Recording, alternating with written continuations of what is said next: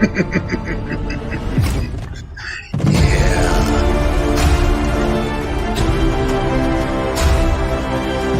yeah. Here we go.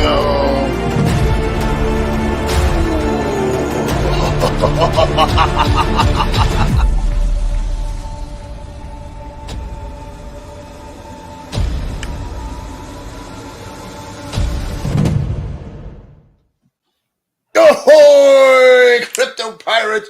Welcome to your Discourse Syndicate's FN Hangout. It is a Friday night. This is your place. I am the captain, your captain, RG3, hanging out with you one more night. Where do I put my guns? Where do I put my guns? There we go. Running out of room here. Desk's a little messy. What a week. What a week. What an absolutely insane week. Some of you, oh my gosh. Look, most of you in here in this chat room that come and watch this show, you guys are sound folks. And I appreciate you. And thank you for all the support. And thank you for being some of the more rational people in this space. I appreciate you, especially here in the Hexican community. Oh, I was here when it was birthed. I was here when it first started. I was here. I was part of it.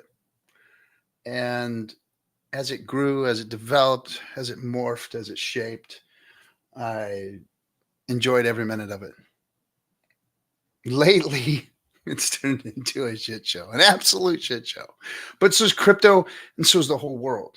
The whole world has turned into insanity, man. Oh my gosh. Brissology. He's the rational one.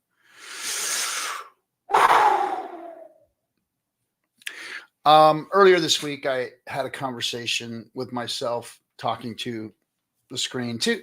This, I guess, helps me with my sanity because I don't understand some of you folks. I don't understand. I don't understand what's going on out there. Why the world is acting so flipping crazy when we have it better than we've ever had it before. We've got technologies and things that we've never had before. We have abilities to do things that we've never done before, but we get in our own way over and over and over again. Guys, the conspiracy shit has got to stop. It's getting dangerous. It's getting so dangerous. The crap that's going on is hurting people. It is. It saddens me to see what's going on in the world. Today, a man, because of conspiracies, literally because of what he thought the Simpsons were saying, and all this cabal bullshit about they. The man lit himself on fire. A 37-year-old young man lit himself on fire today because he had had enough, because he wants to start a revolution. Lit himself on fire, guys. His family, whatever, kids, sisters, brothers, mothers, aunts, uncles, grandparents, all are suffering what he did to himself. He survived. I don't know if he's going to live. But he lit himself on fire because of conspiracy theories. Because they are after him. Or they have destroyed the world. It's not the case. You've destroyed your own world. If you've got something going on in your mind that this world is so bad today that you need to do something like that to bring attention to what? For what? What do you bring attention to? He even blamed cryptocurrency for this stuff. That's how ridiculous it was. Simpsons, crypto, the cabals, the left side, the right side. He blamed them all and then lit himself on fire. I remember a couple of years ago during the last bull run, right before, I guess it was at the end of the bear run. I can't remember what it was. But young man found a mistake on his trading app that he was leverage trading, over leveraged, $750,000 discrepancy. And the app was wrong. It was a discrepancy in the app. It wasn't, he didn't lose that money. It was a problem with the app, and he killed himself. Killed himself. One of the guys that Donovan Jolly that I just spent the last weekend in Utah with. By the way, shout out to Utah. Great showing there in Utah for the PulseChain tour. Appreciate all of you for coming and supporting and being there and speaking. Fashion Coder. Gosh, the names. My buddy Max. And Drac and the guys from Tang Talk Wireless. Thanks for coming in and speaking, Donovan. The ladies did a great job up there. Quinn was there. I got to meet the infamous Hexy Quinn. That was nice meeting you. Finally got my picture with the Quinn. It was so nice spending some time with everybody and seeing reality and seeing people, human beings, saying hi, talking, getting to know each other versus this crap that goes on online when people are just acting ridiculous. It's sad that that's what's going on out there in this world. And everyone's always they. I want you guys to understand something.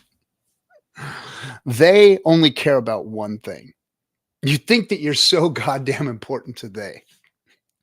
They are the wealthy. They want you to buy more shit.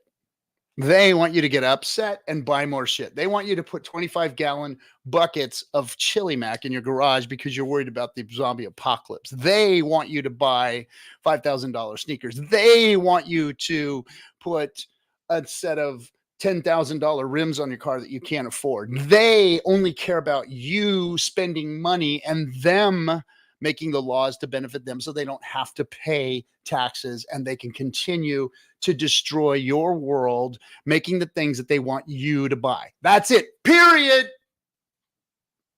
They don't want your kids' blood. They don't want population control.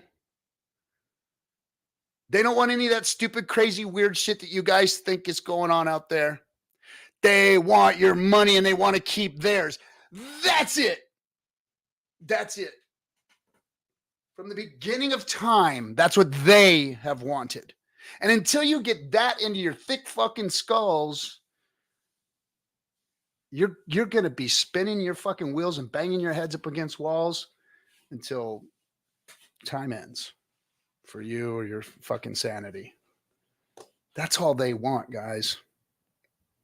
All this weird shit is mental masturbation. Reason for you to get upset. Reason for you to motivate yourself to doing something. I don't know. Stock your garage or build a bomb shelter or start a revolution, light yourself on fire, whatever it may be. That's it. That's how simple life is. Now, if we got up off of our dead asses and went and did stuff because we are more of us than there are of them, if we'd come together and do shit that makes the world a better place, then we would be much better off than they. But instead, we want to bicker and fight and scream about politics, sports, and religion and right and left and whose race is better and all that kind of stupid shit. That's what we want. That's what we want. Okay. Go ahead, have at it. When in Rome, right? When in Rome. Nothing new under the sun. So I'll just keep going back around in circles. Keep you entertained, keep you mad, and you guys will go out and do stupid shit.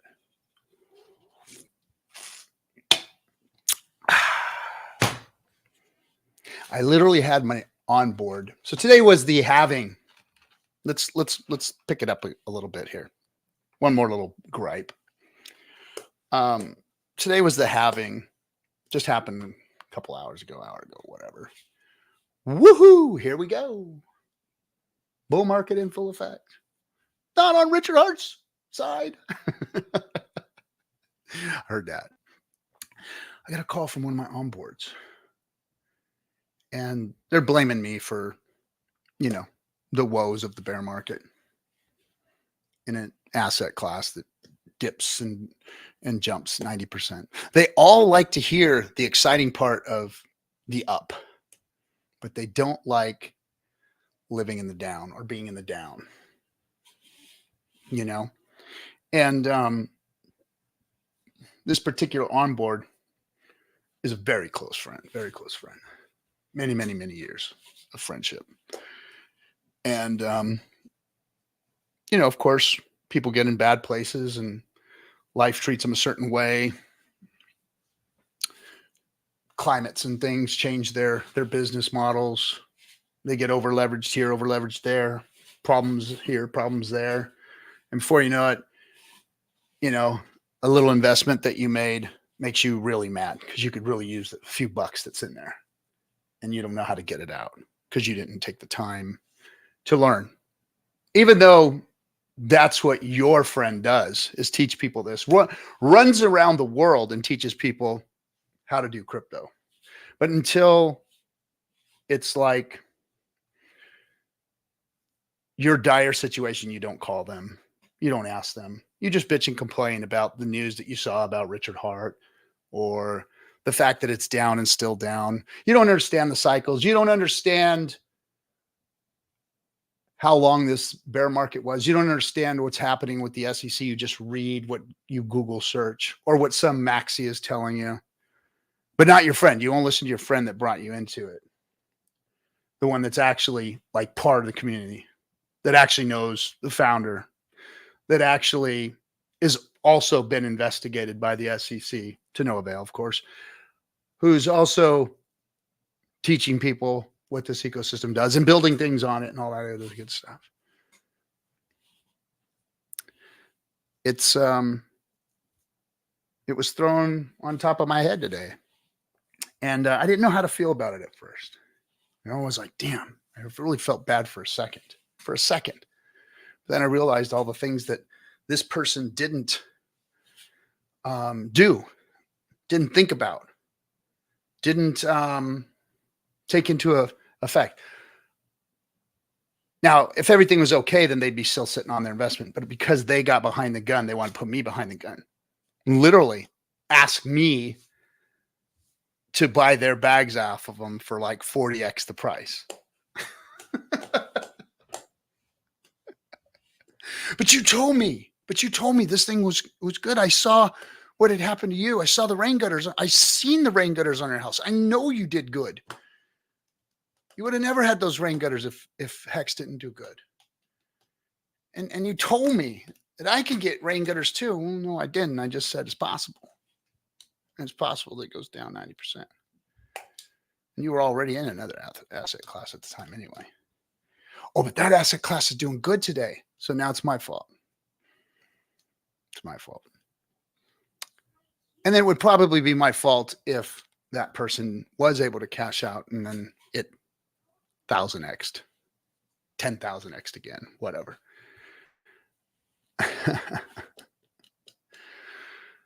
It's almost not worth it to onboard people that you know are close to or whatever, because they don't know how to handle this. They don't understand.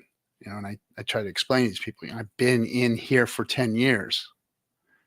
I'm not a overnight success. I went through woes and I taught myself. I didn't have a friend showing me the ropes or available to show me the ropes. I had to go and find people and learn and do this on my own and make my mistakes and suck it up. I never over leveraged myself. So I didn't know how to feel about that. But at one point I finally just said, no, I'm not taking the blame for this. I'm not. And,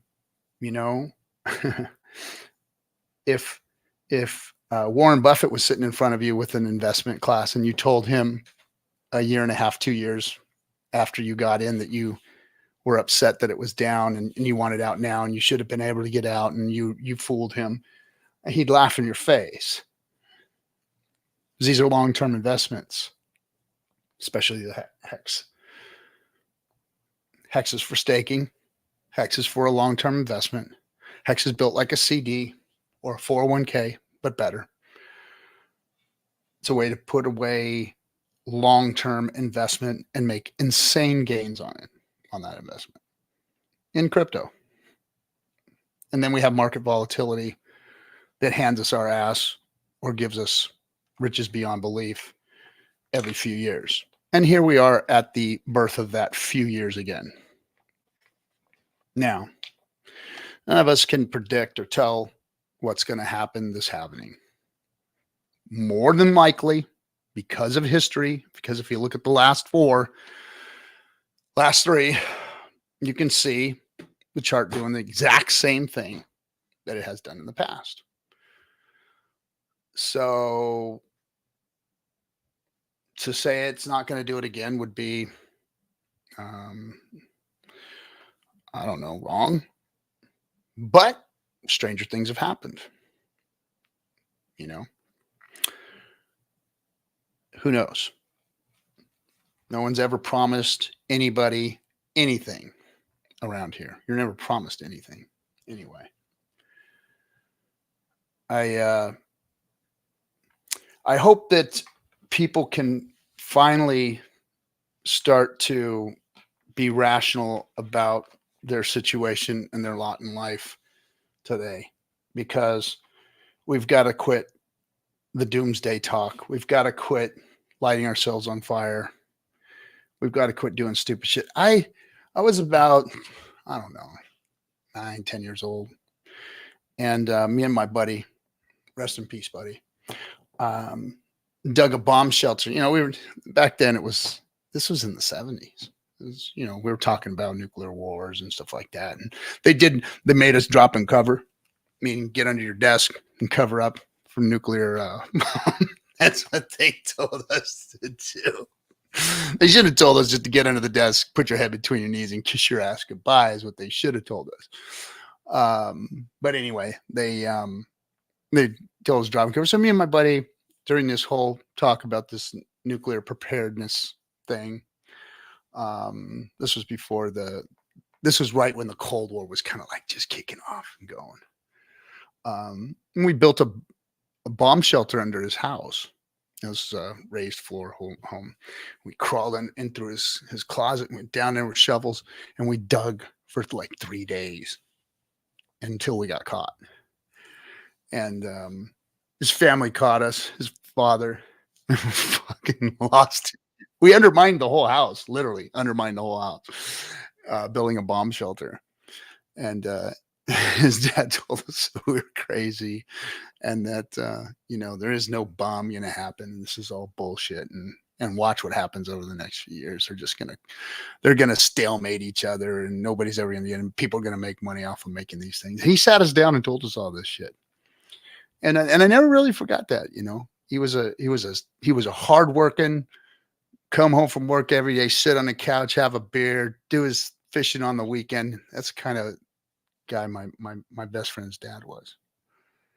And they lived their life that honest men, both died early, heart attacks and whatnot. But I remember that sound advice just hit me like he's right. And I watched it happen. I watched it come to fruition. I was literally one of the guys that helped with the nuclear drawdown back in the 80s when Ronald Reagan said, tear down that wall. I was part of that. And I watched all that money get mothballed and put into storage. Doomsday scare. People making money off of it. People making lots of money off of scaring the fuck out of all of you. I'm not afraid of anything. You can be gone tomorrow. You can be gone in the next hour. Why live in fear? All it does is create bullshit. Living in fear is no way to be. Live in abundance. Think that things are going to be good. Think that things are going to be better. Think that there's enough for everybody. Because there is. That's what this world is full of, enough for everybody. And why we can't figure that out is beyond me. Why everybody thinks everybody else is trying to take something from them. I mean, I get it with the rich people, you know, trying to, you know, flim-flam their taxes and take from you and make you buy stuff. And you buy it anyway. And you don't look at your taxes. You don't fix your stuff. I get it. But that's not really what's going on here. What's going on here is everybody's got their heads up their asses and they cannot see the fucking light and they can't smell the roses. All they see is darkness and smell their own shit. Because you won't pull your head out, put your face in the sun, and smell the fucking roses. We need to do a little bit more of that. And we need to realize that there's enough here for all of us.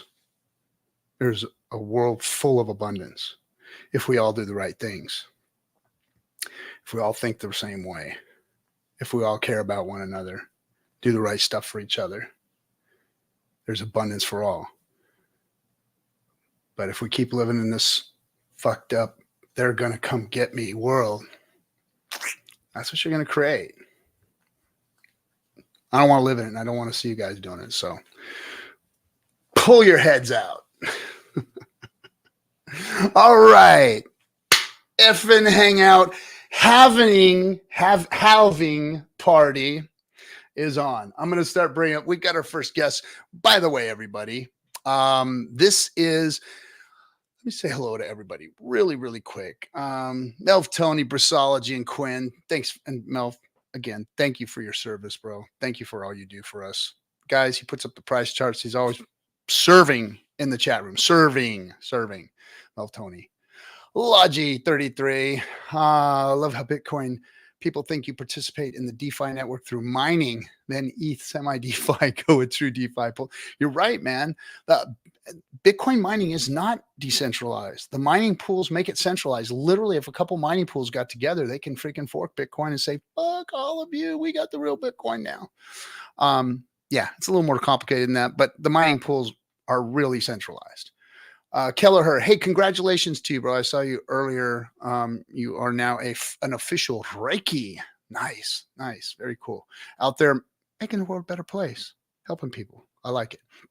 Mango Junkie, what's up? Swearworks. OG. I love it when I see Swearworks in there. It just takes me back to like the beginning when like Hexo was like the only streamer out there that was doing regular stuff and Swearworks was in there. And it was just, I always love that name, by the way. Swearworks, you're the bomb. Thanks for being here. Tam, welcome. Thank you for always supporting all over the place. Twitter, here, there, all of our Bob. Oh, what's up? What's up, Bobo? And the Kool-Aid is here. And Joe Solo. Man, the crew is in. My crew is in. Those are my boys right there. We work together. We do stuff together. What else? Who else we got? Rick Schmitz. What's up, Rick Schmitz? And Zenith, who is in the green room getting ready to pop up. All right. Melv Tony, RG3 took a 5-week vacation, didn't do streams. Feels good to be back. I'm glad you're back. And yeah, man, I'm glad you got some time off. I cannot wait to get myself out to Europe and do a little bit of time myself. It's going to be nice. But lately, I've been chilling and kicking it in my backyard, just laying back, staring at my rain gutters, enjoying the shit out of them. It's been really, really nice. All right, everybody, it's FN Hangout time. So let's bring on the crew. Ladies and gentlemen, from the DGen group himself, what's happening, buddy? Hey, good to see you, Cap. I was going to say, that was a hell of an intro. Started off with bomb shelters are scams, and we're all going to die at any possible second. Okay. Love it. Well, I was actually saying we're all not going to die any second. And that everybody needs to stop thinking that way because the world is still turning. And doomsday has always been tomorrow for the last couple thousand years. And it's not. It's not. Enjoy today. Live in abundance today. Be happy today. Put the sun on your face. Put your feet on the dirt. And go make it a better place. Make it better today than it was yesterday. That's all. Absolutely. I was going to say, we actually just covered one of the Sci-Vive chapters on our stream. And I got a quote. It was from Richard. It's care most about the things that are exponentially powerful now. And I got to say, that felt like it fit right in here. It's like, yeah. We gotta live in abundance and care about what matters now. I mentioned on stream, I could care about how Commodus was one of the worst Roman emperors ever and how he really was the start of the fall of it. But at the end of the day, does that matter? No. We gotta build stuff now. We gotta build now. We gotta build now. And we've got more tools in our hands than ever before to make the world a better place. We've got more knowledge and more tools. Wow. Can't say that because there may have been a time in the past where we were in pretty good shape and we may have lost our way, but that's for a whole nother conversation. That's my 10% of my bullshit that people don't really care about that I believe and think of. But anyway, I think that we've got some awesome tools. I think that we've got awesome knowledge today that we can make the world a better place if we put our minds to it, if we put our hands to it and went out and did it, versus tweeting and complaining and lighting ourselves on fire. It's just insane. I mean, Twitter is the bathroom wall of the internet, so to speak. So the bathroom wall of life. I love that. I mean, like if you scroll far enough, you're going to find some dude putting his phone number out there saying call for a good time. So I think I do that every Friday night when I throw the stream key out there for everybody to get in. A little bit different. Yeah, at least have like a mute function over there, as opposed to if I get that phone number, we can just be blowing up your phone the whole time. Exactly. So what's going on with you, man? What's happening? Not much. Can't believe it finally happened. This is my first halving, actually. It's crazy to think this is come and gone, because yeah, I got in around 2022. I think I was in for 2021 a little bit. I know my claim to fame is that I was doing stock and options trading at the time, and I messed around with Ethereum for a little bit during 2021, and I was probably the only person that didn't make money, because I bought it at like 1900. It dropped to like 1700, and my stock brain was like, oh god, this is catastrophic. We must find a way to exit. We waited for it to get back up to 19, got out, and then I watched it go all the way up to, what was it, 4,500. I was like, oh wow, I truly know nothing about this stuff. So that was an inspiration to really learn more. You found yourself, you got yourself to a good place, I guess, provided you got in at the top. Probably you sacrificed, and now you're sitting where you're sitting right now. So yeah, look, I had some Bitcoin from an account back in 2022. I think I bought it at 52,000, and I was just waiting for the day for that to be positive, and we finally got there. I mean, a little bit sooner than I was expecting, but I mean, we got there. Shit, it's been a wild ride though. I'm kind of at this point where I don't really know what the next macro event is, other than just waiting for the next top of the bull run. Because it's like when I got in, the big narrative was like Ethereum is going to have the fork, we're going to have the upgrade or whatever.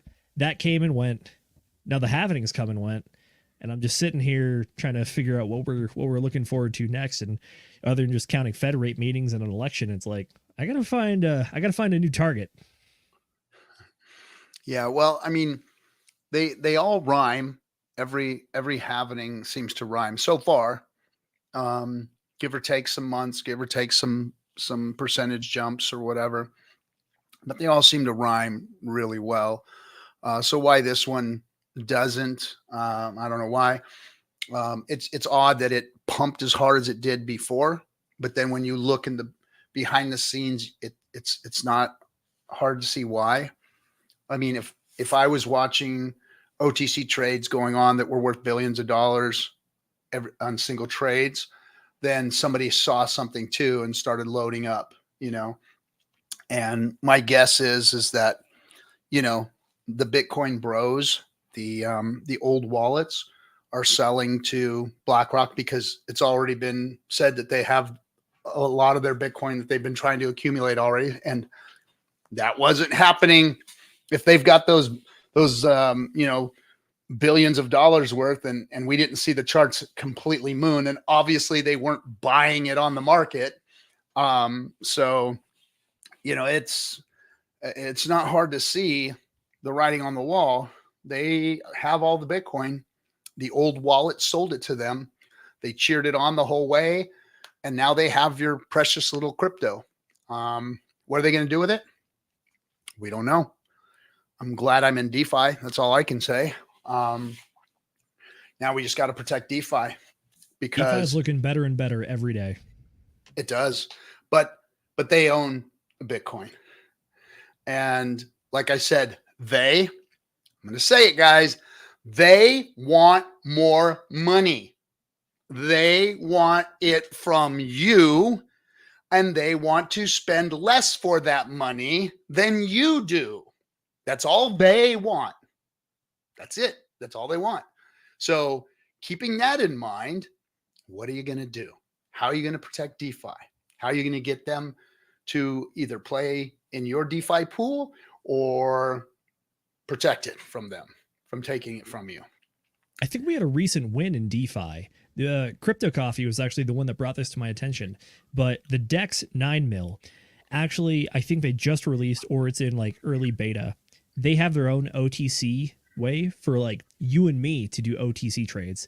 It's kind of more of like a open marketplace of like you create the offer of like, I'm looking to sell X many PulseChain for X many Hex. And then you kind of just find somebody who stumbles onto it and you agree to do the swap. And then it just acts like that escrow account that is the middleman between the two. And for the folks that don't understand why this is important, is that this is a way to transfer and swap crypto without going through liquidity pools and honestly without really affecting price. Because if you don't touch those liquidity pools, you're not going to be affecting that supply and demand curve and those market orders. Exactly. And that's what we've been witnessing with Bitcoin is when you see a whale alert come through and it says $537 million worth of Bitcoin went from this wallet to this unknown wallet. So this old ass freaking ancient Bitcoin wallet that had a $500 million in it transferred to this brand new freshly made wallet that somebody who we don't know owns. Why would somebody just transfer that much Bitcoin? Why would anybody risk that kind of a transaction for no reason? And my guess is that there was a sealed room with a sealed connection with security and lawyers and computers, and they sat there and they made those trades in a room, over a secured network where everything took place and everybody verified everything, and boom, the deal was done, and cash or a check or a wire was made to the other account, and that was that. So I mean, to think that that's not what's going on when $500 million moves in one trade is kind of naive if you don't understand that. Yeah, but now we have the ability to do it ourselves. Exactly. Yes. Power to the players. I like that. I like that. Sorry, what's the old Tron reference? Fight for the users? Fight for the users. Gosh, man, you remember Tron? Dang. I like old movies. What can I say? I saw the new Dunes, and I just kept comparing it back to that 1984 version, which I'm not going to say is good, but it's a cult classic. I'll say that much. It's a cult classic, yeah. The story was great. The storyline was great, Oh, yeah. Oh, yeah. Just like all the old movies, storylines are great, but, the tech was definitely not what we've got today. No, if you want a good chuckle, some people have put up the side-by-side comparisons of the people riding the sandworms from the original one and the new one, and my God, it's the graphics are something else. However, I will say the original movie had a killer soundtrack with like that heavy guitar riff for all the heroic music. It was awesome. Yeah, I like that. All right, everybody, we've got an OG and good friend of the show and good friend of mine, ladies and gentlemen. Funding Jim, Gary himself. What's happening, bud? Let's do a mic check first. Can you hear me okay? We can hear you. How you doing? Just doing it from the laptop. I don't have all the high resolution studio quality kind of stuff. But yeah, but you're living the life down south, baby. That's all that matters. Yeah, if it fits basically in a backpack, that's about all I'm going to carry for next year or so. But yeah, it's good to see the memories of FN Hangout and who's going to be here. I saw Zenith was going to be here. I was watching for maybe like 10 minutes. I saw your rant about, I just finished my bomb shelter, so wasted time. I'm going to go back to Utopia and fluffy slippers instead.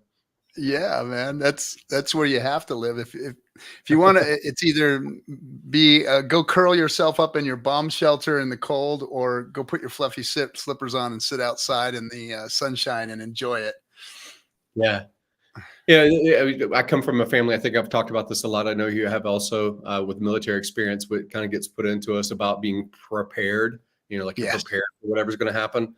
And my family and extended family. They're the ones that have that. They have the hidden secret space that has, all their weaponry and trading and barter things like little like hundreds of bottles of whiskey, because they say that that's very good to barter and stuff like that. Or like, okay, like you're prepared. But like, I don't know, like I like the skill set. I'd rather learn how to recon and find the things, because the resources are going to be out there anyway, or be able to organize people, basically through leadership or communication skills. That's going to probably do better than anything you could prepare in your basement, Mm-hmm. Yeah. And being trustworthy, because people are going to need that. People are going to need people who are trustworthy. If the zombie apocalypse comes, you need somebody with a shotgun, you need somebody with a 2x4, and you need somebody that can lead them into the zombie horde. Well, you and I grew up, all of us, the older generation, like me and RG are older than Zenith, but Grizzly Adams was a fantasy. Grizzly Adams was a fantasy. He's like, oh man, I'm just going to go out into the mountains. I'm going to make my log cabin. I'm going to live with a bear. That's all you really. That's all you need. Dude, man. I wanted to be, when I was a kid, my dream was to be a ninja and hang out in the hot tubs, the hot springs with the snow monkeys. That was what I wanted to be. I wanted to be a ninja, and I wanted to hang out with monkeys out in the snow, in the hot springs in the mountains of Japan. That's what I wanted to do when I was a kid. Wow. That's wild. And I ended up a Marine in the frozen tundra of Korea, freezing my ass off, carrying an M16. Some might argue that's hanging out with monkeys in the snow, regardless. It was, and that was what I got. I got what I deserved, hanging out with monkeys as a Marine in the snow in Korea. I like Zenith. He draws parallels very quickly. That's awesome. I realized that. I realized that we were on a 65-mile death march, and we got stuck up in a triple canopy forest. It couldn't get supplies to us. We were hungry for 3 days, and cold. I mean, Korea is like, in the wintertime up in the mountains of Korea, it is like, it's the worst cold. There was no snow, but the ground was ice, rock, dirt. It was just so cold. It sucked it right out of your bones, right? And so you're miserable. You're hating it. You've been walking for days. Your feet are dead and done. And I realized it one night there. I'm like, I'm a freaking ninja in the snow with monkeys. I am here. Where's my hot tub? And it never happened. But yeah, it was a horrifying experience to have realized that when I was about 19 years old, 20 years old, when my childhood dream came to reality. So be careful what you dream of. You may not be exactly the way you want it, but hey, you put yourself in that direction, that's what you're going to get. Well, you need the reference point. I think every man needs to have, go to a threshold of being tested. Like, you need to be tested. I don't want people to get broken. I don't like when people have, harm in their life. But outside of that, like, go to your test mark. And the military is an example of that. Athleticism is an example, different sports and things like that.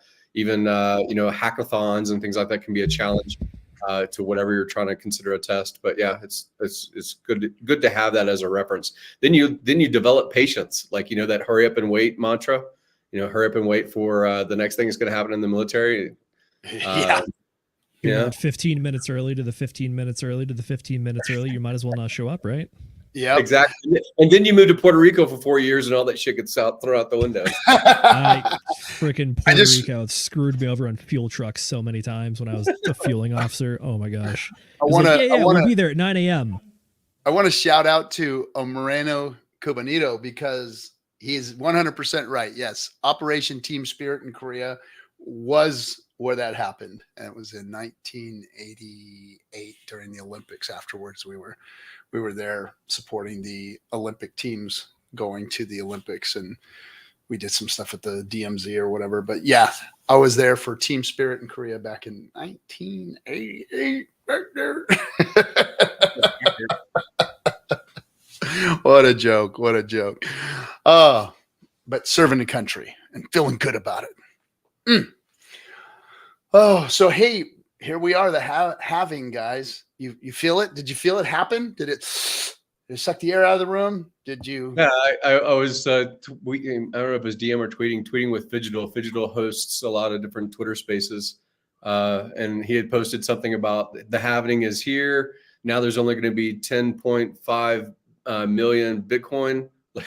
And I was ribbing. He's making a joke, obviously, right? I said, well, now that there's half the supply, at least that means that there's half the price. So it's going to be awesome.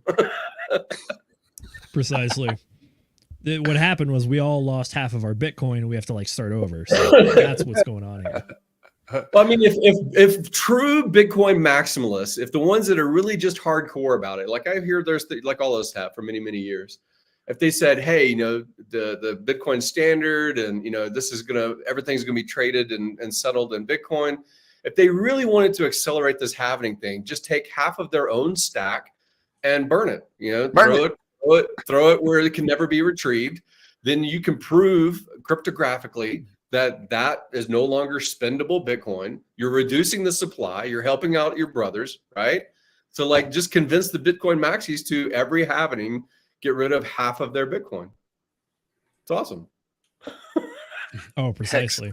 Hex Long says, did they just call Japanese people monkeys? No. We called them monkeys. I said I wanted to live in Japan with the snow monkeys, not with Japanese people. We wanted to live with the snow monkeys in their little hot tubs, eating their whatever it is that you see them eating in their hot tubs.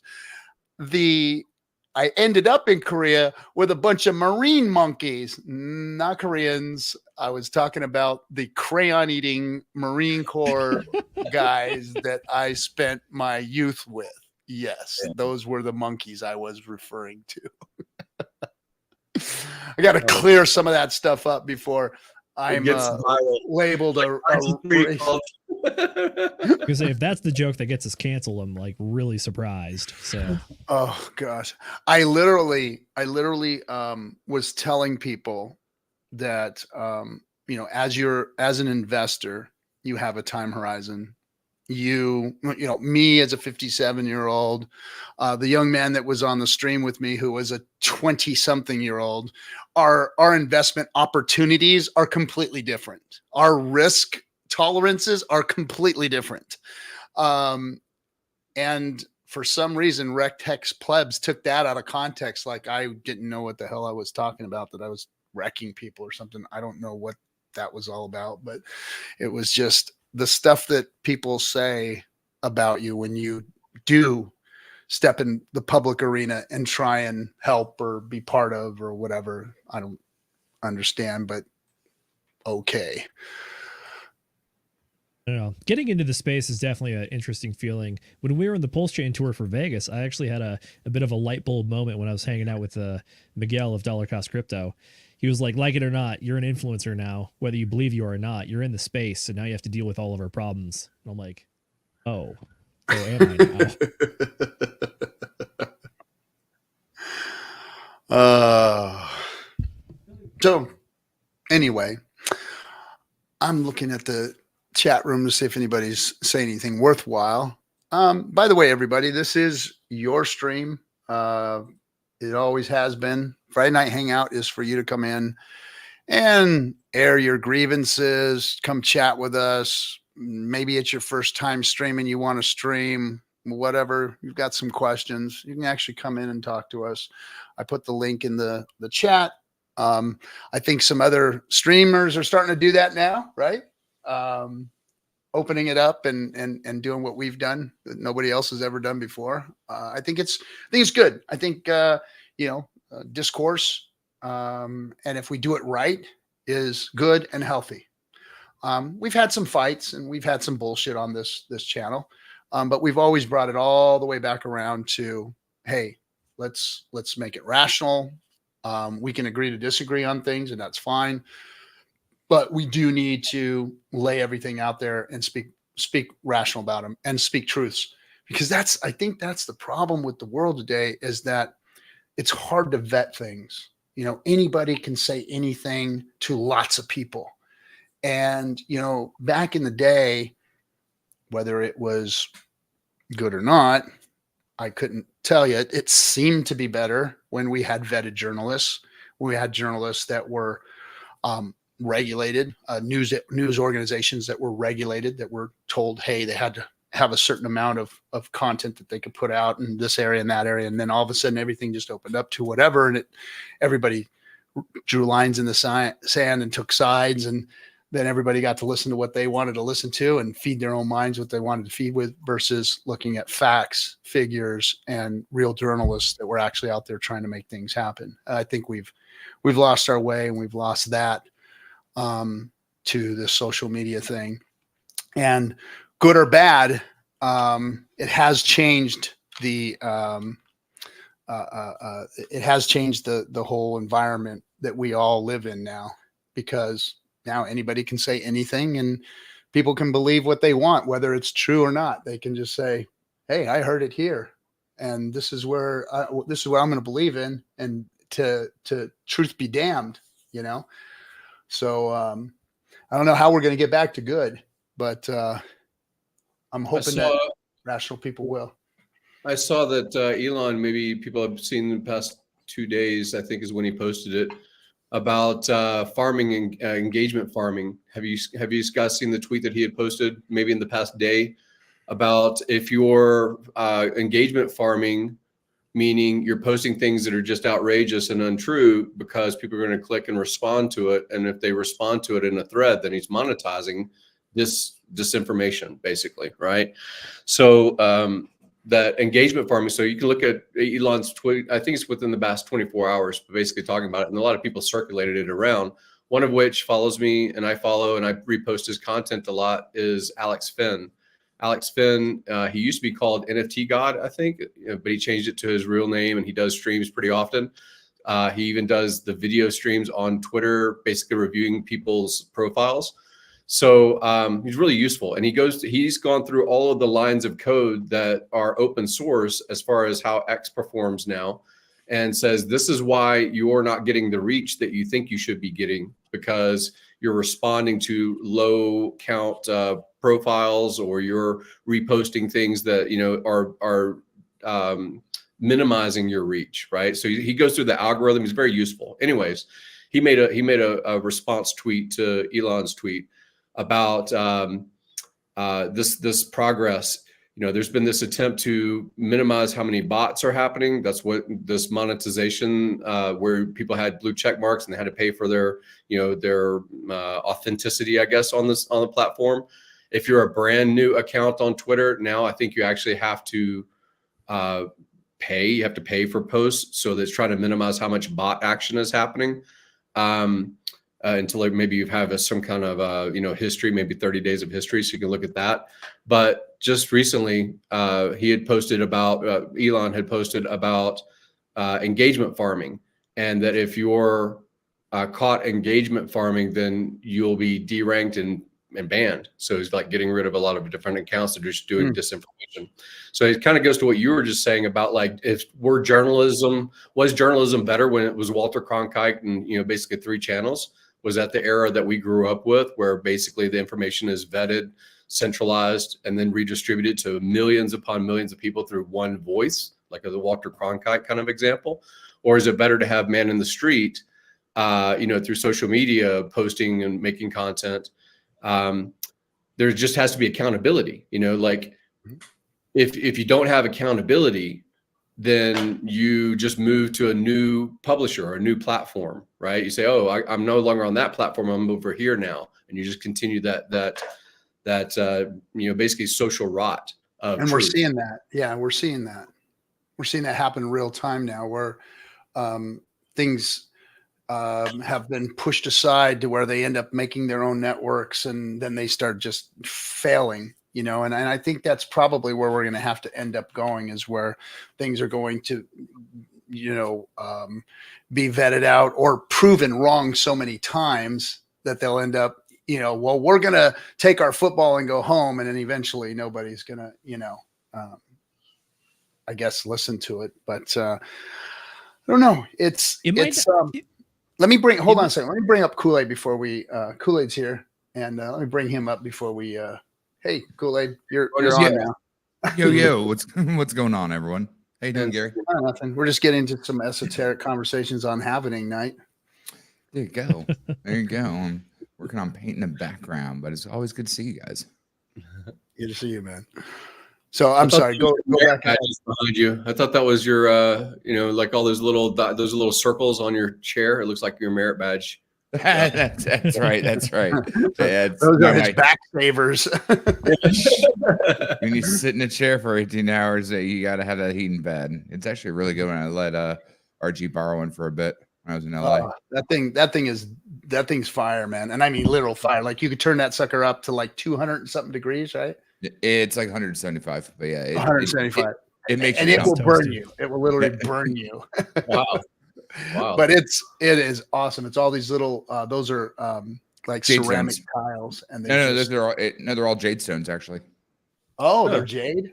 They're a little rough, Yep. Oh, I thought they were ceramic, but they were freaking thing was awesome. Best heating pad I've ever had. Hey, one more guy to bring on. Eco Builder, what's happening, buddy? How you doing? My friend. Doing great. Good to see everybody. Good to see you, Eco Builder. We need the update. How are the submissions going? They're rolling in. That's Nice. why I wanted to come on. I know I got mine in. There are tons. Hey, shout out to Hex Glenn. He just submitted 5 designs. Amazing. Really? Yeah. To remind everybody, it's an $800 grand prize. And then second is 200, I think, and third is 100. But yeah, they're all rolling in, and the deadline is 4/20. So that's tomorrow. And so we'll just allow people to continue to submit all throughout tomorrow, and then maybe even take some late ones on into the evening and morning hours. So Very nice. That's very close. Is that for your okay, so that's Hex Postcards. Okay. So Hex Postcards has been going on, I think, for like 2 years. Started by Togosh. And so we're at hexpostcards.com. There's a group of us. The main core group is about 4 guys. We've got a printer, a guy who like does printing for a living.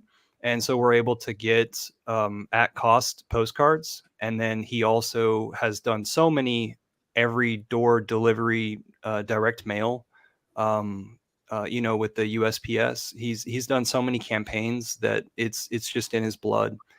So we're able to get the best prices. We're able to send out to all the wealthiest zip codes through US government data. And then also Canadians. Hey, Canadians, we've got some info on zip codes for Canadians as well. And then folks all around the world, step up to the plate, because we've got some guidelines for you to follow if it is that you're interested in doing the same thing in your country. But yeah, we've been running the design competition for like 3 or 4 weeks, and they're starting to roll in. This is our 3rd design competition to run. And they're looking pretty awesome. And we're getting back and forths on Twitter as well. That's awesome. Yeah, really cool. I man. heard about it for many years about like your progress, but that's really good competition. Yeah. And then the thing that I've been doing on my own dime is sending out business cards and stickers and magnets to people. And you can find more information at this mailhex.xyz. Nice.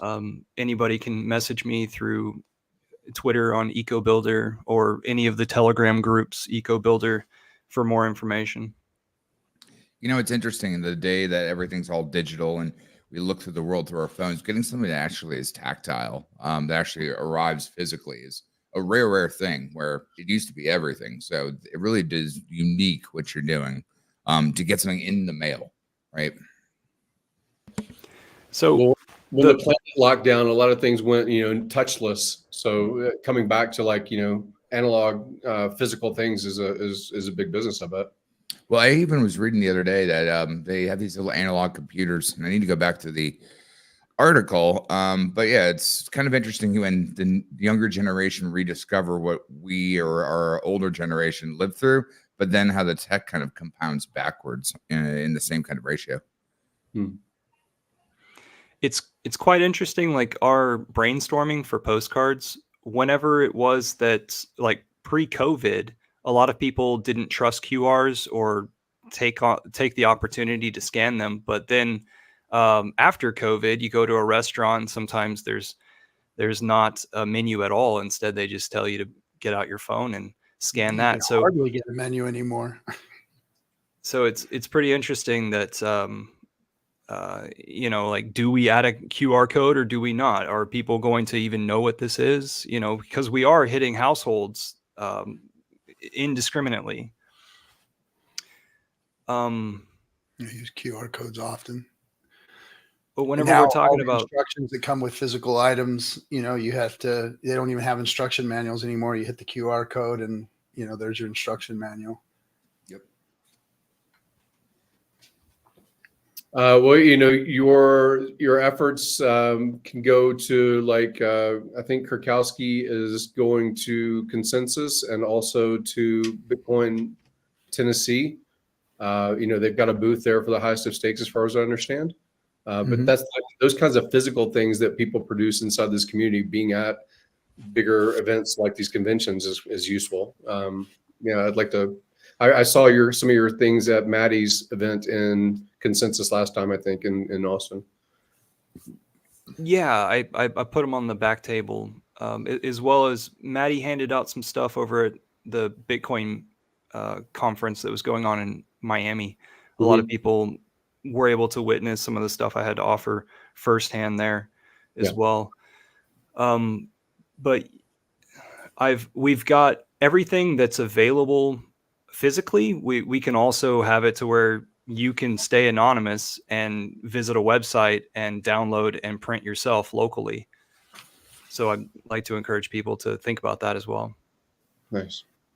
I saw a tweet just the other day where I think she goes by Latina Pulse or something. She was skipping through the streets with some printed out flyers, happy to go and spread that to her local community.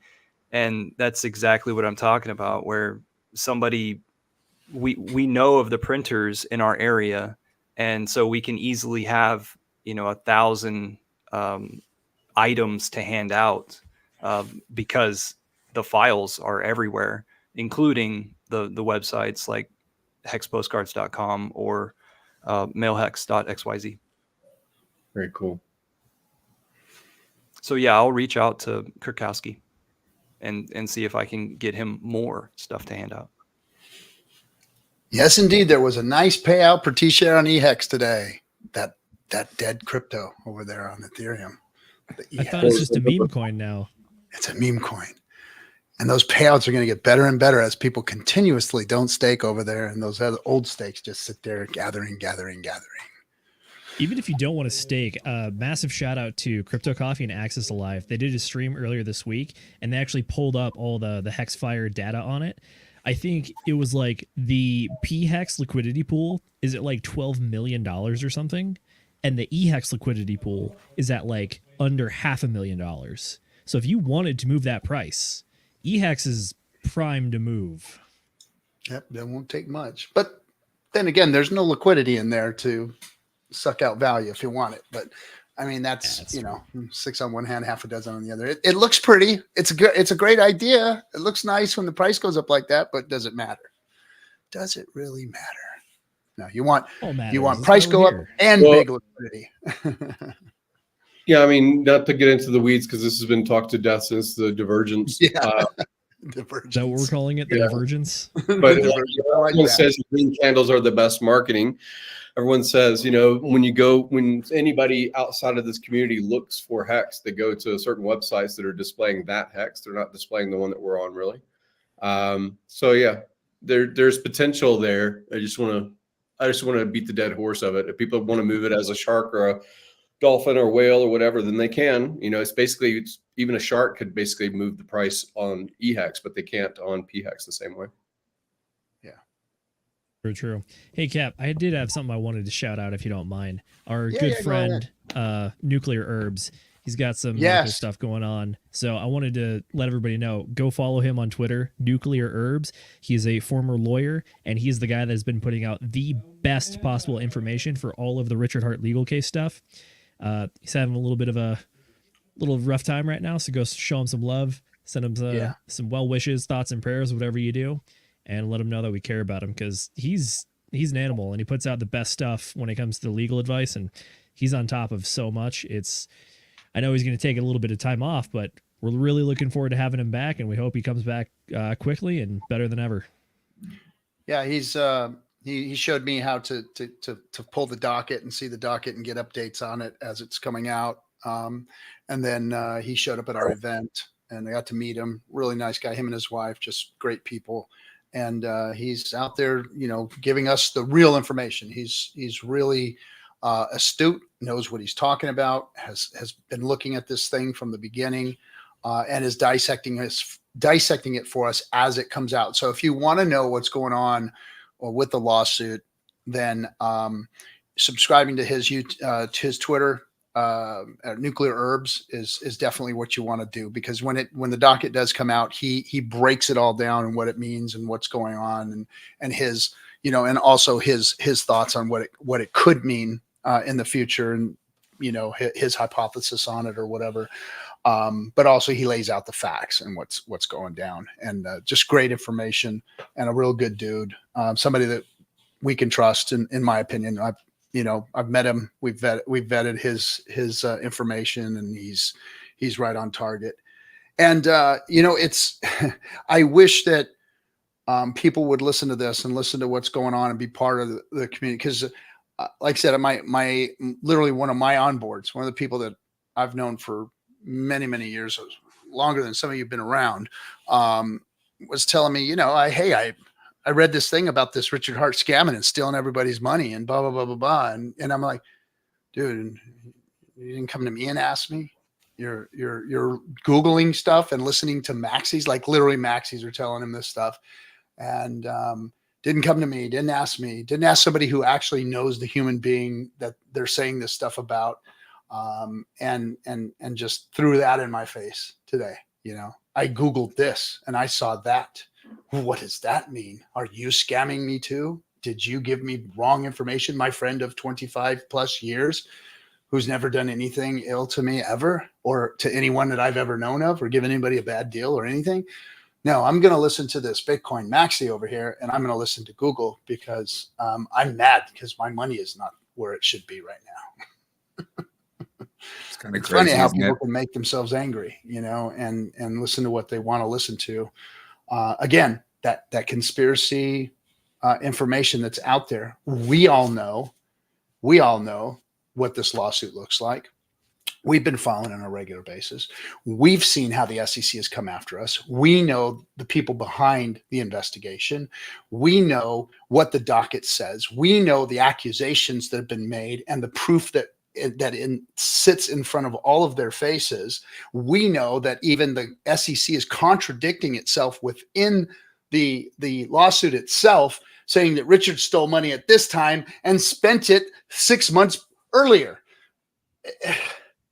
It's ridiculous. And if you know these things, if you understand these things, you see these things, you're going to know that, okay, this stuff's not holding water. The strange and eerie thing to me is, why is this all happening the way it's happening?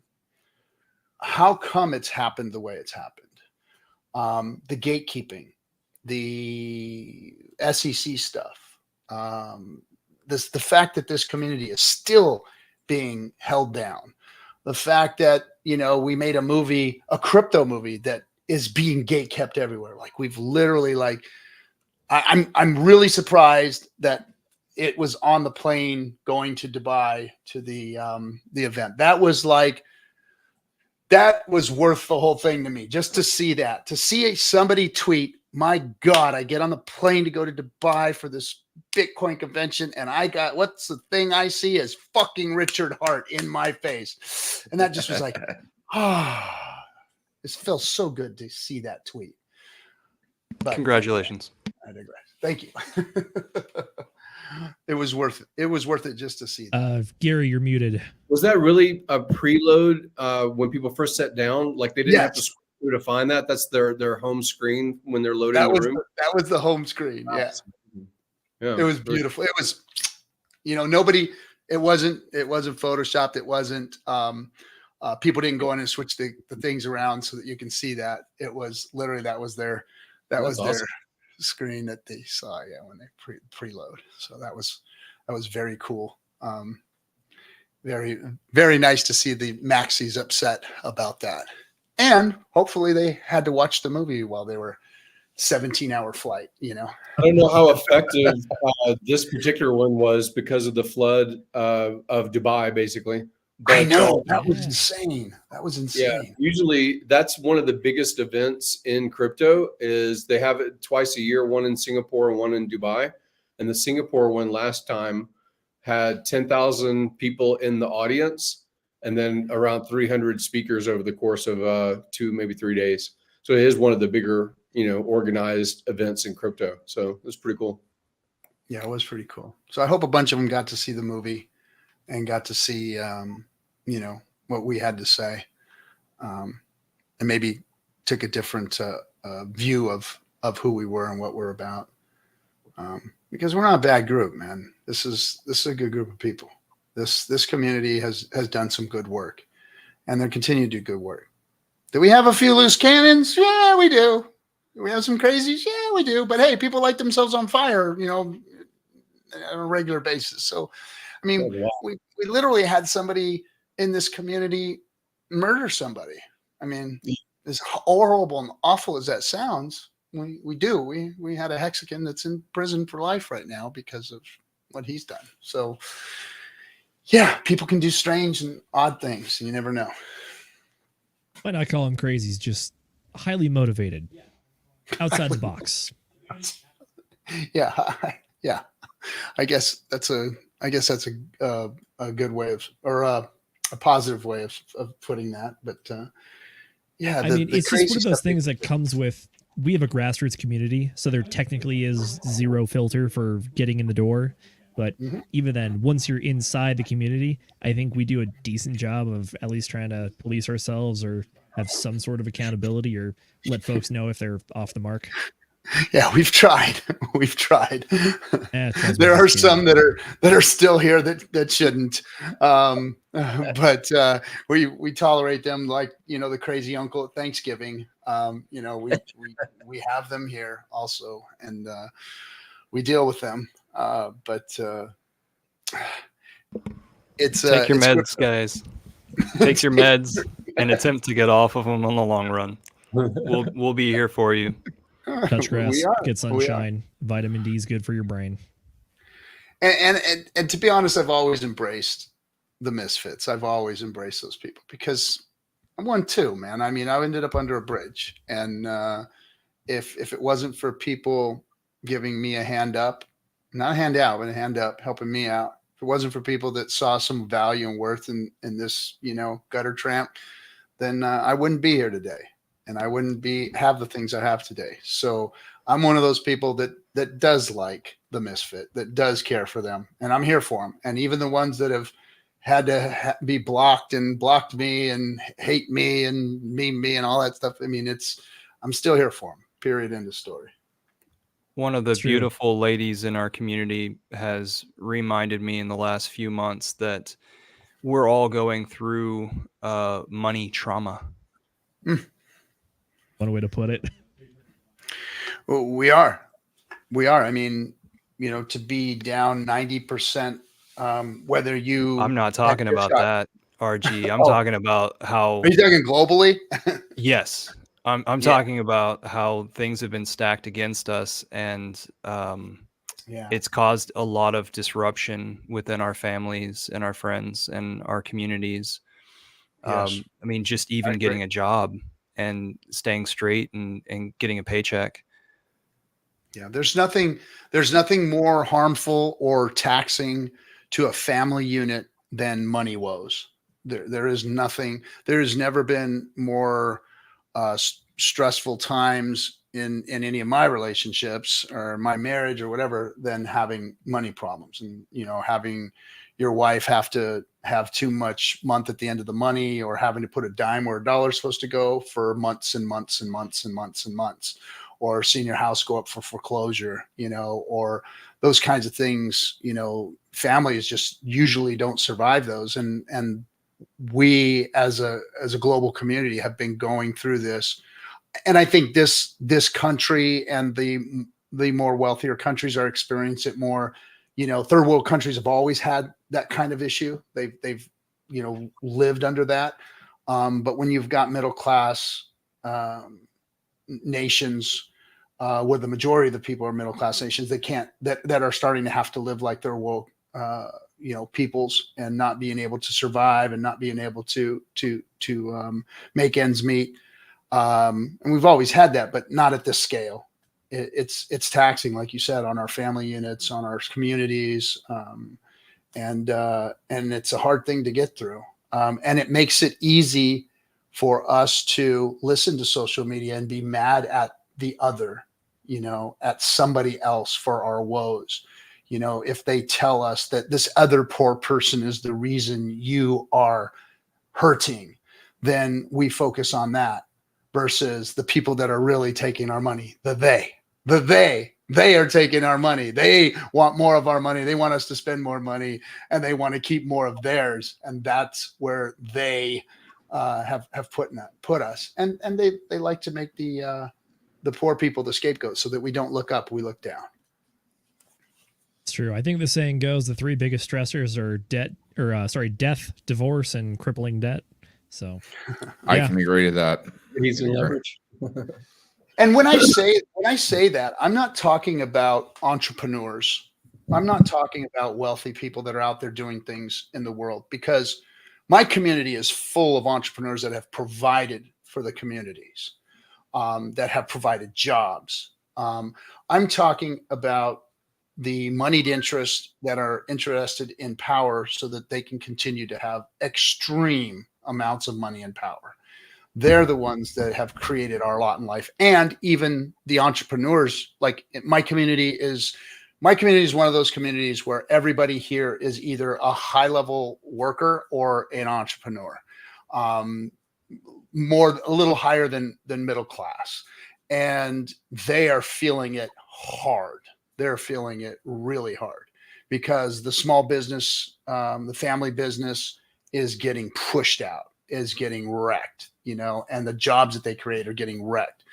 And more of our youth in this community and more of the working class people are moving to, and I'm not blaming Amazon, but are moving to the things like Amazon, where they can go get a job and at least, be a worker bee and provide, and we're losing all the mom and pop shops. I mean, you guys are all seeing it too. And I'm in a big wealthy community, and they're feeling it really, really hard. And it wasn't so just 10 years ago.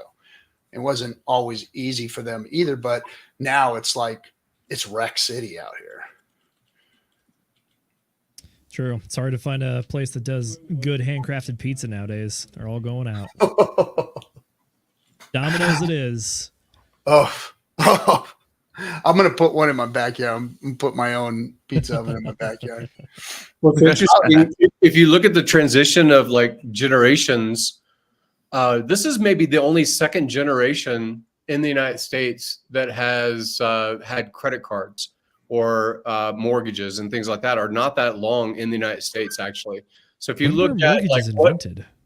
No. So in I think it was 1955 was for Diners Club as far as credit cards. So people have it as a normal that a lot of their living expenses go on their credit card. They have a normal that they pay for their gasoline and things like that. Like my mother was born in the 50s, and if she didn't have cash in her hand, maybe she could write a check at the grocery store, but it had to be not bounce. So you basically had money that you had to have in order to spend in her generation. And her parents and so forth before that. Now, I think that there's just a lack of like education is one thing, but we are having a cultural shift where everybody is in debt. Everybody's in debt. Your nation is in debt. Your state is in debt. Your municipality is in debt. You're in debt. So the debt load is what is in the background kind of specter.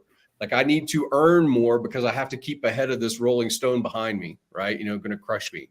So it's an interesting cultural shift. And then we have like all of these other things that create other anxieties.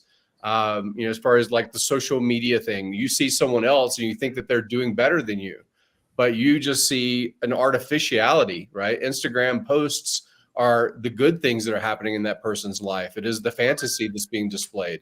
It's not showing their woes, often, right? It's the photo that's glamorizing. And then our psychology is, I'm not keeping up, right? Because it's part of this human social construct that we have to keep up with the Joneses. So yeah, I think that's part of this background load. One good thing is it does, for some personality types, motivate them to become entrepreneurs, to adapt, basically, to find arbitrage opportunities or provide services and goods to a market, right? But yeah, it's interesting to reflect in history about what actually is the cause of a lot of the anxieties we feel in today's society. Yeah, and I think that. Yeah, go ahead. I got a quick fun fact for you. I did a Google search. It says mortgages finally entered the U.S. housing market in the early 1930s. It was insurance companies, not financial institutions, that implemented the idea as a way to take advantage of borrowers during the Great Depression. Yeah. Well, insurance companies. RG3 has done an interview with the author, I think Griffin, of Monster. What is it? The Creature from Jekyll Island. Creature from Jekyll Island. Yeah. Yeah, and you don't even have that long of a history where the Federal Reserve existed. I think it was maybe a century ago, only 100 years ago. And so that basically created an instant debt load on the nation, because the nation itself is taking a loan from a pool of money that doesn't exist yet from the Fed. So if you look at the mechanisms of debt, we basically have been compounding it for about a century as far as the nation goes. Maybe during the Civil War was the first income tax. After the first national income tax from the Civil War, paying back debts for the Civil War and such. And then we had basically settlement between different nations that were in war states is one of the reasons that the United States had so much of an inventory of gold. So we supported the supplies basically of European campaigns in war because we were insulated by an ocean, and we benefited because we had settlement in gold that was used as a base for what is money. It was used as a base, right? And then you had certificates or dollars issued related to it. So if you look at the history of basically, are you sound in your economics, in your household, in your state, in your nation, or are you basically always in debt? And we have, us all living here now, have always been in debt. We've been in a debtor situation more than a sound money situation.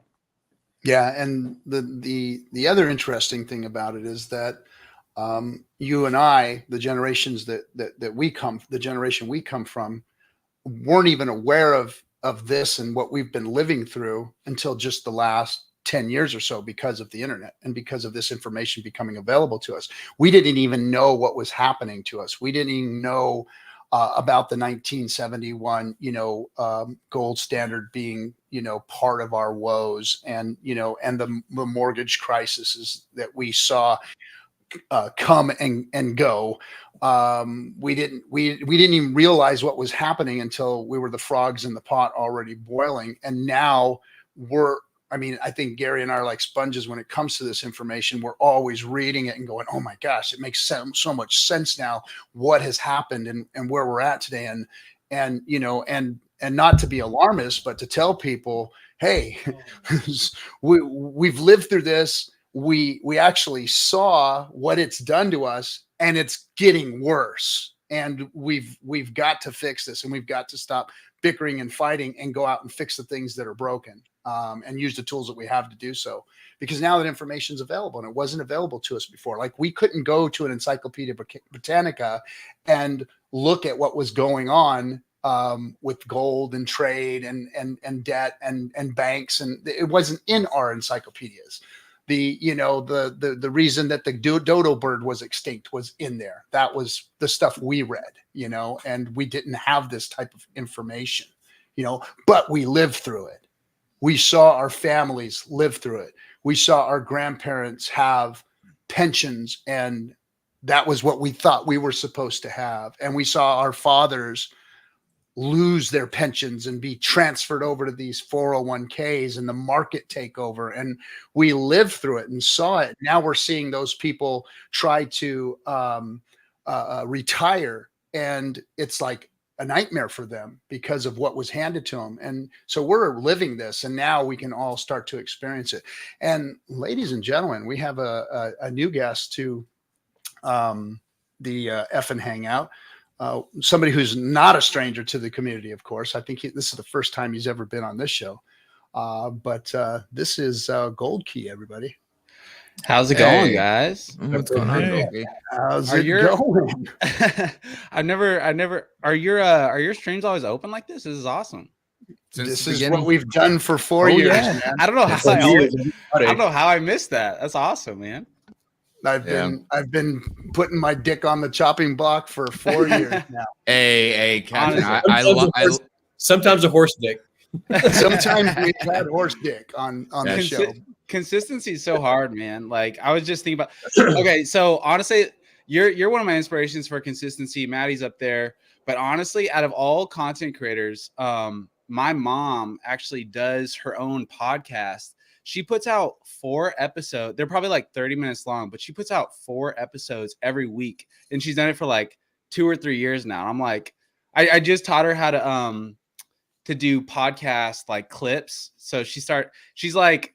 She uses I've been teaching her all this stuff. Like she just learned how to use like AI for her like descriptions of her podcast. So that saved her a bunch of time. But she just learned how to do clips, which is cool. But yeah, consistency's hard, man. It's awesome that you're still doing it. Yeah, shorts get views. Yeah. Yeah, shorts get views. These longs don't. we've been doing these 2-3 hours so that they can be chopped up into shorts. Yeah, that's all we can do longs. Yeah. We pull content out of them, and I have Robert Kelleher, who does a phenomenal job of pulling stuff out and putting it on TikTok and YouTube Shorts and all that kind of stuff.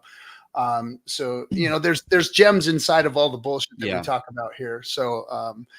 But hey, welcome, man. I'm glad to have you on here. Thanks for having me on.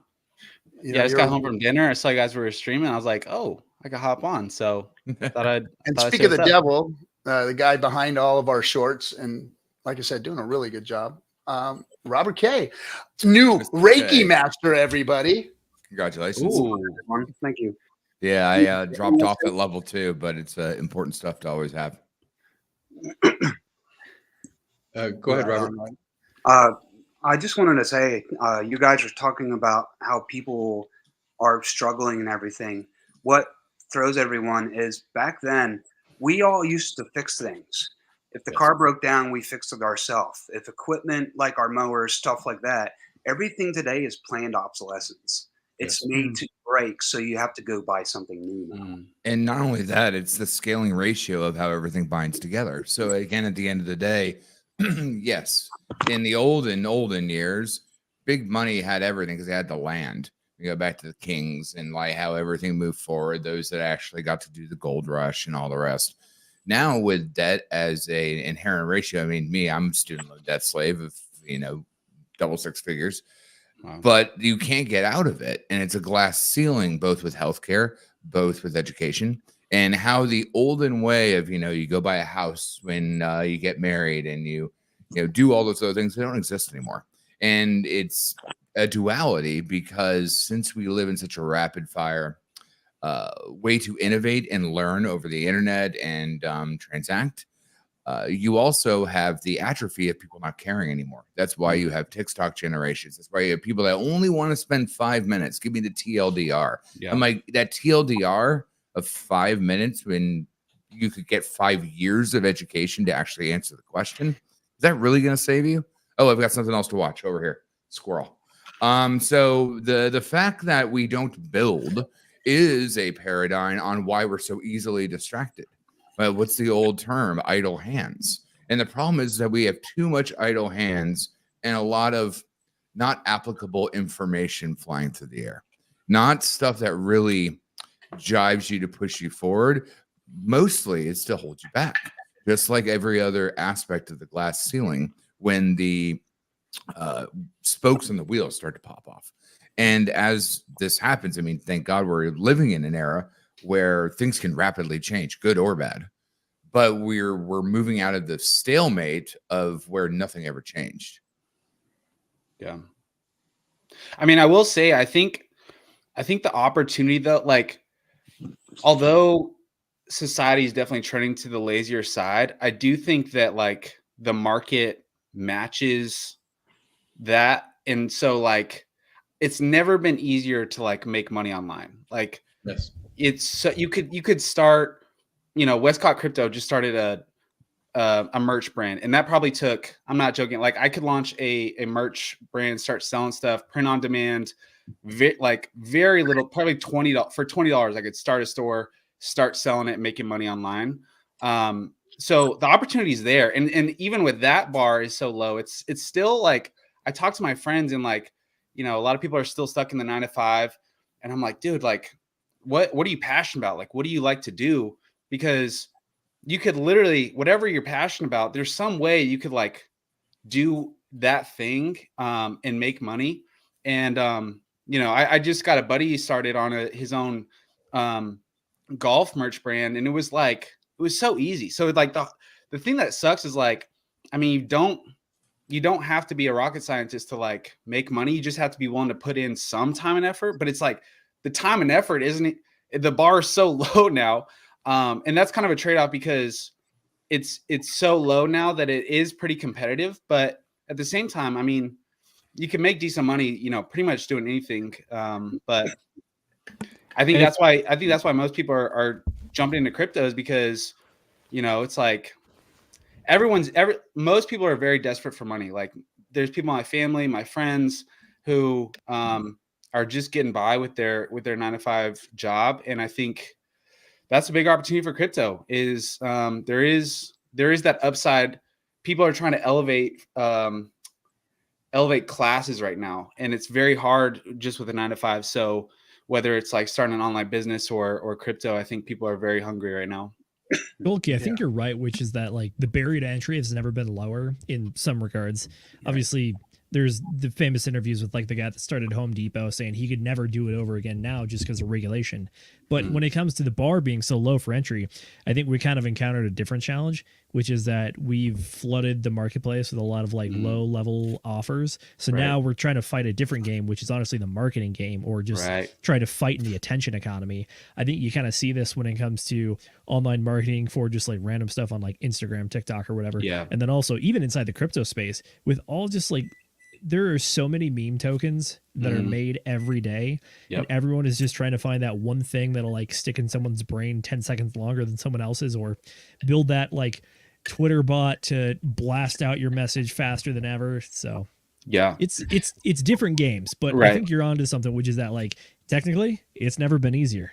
No, and on that same line too, like launching a coin right now, like you could literally just go to GoPulse right now, pay very minimum gas, and you have a cryptocurrency, and you're a crypto founder. And you know, it's the challenging part is not to launch a coin, it's to how to keep attention and how to drive demand past that launch, right? And like right now, I think on PulseChain, you know, people are very hungry for some gains, and so like, you know, the launch pump, it's very much a launch pump game right now. And that's kind of the same for most chains, honestly. Like going over to Solana, like it's the same way. A little bigger game because I think there's more capital, but you know, we're like Solana, base chain, and then Right. base even has like the degen chain now. Right. It's crazy stuff. And I gotta say, like, my heart goes out to people that are trying to build like good projects, because Right. they also have to compete in the same ecosphere as like everyone else just launching just shit coins. Right. I mean, like, I gotta like shout out to Ali with the Pulse Wars.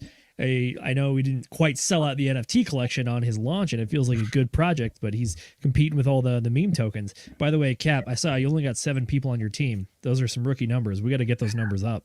I know. I got to get to it and get to work. I've been too busy doing other stuff. And but what you said is it's true. But the like, this is the Wild Wild West. PulseChain has brought opportunity to a lot of new projects to be launched and concepts to be brought to fruition that couldn't have come to fruition before on Ethereum.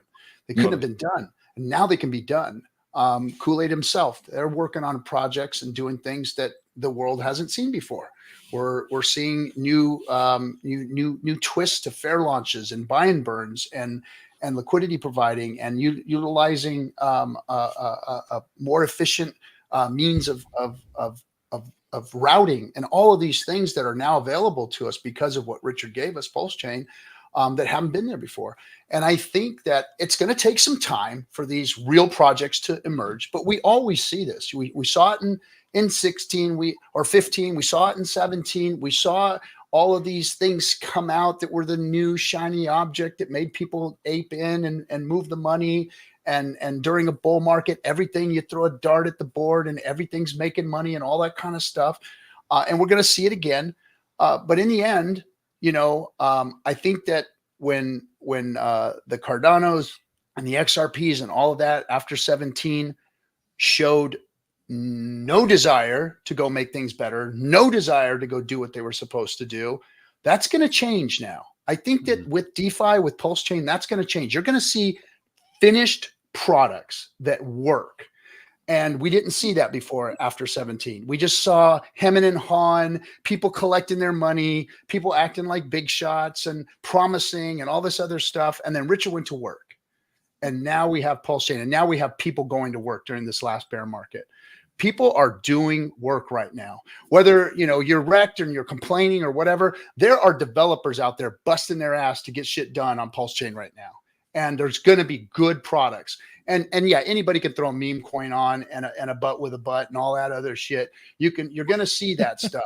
But there are real projects that are really working, that are coming out now, that during the next cycle after this one are going to be real products that work. And that's what's exciting. Yeah, do you mind if I hop in there real quick, Cap? Yeah, go ahead. If you want to talk about what your thing is, what you guys are doing. Well, it's not even really about what we're doing. Again, my time as a systemic designer has taught me that to understand fake reality, you have to be able to pivot and move 4 steps before real reality gets there, because you couldn't have simulated the game. You couldn't have actually figured out the plots and the moats that you need to have designed and ran through that process. That way a whoopsie doesn't happen. In a video game, you can get a hard brick and start over. When it's your wallet, it's completely different of a situation. And there's been a lot of great effort on PulseChain from people that have never, maybe they've been coders before, but designers of self-breathing ecosystems is vastly different.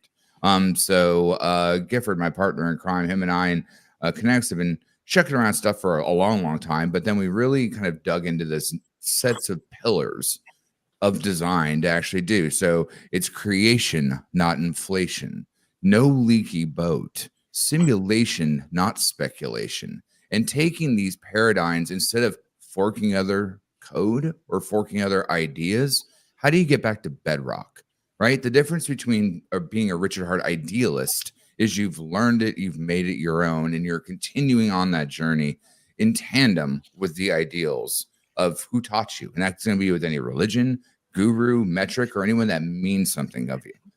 And how you evolve that is the next step of that evolution.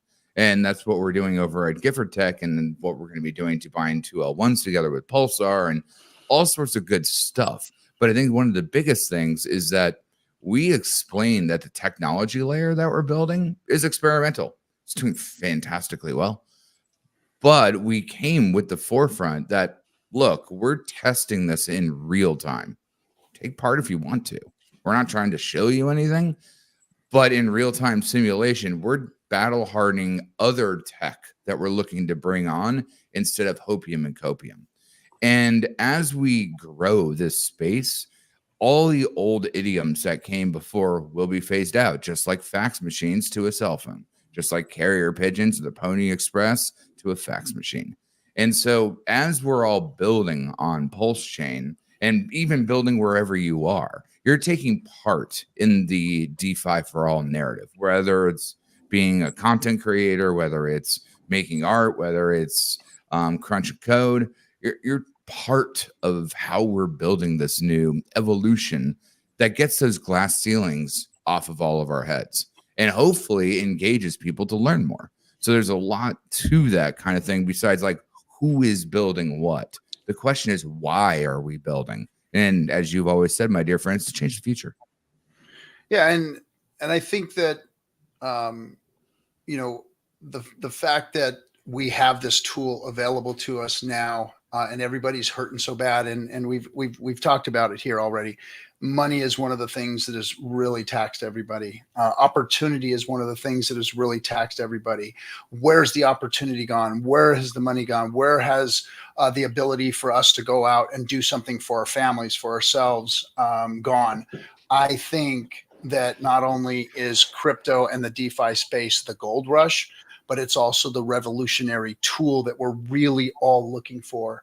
We're not going to take up arms in our AKs and our ARs and go and take over the government and make things better. That's not how it's going to work. We have to take the power of our money back. We sat here and talked for over an hour with people like myself and Gary who have been through cycle after cycle after cycle of watching this get worse and worse and worse, not reading about it, living through it, buying homes, supporting a family, watching parents and grandparents retire and die and lose, and all this stuff that we've seen. The revolution is needed, and we need to get our money back. We need to get the power of our money back. And this is that tool that can revolutionize that for all of us if we all got behind it and started utilizing it. And that's what it's going to take, is the numbers. Because let's face it, the powers that be aren't going to support this like they're supporting Bitcoin. They're not going to ape into DeFi like they've aped into Bitcoin. Why? Because they can control it. They can control the Bitcoin. They know there's a limited there's a limited supply, and they know these mining pools. And if you think that they're not looking at all that, and if you think that they're not trying to take control of all this, you're sadly mistaken. You're sadly mistaken. They know what they're doing. They know that this is a danger to them. They want DeFi to go away because they can't control it. This other stuff they can. The centralized exchanges, the warning shot with the FTX thing that they just shot across the bow of all the exchanges, all of this stuff. I mean, I'm not talking conspiracy. I'm looking at the facts.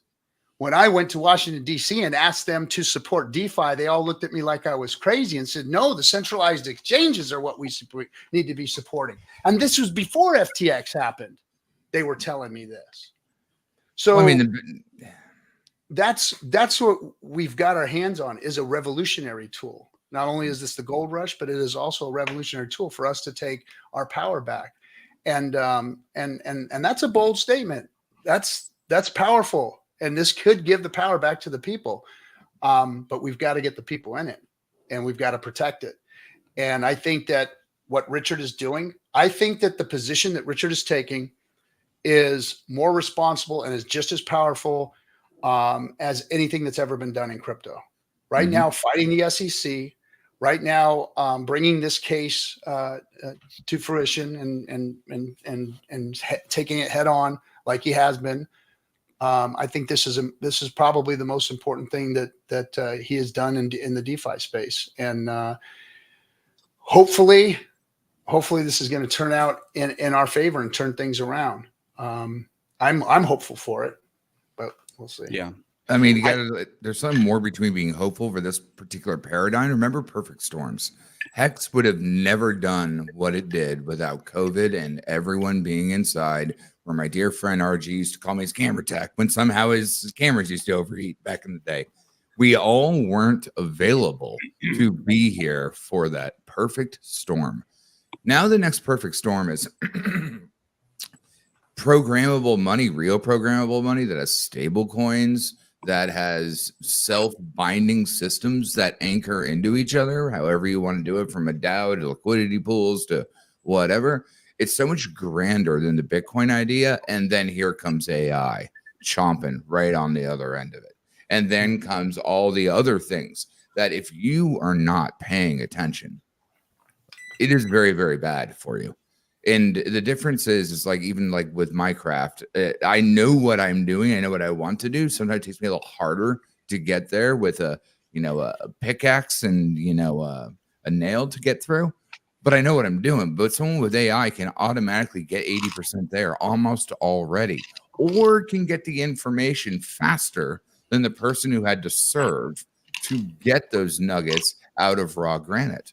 And so if those people take use of the knowledge, not just take it as being spoon-fed, that's the third problem of it, is that everyone just wants to be spoon-fed the TLDR, whether it's verified, not verified, easy enough, I'm back to my 6-minute clicks in between where I'm squirrel.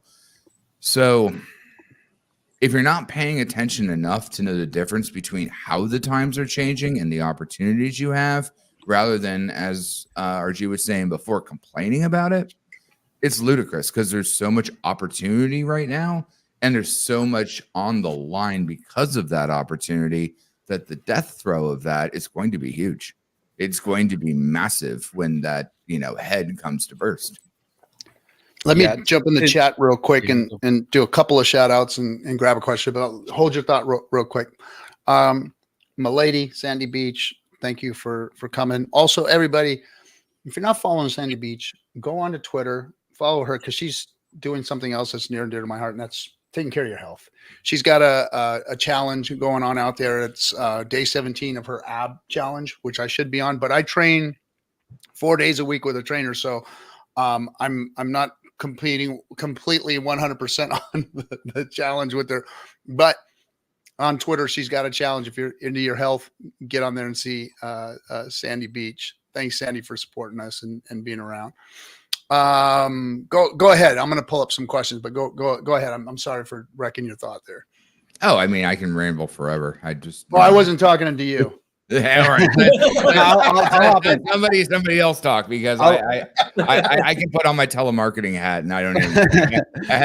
No, to RG3's point, like, obviously there's a war going on right now, and I don't know if I tweeted this out or streamed about it, but I mean, basically how the SEC and the government's kind of attacking is how if I were the government, I would attack, which would be exchanges, self-custodial wallets, and then obviously going after, builders who are launching assets and classifying them as securities. To me, I think, I don't know, I have a hard time. I don't feel necessarily free right now with crypto, if I'm being honest. I feel that I'm in a space where I have high speculative opportunity with the assets and the things I hold, but I still have like fear of not being able to actually realize those gains. And I think, of anything that's like the scariest right now is like, if the government were to set regulations around centralized exchanges, if we're being honest, like that kind of kills crypto. If we can't go from Pulse to the dollar, Hex to the dollar, we don't have the systems in place to like transact with these assets. So it's like, 100. that's why I'm a huge supporter of Coinbase and their fight, and and Kraken, and because it's like without that conversion, we are kind of screwed. And so these are the bigger problems that we have, Loki. Right. I'm so there's definitely a battle going on, and I think and it's all related. Richard Hart's case is very much tied to it. Richard Hart is definitely fighting more for builders and their ability to continue to launch things. But as far as like bigger crypto, like the Coinbase case, it's like, that's kind of where my head's at when I think of like freedom in crypto. Until we like figure out how to either transact with our crypto so we can pay our bills, or realize our gains outside of having to convert to dollars, or figure out a way to convert to dollars without trusting a centralized exchange. Until we have those things, like it is kind of scary times. And it's crazy with how with Coinbase, for example, how much they've tried to work with the government to follow regulations and ask, like, please, like, just tell us what we need to do. And yet the government has held out and kept us in the gray area. And they've done that for a reason. But But at the end of the day, like, I don't know. I still believe the kind of original Bitcoin narrative of like crypto is freedom, but with where I'm at and the assets I hold, it's like, well, if I can't convert those back to dollars, like, what is it worth? You know? So Exactly. yeah. So it's a So big the way fight. that we're going right now, do you think it's more likely that we get better off ramps and on ramps, or that we're actually going to get a few cryptocurrencies that are transactable and more usable as like true like money in the sense of a unit of transaction? Well, there's 3 points there, actually. It's exchange. When you talk about a sex, you're talking about, fiat, on-ramp, off-ramp, usually, but that's technically not a sex. When we look at like OX Coast, they're not Americans. They're putting all the effort up to fight against the SEC type stuff to make sure that whatever regulation they do is 1-to-1, good to go. And they're being tripped up too. You think Oh, that no, just the way that they're having with what they're doing isn't, something that's going on behind the scenes that's set up? Look what happened to True USD. Look at all the issues that these onboarding platforms are having. That's the choke point that they have control over. They're hitting the banking. Like, I don't know if you guys ever had a bank account frozen that touches crypto, but that's a real issue. That's another front that the government is using, is like they can freeze your bank account if it touches crypto, and so just like what happened to Tornado Cat, right? But take that one step further, Golki. Yeah. What happens when they have a CDBC, which is which is automatically tied into the banking system, and then that's CDBC. That's a whole nother animal, though. It's a staging. Oh shoot! I was going to bring up Will now. It is staging. Come back, staging, but it is tied to it, and I don't know. It's just like when we're talking about like, I want some, like, in the next 3 to 5 years, I want to see some like dark web magic where it's like, okay, I mean, you're always going to have to take a risk to like use this on and off ramp or something, but we need some way to be able to get to our dollars. But the thing is, like, there are companies like USDC, like Circle with USDC, that are about as close. Like I know I have a lot of friends in startups, a lot of founders. People are doing big transactions in USDC. That's kind of become because it's better. It's better than having to wire dollars. So we're kind of touching I would say that's kind of on the forefront of like touching crypto transactionally. I think USDC and Circle is kind of leading that. But when it comes to like, going to your bank or just like going to buy food or something, like, I think we're still kind of stuck with that that wedge. But I think we'll get there. But I mean, real quick, stop everybody. Just out of respect, I want to bring up Will, who's coming to join us. Just that's my boy. Conversation, but Will's here. Good to have you with us, Will. And we lost him. He's my armored cowboy that comes and stays with me. He's one of the best people around. Absolutely one of the best humans around. But to Golki, you can.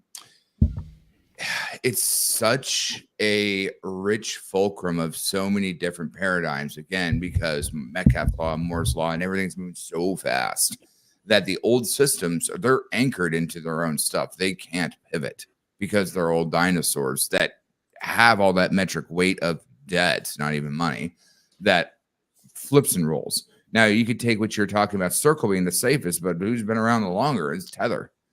Everybody knows that's a danger pot. But guess what? That's a big danger pot. I know. Yeah, but look at everyone else that went down. The danger pot still didn't. Oddly enough. Somehow. I mean, like, they'll write books about how, I don't know how they've maintained. However, but like, yes, that is a pot of water that you don't want to be the frog in. However, that has a lot more freedom to be, air quote, not decentralized, because it's not, but not government fully in their back pocket like Circle is. However, Circle is necessary. Now, remember, it's not about buying groceries with your investments. Nobody buys an Apple with a 401k.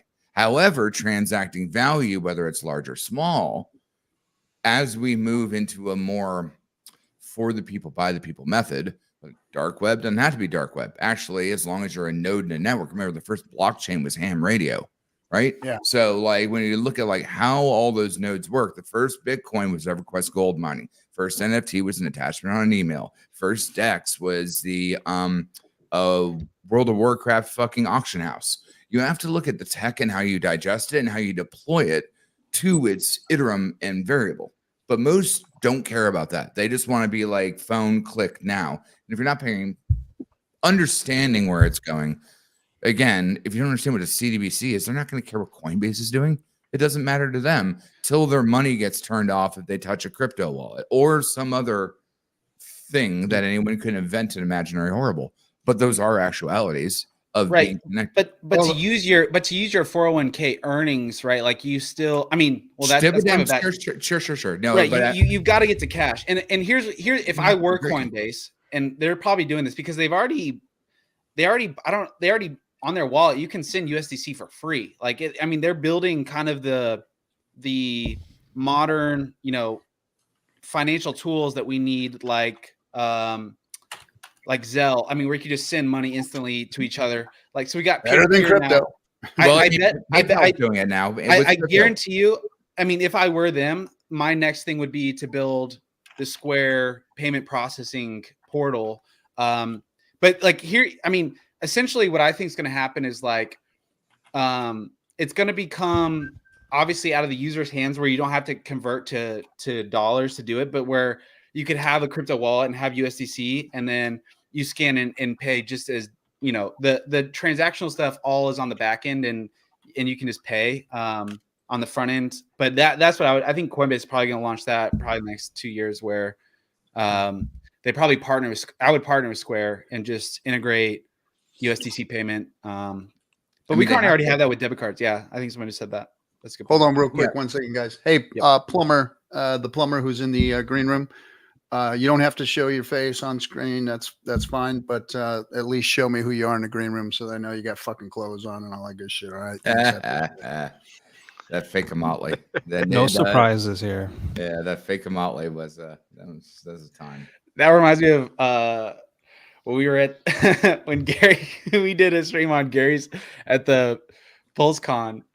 Oh my God, that was crazy. I turned over the host to, I think, Crypto Coffee, and maybe you were on screen at the same time. Yeah, I was on there, but it was DCC and Crypto Coffee. I had to take that whole stream down for 2 weeks until I could get 8 hours worth of content to find that 3 minute. Yeah. Bit. Giving an invite link, open invite link is definitely a risk. Yeah, and we've never had. I mean, we've had a few problems, but not a ton. Yeah, not that bad. Twitter Spaces could have been worse. That was wild. We were just in shock. Like, we were literally in shock. But it was wild because I think they appeared to be, when they were in the green room, they appeared to be someone that like was from the community, and then they just like switched it to some wild, horrible. Yeah. Traumatized. I've had some horrible things come up. Yeah. I mean, there's a meme coin called Dick with Butt at this point. So like there's all sorts of weird shit that happens. You just got to make sure the camera's off. Yeah. So yeah, plumber. If I can, I want to comment a bit about building brand in the next 12 to 18 months. I think there's some good opportunities. Do you mind if I talk for just a bit about it? Yeah. Did anybody see the stream I did today with KDP? If you already saw the one with KDP, then it's kind of the same thing I'm going to cover if I can. I haven't seen it, but go ahead, Gary. So Petrobet David, I think he's going to be a juggernaut inside of YouTube. I think his podcast has been growing a lot. He's focused over the past year or two to really grow that out. He's got a lot of different studios and things like that in Northern Florida. So he's bringing on new people like Chris Como, probably Candace Owens, other people that have large audiences already. He's interviewed the Tates. I think Tucker's coming to his channel very soon as well. So as far as a visit. So like the influence that our community potentially could have is possible because there's a competition that Valuetainment and PBD are doing related to their new app that's called Munich. Munich is basically, if you do a Google on YouTube for Valuetainment or Petrobet David, and you put in the keyword of Cameo, if you're familiar with Cameo, Cameo is something that Matty Allin and other people have done in the past, where basically it was a platform, I don't know if it's still alive, where you could maybe sponsor Mike Tyson to sing happy birthday to your friend, right? And then send that video. So Matty did a lot of that stuff early on. And PBD saw a startup, made a pitch to him, and then he bought up the startup. So the startup has been around about a year, but it's really only had about 4 months of promotion.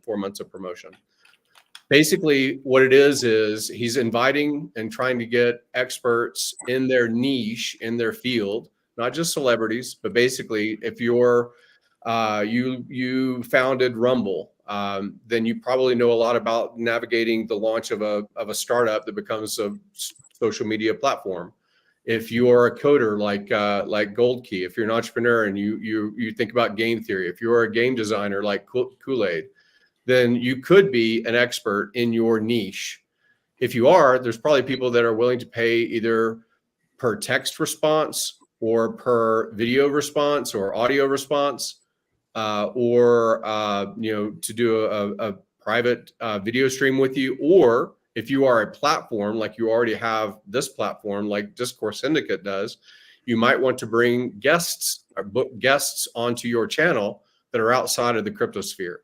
So you can book Tristan Tate, you can book PBD, you can book Adam Sosnick onto your podcast to talk about the things you're interested in, but they're not going to do it for free. They're going to do it for a charge, just like Cameo or anything else. So if you don't mind, I'm going to share the thing that PBD is promoting right now. It's about a 5-week-long window of a contest. And I talked with KDP. She's going to do it. I talked with Brandon, which is Rags to Riches. He wants to be more outside of just crypto, but more of like geopolitics commentator. And I'm going to try to get these people to Florida to this particular dinner, and then basically stitch together a bridge. So if you don't mind, let me share a screen real quick, and I'll kind of go through it up real quick. Rags doing macro and like political stuff would be fantastic. He's an animal when it comes to that stuff. Yeah, he's a great guy. He really is a fantastic person. All right, so this is PBD just going to explain what Munich is, and he's going to explain. It's about a 3-minute thing, and we'll listen to it, and then we'll talk about it afterwards, and I'll show you some other things. But let me play this real quick. Those are the news that we're going to go through. Let me go through them, Munich. Rob, can you pull up the flyer to tell you exactly what we're going to be doing? So we talked about this, and we created categories. Here's how this works. We got experts, and we got users, because there's 2 ways to use Munich. Oh, wow. So on experts, those of you guys that want to go out there and give your feedback to others. So if you look at, we put a hypothetical on the heavyweight side. If you can zoom in, Rob, on the heavyweight side, as of right now, we ranked heavyweight as if this was to be done, Dustin would have been first place. These are people that have done 51 plus minutes completed as experts. They have their own category. Dustin would have been first. Dr. Calvin G, I think he's about to cross 300, will be second. Then it's Panev, then it's Ben Pappas, then it's Chris Cuomo. That category is competing amongst themselves. Home team, it's me, Tom, Vinny, and Adam. We're in our category, and the content starts today, right? But you don't compete against us because we're driving it, so it's unfair for having home team compete with the rest of you. Go to middleweight, Rob, to go to the left. These are experts that you're between 1 to 50 minutes. Anybody that's between 1 to 50 minutes starting today, you're competing against each other. And then there's a lightweight, new experts. You're not yet on Munich. Maybe you get on today. Maybe you get on next week. Maybe a new expert gets on. All of those guys compete against each other, that they're at 0 today. Then go to the right. Those of you that are not experts and influencers, but you want to ask questions, zoom out a little bit, and Rob, go all the way to the right. New users. You've never used Munich app. This is your first time. But you want to get on and you want to ask a few different people questions. This morning, I'm talking to a guy. I did 25 Munich this morning, pre-getting started, because I had to clean up my Munich. Great conversations. One guy asked a question about family, midlife crisis, what to do. I told him, go talk to James Murphy, former F-15 pilot, who now runs a consulting firm. Ask him a question. I told him to go talk to a guy named Joe Pelland, dean of our school. If you're trying to get your kids to a certain school, what questions to ask if you want to get your kids in school. I told him, go ask Kim Ellsworth, Tom's wife, who's a school teacher who can tell you how to interview for schools. I told him, talk to Tom, because Tom, if you want to find out whether you're number 1 or number 2, investment bankers, Chris Pavlovsky, founder of Rumble. You want to go talk to Hollywood people, how they made it in Hollywood, how they pitched a script like a Chaz Palminteri, Cuomo. What do I do? How do I go through defamation, market, something like this, recovering conversations, interview, no matter what it is. If you got questions, you've never used Monect. You download the app, you'll be able to compete for how many people you asked questions of. So this is a different category that's for users. And if you're somebody that's already used Monect, you're competing in that category. New users, you're competing in this category. Here's how it works. Top 3 of each category will be invited to come to Florida.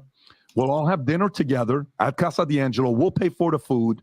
We'll pay for the dinner. Then afterwards, we'll go to the cigar lounge. We'll spend the rest of the night together having conversations, networking, learning about you. You're learning about us. And then at the same time, you pay for your flight. You pay for your hotel. You come down. We'll do the rest with the restaurant and the dinner. Zoom out a little bit, Rob, so they can see the rest. And that's Casa D'Angelo Restaurant. Contest starts today, April 16th, goes to the end of the month in May 31st. Then this will be done in June. So if you want to start competing now, download the QR code right there. Start connecting today as a user and an expert. And every day, this updates on the website. So if you go to that QR code, Rob, and show the website, every single day you get to the website, it shows you exactly where you rank amongst your peers.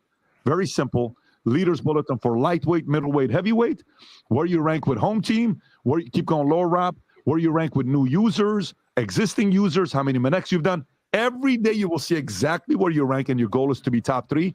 Anybody that's first place sits at my table. All the first place people, you're sitting on my table at Casa D'Angelo while we're having dinner and having conversations together. So start connecting today. All right. So All right, How do you, what's the actual competition? Like, how do you win? Yeah, so basically, so let me explain it. The app is basically trying to find people that are experts in their niche, and then that's the service that they're providing is response. Or if they're going to be a guest on your show, then you can book them to be a guest on your show. I'll show that in a moment. If you're a user, then you're brand new to the app. You've gone to the store, whatever, put it on your phone, and you're asking questions of people, or you're interacting with people. Just like, again, Cameo was where you could ask somebody to sing happy birthday for your friend. But this is basically asking direct questions of people that are experts in their subset field or whatever it is. The competition basically is because just like they had the startup party that was 3 or 4 months ago at Art Basel in Miami, I got invited. Adam reached out to me, so I went to the event. Dollar Cost got invited because his connection with PBD or with Fresh and Fit and so forth, and Justin Waller. I asked George to go with me, but George had also gotten invited. So it was about 50 or 60 people at the launch party, this launch party. Most of them were athletes. Most of them weren't just finance commentary or kind of YouTubers. Many of them had 10 to 15 million followers because of their athlete, boxing careers and things like that.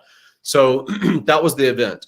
And then I kind of sat on it for a little bit, like I didn't do it or anything like that. And then I around New Year's, the founder, which is actually the person that started the company, reached out, and then I decided to go up and I met him a second time. That's where that other photo inside the studio that I've been posted for being at PBD's event. So there, he's trying to basically have gravitas and access to influence through his media company and grow his media company. And I just see it as an opportunity to game the system. So if I go, let me share this real quick. This is, yeah, so I'm sharing the page that's the find the expert part. You can find that on your own. Just go to the website itself. It'll look different on mobile versus on laptop, but that's one way to look at it. And then this is the next page, which is basically the current leaderboard. So the current leaderboard, one at the top in this big graphic is just a random, anybody that, scans this, and I think they just have to be on the app. They don't have to actually use it or anything. They may randomly be selected to go to that particular dinner that happens in June. So the competition is from April 16th until May 31st, and then the dinner invitational will happen sometime in June. If you go to the leaderboard, you'll see that at least what's showing on their website, there's the heavyweight, there's the middleweight, and there's the lightweight, which are people that are brand new as of April 16th. They never did an Connect yet. And there's a couple of names that are recognizable. I'm there just because I did 2 today. and it's only 2 so far. Every 6 hours it updates. I've got like 4 or 5 more to do later tomorrow, but this will update on a daily basis. And then the second one right now is Brandon Davis. So if you click on, let me share this page. If you click on the particular person, you'll see there's Brandon. It looks different on mobile. It looks a little bit more organized on mobile, but it tells what kind of content he's interested in providing as far as not just crypto stuff, but he talks a lot of government, media, politics, public speaking, technology, and things like that. And then he has a price point. You can see what the price points are. The lowest that we can possibly set it, as far as the platform allows for, is $10. $10 is a text response. So you can either text back to that user, or you can do voice. And I've done a voice, a 5-minute response to a question. So you can do a voice message, and then it'll go to that person. If that person, along with that response as a provider, as an expert, giving that response to that buyer or that user, if you can make the offer to that person that they get a 20% refund back, so basically $2 from a $10 text, if they allow you to post it publicly on your testimonial on that platform, basically saying, here was this question, here was my response, and allowing the public to digest it. So I wouldn't put like your crypto address or anything like that that's KYC, giving your information away in a question, right? But anyway, so the gaming of it is interesting. And then the other things that are kind of cool are, let me close this, is what I was saying earlier about book someone. So the gaming of outward facing influence is leveraging up. Right. So because I've made friends with George Gammon during the AA, when Richard and people would constantly look at the update of the AA, like, what's happening with the AA lobby. So that friendship's been developed a long time. And because I just started following his YouTube content, and then that became a friendship later. The same sort of thing with all these other people that you see me, basically affiliating with, is because I lever up. If I can lever up, then it's easier for me to help other people that I respect inside this community get connected, or get basically bridged to other influencers, right? So people that can do that well, I think, are RG3. He's great. Like, I've connected him, or he's met a lot of people because of the collective and things like that as well. Real estate group, mostly. People like Gold Key that I respect a lot because of his talents in code and understanding basically the pits and minefields of cryptocurrency. That's somebody that I think of as a niche and able to basically be an expert in the field. Same thing with Kool-Aid or others, right? Eco, because you're doing your postcard stuff and you work with other people that know a lot about distributing, information in physical form. So there's all kinds of things that if I think about how can I edify this particular person, what do I respect about them other than just their personality or something, it has to be something that you're an expert in. If you're not going to be an expert, just sign up, still be a user, support someone that's on one of these platforms like KDP or anybody else that's going to come up if you like their content, so that they get gravitas. Potentially, maybe they'll get to the top of the leaderboard, get invited to this particular event of the dinner, and then it parlays basically into other stuff. That's awesome. Some people know that I'm going to the I think I've said it publicly as well, to the Trump dinner. So Donald Trump has launched 2 different NFT collections, one 2 years ago, 3 years ago. He raised around $5 million on the initial sale because of those NFTs. Amazing. And he recently did the same thing about summer of 23. And that deployer for the NFT is the same deployer.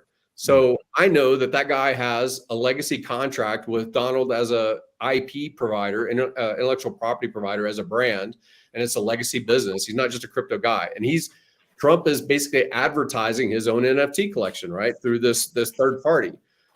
That happens to be on Polygon. I'm not a fan of Polygon, but there's going to be a lot of people at that dinner that are in crypto. So I wanted to go basically to talk to the audience. When I go to these events, like the Nomad Capitalist thing, I made a really good, very good friendship, I believe, with Roger Ver because of that. And just like 2 days ago, messaging back and forth with Roger Ver because other people are asking to connect him. He's offering $100,000 to do a debate with Michael Saylor. So I reach out to the guy that helped the Australian guy that was the moderator for Richard when he did the stream with Peter Schiff, because it's the same organizer for Sailor, right? So you do know people that can connect people, but what do we do with that? I want to get traction inside the community outside of the people that are already here, and this is just a mechanism to possibly do it. That's Hey, awesome. Gary, what's Had- the what's Real quick, guys, hold up. Go for it. Waiting for a second here. Robert's got something to say, and I'm going to bring up the plumber. I don't know what's going to happen, but I'm going to bring him up anyway with my finger on the button. Here he is, everybody. The plumber. What's happening, buddy? Captain, this is Hey, plumber, I'm familiar with you from Twitter Spaces. great. Your mic is wrecked. Get closer to the mic or something. I'm going right in right now. Yeah, I can't hear him. We can't hear you, bud. Boo. All right. Let's go, Brandon. I do have a question for Gary though on Monect. I think it's really cool. I mean, Patrick is one of those like just such an impressive person that's been able to insert himself and grow his brand. Like, I mean, he's on everything right now. So I think this is a big opportunity. But I mean, this may be a small. I don't know how close you are with his team and stuff, but I don't know. Like, even after your explanation, so it says, you know, it's a combination of number of Monects. I don't know what a Monect is exactly. Yeah, so basically the app itself has two, just like Airbnb, when you download the app for Airbnb, you are either a host because you have property that you're renting out, and you basically toggle to because you're a host, or you're someone that wants to rent a space and you're going to do searches to find the place that you're going to rent. So it's kind of like that. It's an app. The app itself, if you're just choosing to be a user, the reason you might want to use it as a user is you're going to build a social media platform. You want to figure out, like the people that are on there, you can look at the examples. You know, the most known popular are going to be like the Tates, or going to be like celebrity movie people or things like that, right? Boxers. And maybe you're saying, hey, how can I either one, get more technique or expertise from their experience, and shortcut it, right? Basically, it's the same thing as like a mastermind. You know, masterminds for real estate, like Dane and Corey Geary and Jason Hartman and people like that, they have masterminds for real estate. Well, the reason you're going is part affiliation, part deal flow, part they might have a shortcut or more efficient for your capital to get the same thing done. Same thing for you having a particular, like a Python, developer. Like you want to have a good developer so that you don't. I don't mean to cut you off, but I get the understanding of the platform. I just what is a Monect? Like what number of Monects? Like what are you trying to do? There's four things an expert can do. One thing they can do is respond to a text message through the app, right? So you're not directly connected to the person's phone number or their KYC, but you are connected through the app. Got it. So if they ask you a question and you respond, then you got paid for responding. Got it. Right? Okay. The second thing that you can do, or instead of responding with texting back, you could do a voice clip and it would do a voice message through, just like on Twitter. And then the second thing that you can do is you can do a video response. You create a video on your phone through the app. It has the tool to do it. And then it sends it to them. So you're doing a video reply, similar to Cameo. Yep. The third thing, and that has a different price point if you choose to set a different price point. The third thing you can do is you can do a video call, and it charges per minute, just like other phone things used to do back in the day. You're just charging per minute that you're having a conversation with someone as a consultant or expert to their question, right?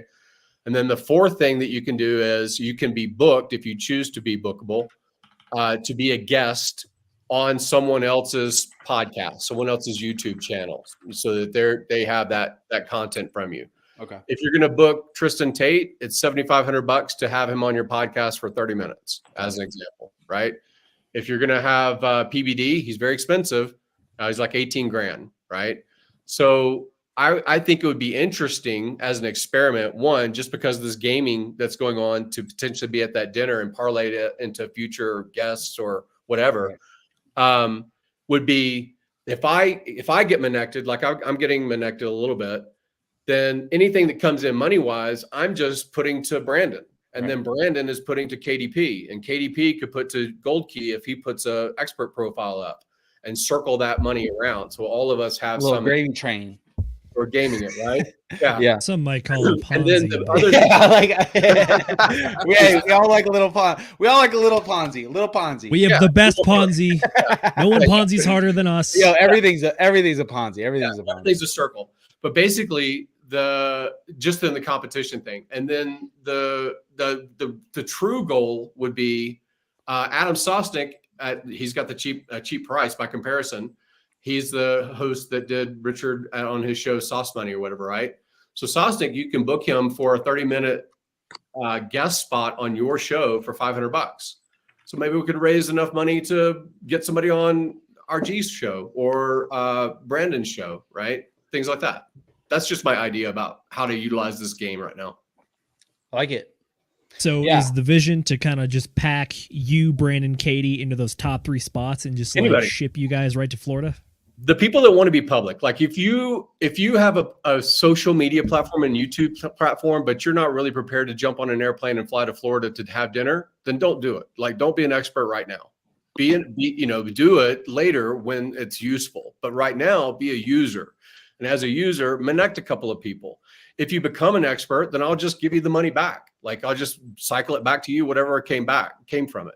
So I'm trying to basically say that there's an opportunity to win this thing, to be at the top of the leaderboard.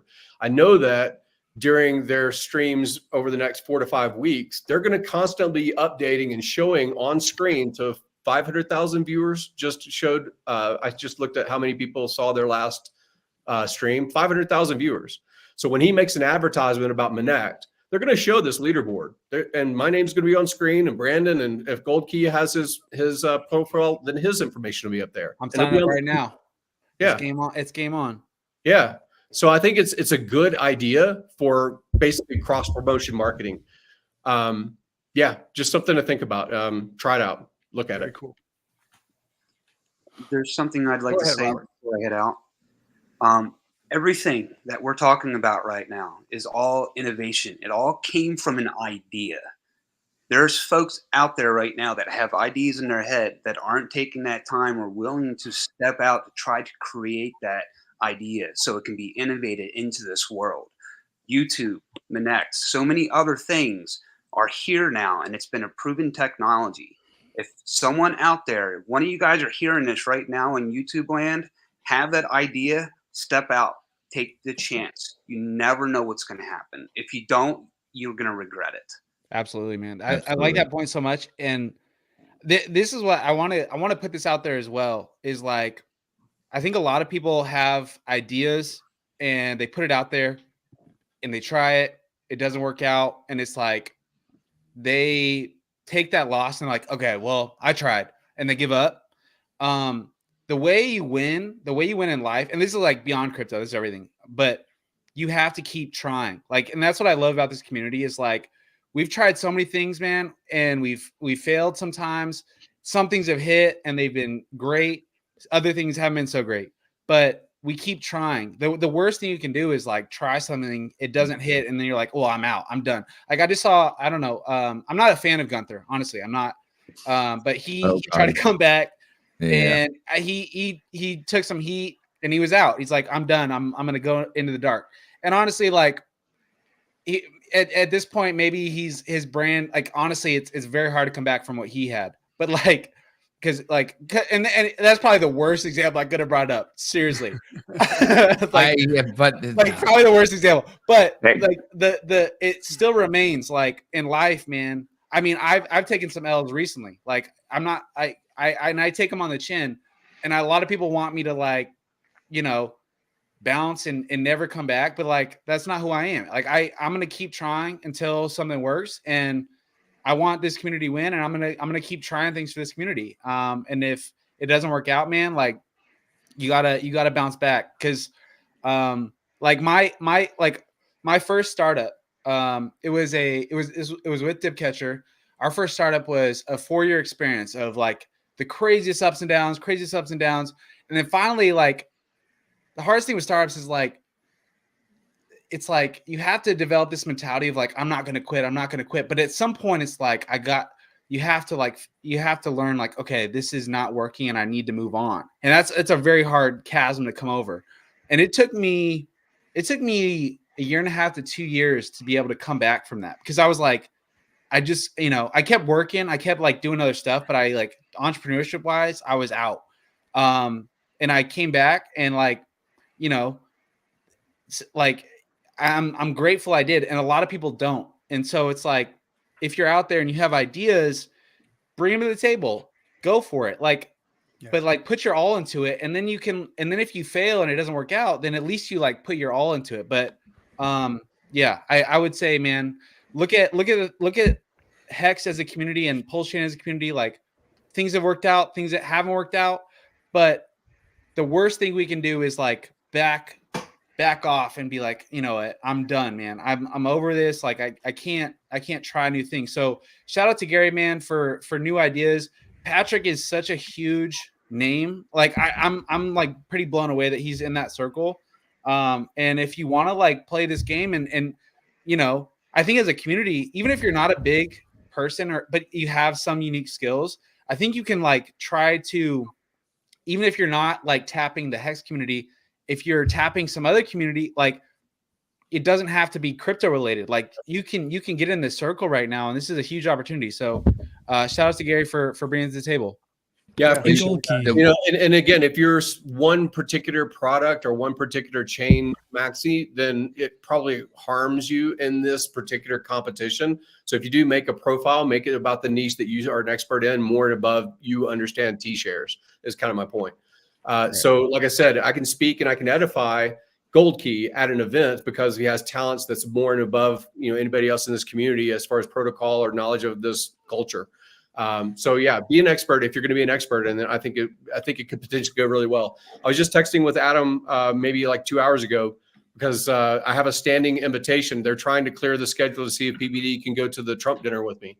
If that doesn't happen, then I'm going to bring somebody from the community. So I think it's a really good opportunity. So try it out. Well, the one thing I want to like put on one sec is that if you look at Joseph Campbell, Hero of 1,000 Faces, the hero must fail 3 times before he can even realize what he is or who he is. No one ever gets anywhere with knowledge for free. It has to be learned. And the first time you make a mistake, you didn't make a mistake. You learned the rules of the land that you're traveling on. When you keep making the same mistake, that's when you're actually needing to learn the most about what you are doing. Or the market isn't ready for you. Right. Oh, I mean, yeah, but that's market conditions instead of the journey of the soul, the journey of us, consciousness, reality. That's why I understand. I mean, every story is built on the hero of 1,000 faces because it's our story. Yeah. And so, like, to edify what Golki was saying is that when you fail, that's your time to learn. Right. When you give up, you have lost already. Right. But and then to talk about what Gary's talking about, like, we have to look at how vastly we've come from, like, what was it, master classes or like all the rest of that where you just listen to someone. Now you're having the network umbilicus in it, and you're able to connect and communicate, and you're able to build brands, and you're able to hire and course the conversation with a particular vet in their industry, especially if you're a vet in their industry. Yeah, monetary compensation, because adults are adults and professionals are professionals. You should be compensated for your time and your knowledge, because knowledge is the most expensive token in the world. However, look how fast that's come. And that's why we're sitting on the epoch of so much things happening at the same time, which is highly fascinating. Yeah.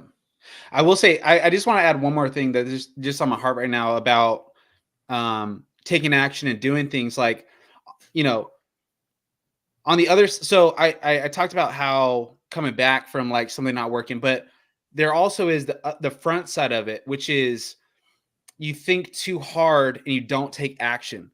That, I mean, that's probably the biggest mistake with just entrepreneurs. I like first time entrepreneurs that I talk to is they want perfection in the idea phase. And it's like, they want this perfect thing to be before they take action. And like, there is a level to that when you're actually launching a product or something. But when it's talking about like marketing stuff, like, don't overthink the front end before you take action. If you have an awesome idea, refine it as much as you can, but don't let your brain get to the best of you where it holds you back from ever taking action, because if you never take action, then it's like, it's worthless. So I would encourage you, like, take action, but like before you feel comfortable with the idea, honestly, because it's like, so Can I interrupt? You call that for a analysis second? paralysis, and analysis paralysis, Yeah. man. It's good, real. fuck up It's great. real. An Or don't let inventor great fuck up wants good. Sorry. an inventor's got his little baby, and he never wants to let it go until it's perfect. Right. You can't do that because it'll never be perfect.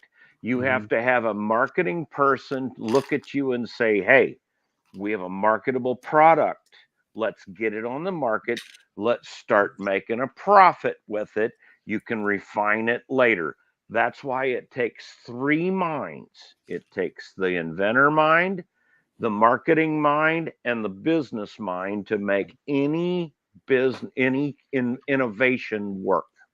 Sorry, you haven't even introduced me, and I'm already interjecting. Sorry. No, you're good, because That's what we actually, wanted. no, there's a very good importance for that, because no one should do everything alone. Hell, the first goddamn Zelda game says it's too dangerous to go alone. Take this, and that's the other people around you. Go ahead, Plumber. Yeah, the most I've ever seen, you can have 2 minds, 2 people, but you can't.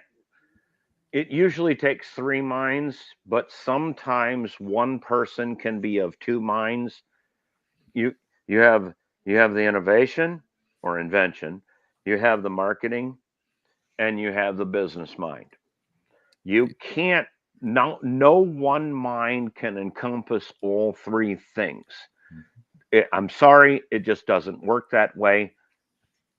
You have to have a rein, because if you're the innovative mind and the marketing mind, they're both going to want to spend a bunch of money innovating and marketing, and then you don't have the business mind to say, whoa, you're overspending here. We have to make a little bit before we can spend some more. So one of our business partners, Joe Solo, I think he may still be in the chat, Chip at the Hat. You all are going to learn about him very, very soon. He said a phrase, which is it's always great when your stool has 3 legs. When your stool only has 2 legs, you don't have a pivot. If your stool only has 1 leg, you're in the wind. There's nowhere for you to anchor. So a the 3-legged stool never wobbles. Well, no, 100%. That's a good one. Like it comes down to how things are anchored. So, like, look at the 3-body problem. If you have 3 bodies interacting on them at the same time, it becomes mathematically to calculate how much mass works. So that number of, let's say, anchoring in between 3 different aspects of mind or focus or effort is what anchors everything else, because 1 and 2 is a line. Once you get to 3, that's when you get to 3D shape. Same thing goes for everything else. Like 3 is a very important number, because 2 people can be aligned, and they need what? They need a sanity check. That's always have to the have difference an anchor between the X, Y, and Z axis. Yep, exactly. That's the 3-dimensional X, Y, Z axis. If you only have the X and Y, it can fall over. There's nothing propping it up. Well, I mean, a dot is 1 point. 2 people is a line. Is when you have the 3rd person that you get this thing called perspective. Jeez, I hate diving right into this, and I didn't even get the chance to say, Captain, you are the man. I didn't know who you were until I saw the highest of stakes. Gary, I've known you for about a year now. Gold Key, you've said some very critical things. I'm sorry I don't know the rest of you guys. God, I met Captain in chat maybe 3 weeks ago, and he referred to me as the Michael Saylor of the Hex ecosystem, and that's why I said yes. Let's come and talk to you guys. But I'll shut up until there's something worth saying. Do you want to know the most and the thing that's like inspired me most just about like with PulseChain and just like flexibility is actually, I don't know. So I'm sure you guys probably know of OnlyFans, but OnlyFans has recently OnlyFans is Only trying, you know about OnlyFans. OnlyFans is trying to pivot from being an only explicit content platform to being like a platform for a lot of different content. And it just like it just takes me back. I'm like, holy crap, man. If that kind of company, which was like everyone's associate, they'll probably never overcome that, but it's like it's inspiring, like I don't know, just the audacity to try to like grow into what you want to become. So That would be like Pornhub trying to promote children's videos. it literally is that. Honestly, when I saw Justin Gaethje put out a video, and I tweeted out, but I deleted it because I was like, I don't want to put him on blast because I like him, but it's just he's like, OnlyFans is not only explicit content, it's more than that. And I'm like, oh my gosh, man, this is inspiring stuff to try to branch out from that. That's an uphill battle. The cool thing about PulseChain, and this should be inspiring, is like we haven't really found ourselves yet. And like it kind of sucks because like we're kind of in limbo. It feels like we're in limbo right now. But in this time when we don't have everything figured out, we're not like, we don't really have a set identity of like, oh, this is what PulseChain is. We all, and I'm talking about every single person that uses PulseChain, we all have the opportunity to like contribute to define that identity. Whether it's like everybody. I mean, it's going to be a collective thing, and over time, you know, whether it's a year, 2 years, we're going to find ourselves, and then we're going to look back and like, oh my gosh, man, I got to be a part of this awesome development of this ecosystem. You know, we like no one really knows what PulseChain is yet. Even in the community, it's kind of like we have all these new things coming out, trying new things, but like overall, we don't really have our identity yet. But like within that, it's opportunity, and I think that's a cool thing that a lot of people feel uncomfortable with. But I don't know, you can look at it a different way and be like, oh my gosh, man, I'm a part of something that's like it's just raw, and it's like it's like it's kind of like Ethereum is like the federal government, and PulseChain is like your city government, where there's like 100 people, maybe there's 13,000 people actively using PulseChain, right? And there's, I don't know, 1 million people using Ethereum. So it's like people don't even want to vote in the presidential election because they don't have any influence. PulseChain, you have influence. Like you can vote with your money, and you can vote with your voice about what you want to succeed and what you don't want to succeed. And that's a big vote. It is. So it's like to the 330 million voting in America. Yeah, right. It's huge. Right. Exactly. So it's like rather than feeling like, oh my God, why aren't we Ethereum yet? Enjoy this time when it's like, damn, I got to be a part of this when it was under 15,000 people trying to figure out and make this thing something. Right now is the PulseChain accumulation phase. Right. Because the way I look at it, Bitcoin is the OG. That's the horse and buggy of communication. Ethereum was the gasoline powered engine car of the 1950s. And PulseChain is the Corvette Z06 9,000 RPM flat crank plane engine of the future. And most people haven't adopted it yet. But if you're smart enough to put a little bit, just a little bit, into the PulseChain ecosystem, and I'm partial to Hex because it's a value add coin. It's deploying your digital capital. You can create your own bank simply by investing your currency into a T-share for the future, and at a 38% return average, that means your coins double every 2 years. In 10 years, you've done a 5x on your coins, irregardless of what the coin's value is today, or 5 years or 10 years. Wouldn't you want 5x more coins at even a stable number? It just makes sense to me.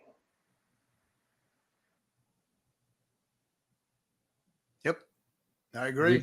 We've heard of it. We have heard of it. Yeah, Well, I think we all exactly. like it too. I'm not telling anything anybody doesn't already know on this stream. But let's face it, there's a lot of people out there that don't understand.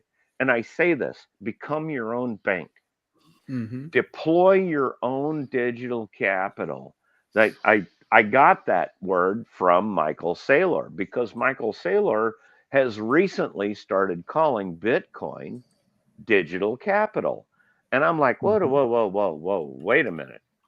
I'll agree with you, Michael, that Bitcoin is digital gold. Digital gold is a store of value.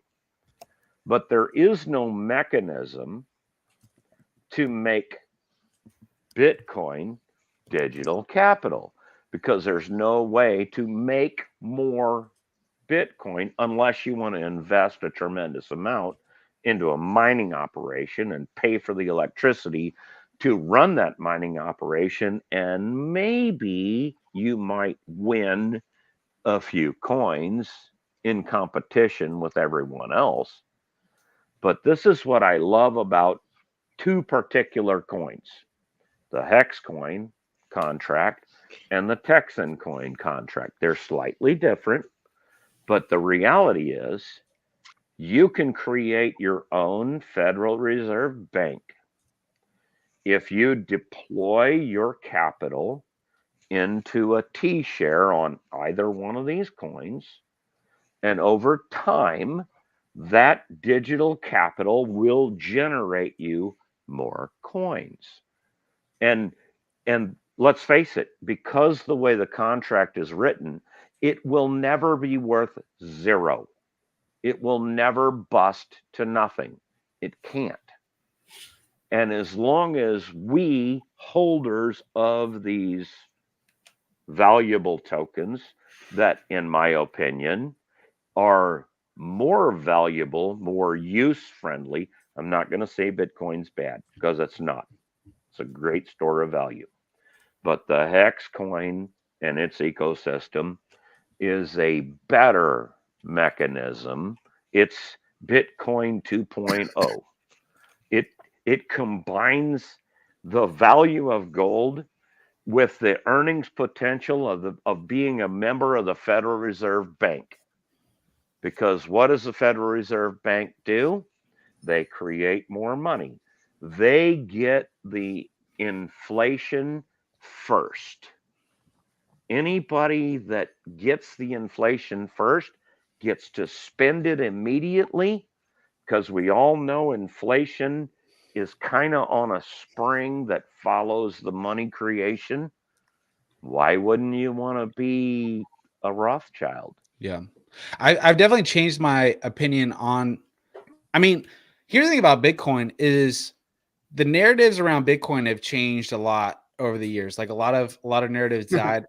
The thing I do respect about Bitcoin, I think the narrative that really that they should just focus in on is just the money narrative. Like, I do think, you know, at this point, like Bitcoin becoming a replacement for like fiat as a money. That'll never happen. I mean, I think it, like, store value has still got the volatility, but overall, like I do think as far as money wise goes, they don't have the transaction layer, but I do think that's probably their, I'm just speaking on like what I think their best. Sure, but let me twist it on your head a little bit. Is. So if we take Bitcoin, stop the store narrative, it's proof of power.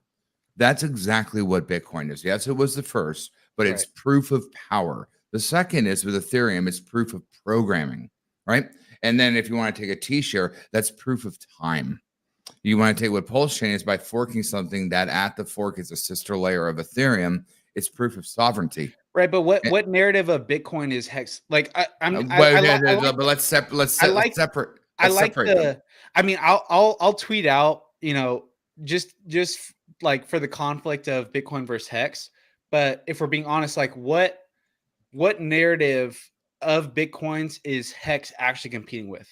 Well, it's two different paradigms. So like what we're doing with Gifford Tech and Pulsar and all the rest is as we're taking the economic power, right?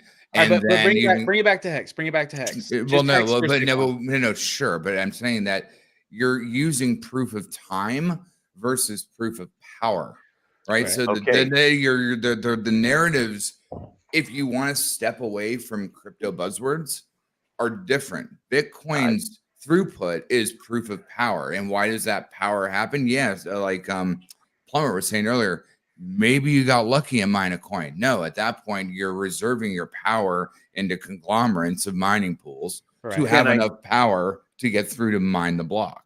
So Can I that's make Kool-Aid, when Can you I say make a proof of power, challenge? can you Can I make explain a on that a little challenge bit? here? Like proof of, are you talking about like proof of energy? Like, I mean, you obviously have to like have compute Yeah, power. proof of energy is what proof of power. Okay. Yeah, but I mean, you can take, and I've been saying this for years. Right now, with the AI revolution, as well as streaming, all the rest of that, proof of pixel, you actually can push more data through your cell phone than it is to render something on a computer with 2 or 3 4096, RTXs. You're not going to have that in your cell phone. Probably not going to have. Good. May I proffer an idea? I say proof of stake is proof of work because it takes work, it takes effort to delay gratification. And the cheapest way to do proof of work is proof of weight. I think you got to get, I don't know, like with definitions of things like work, proof of work, there's a set definition within crypto of what proof of you work got to keep within those. So it's like, I don't know, like I think that's one thing that a lot of, I don't know, like trying to change just like set. No, I'm not changing anything. I'm actually adding a Christian value.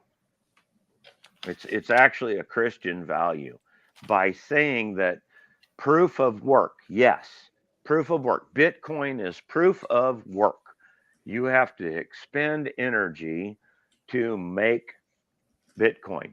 But the reality is, if you understand the business cycle, owning a business, which I've done for 20 years, I know that whatever my electricity bill or my hardware costs are, buying my tools, which the tools are the mining operations, that's merely a cost of doing business. Okay? It's just a cost of doing business. Proof of work in the simplest sense is proof of weight. What is proof of weight? That's the ability to delay gratification. If you can forgo your desire to spend your capital today and hold it for a capital expenditure later, that is proof of work, in the same way that the Christians' idea of being virtuous for the future. Maybe I haven't fully vetted it out yet, but that's kind of where I'm at. I mean, time versus proof of work. Here's the thing, like with Hex, like I don't know. I was just running, and I didn't actually tweet out these like graphs and stuff I was making because, like, I mean, Hex staking has been in decline, and when I look at that, I didn't want to tweet it out because I think most people look at that and be like, oh my gosh, Hex is dead, but it's really working. Like, to your point about delayed gratification, Hex, like the people that understand Hex right now, understand Chi shares, are winning because they're earning Hex while price is down, while everyone's scared. And so like, I don't know, man. It's like, even and I know it's a controversial topic, but like even with EHEX is working as it was designed with, because it's like bingo with all the FUD it received, like people are earning more Hex. everything's working as it's designed, and I think like obviously Hex has something to prove. You know, we had an amazing first cycle. Second cycle, you know, I think with the intro, and I'm talking really broadly right now with a bunch of different stuff, but I think PulseChain and PulseX and Inc kind of muddles the, you know, the natural, like maybe second cycle we could have had if it was just Hex, if I'm just being honest. It, you know, because they're Richard Hart assets, it does change that dynamic a little bit. But long term, man, like here's why I, like with Hex, I'm so long term. I'm staked for 15 years, man. Like I'm so long on Hex that like even if we don't have the best cycle this cycle, once everything kind of evens out with RH tokens, I know the next cycle is going to be big, and I know the next cycle is going to be big because of how it's designed. Because I've studied it enough to understand this this product, and that's why I love it. I mean, I think that's why we all love it, is because of that it works as it's designed, and even in times when price isn't up, there's opportunity, and the people that understand it capture that opportunity. Well, let's look at it realistically here. I want to say something after this. Go ahead. You go ahead, and then I'll follow you up. Gold Key, you were talking about the difference between Hex and Bitcoin. Our argument is that a layer 2 is more secure than a layer 1. What do you mean by that?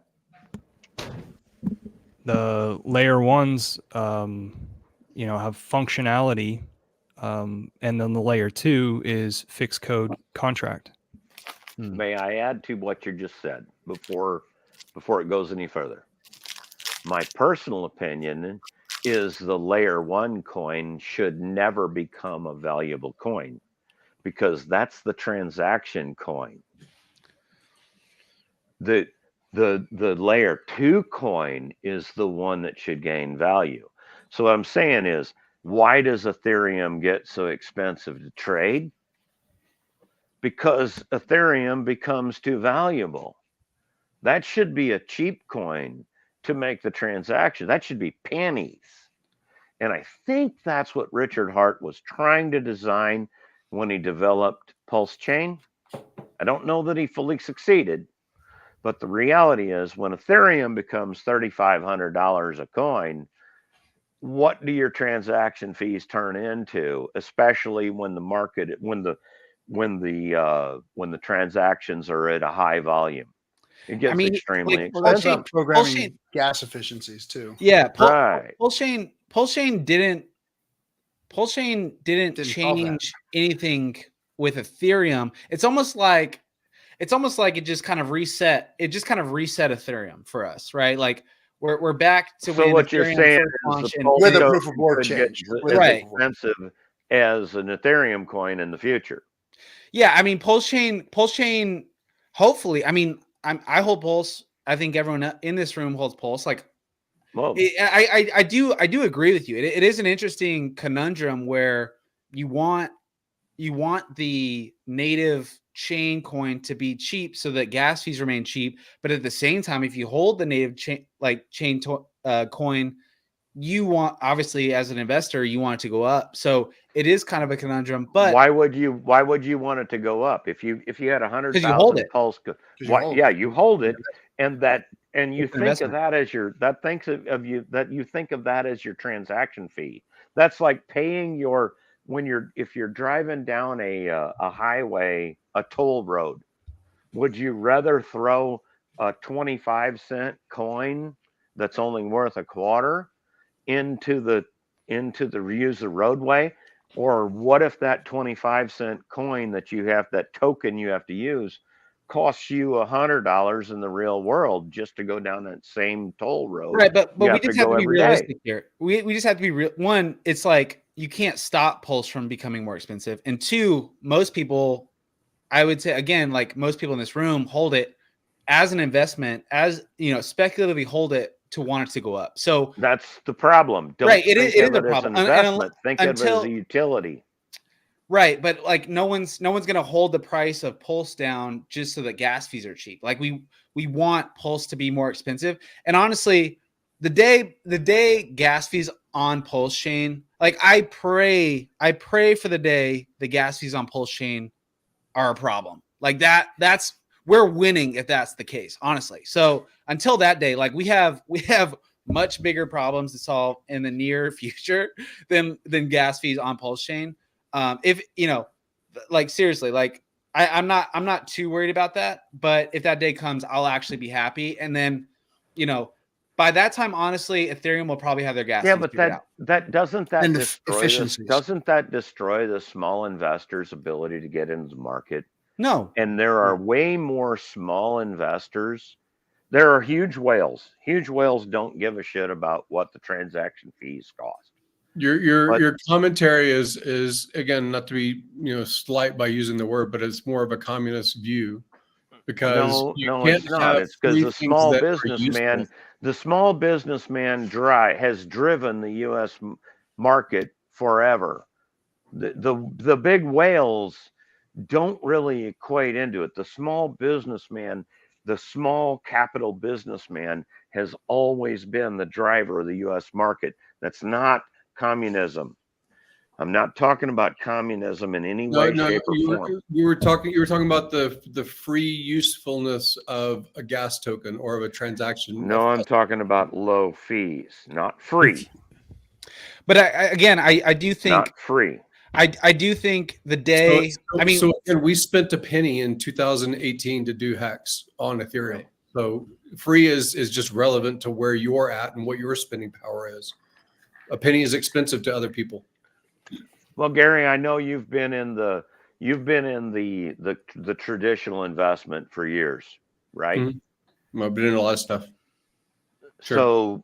So when things like Robinhood and oh God, I can't think of the name of it, Schwab, when they came out with their $2 trades in the New York Stock Exchange, the E-Trade thing. Yep. The entire market was freaking out that there were companies that were offering $2 trades. They were, oh my God, this is going to destroy the market. What did it actually do? It brought the ability of a whole lot of small investors into the ability to invest in the market, which drove the market higher. This is why I'm all about a small transaction fee on chain. That's why PulseChain, in my mind, is better right now. And I actually hope it doesn't become an Ethereum. Let me ask you, high-priced L1. Do you hold Pulse? I only have 30,000 Pulse.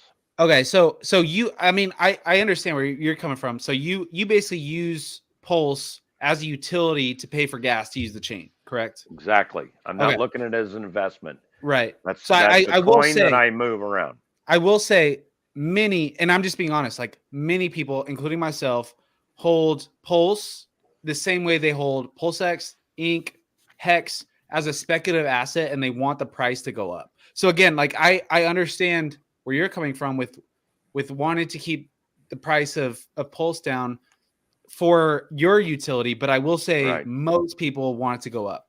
Now, again, like I don't want it to go up. I want it to be cheap. Right.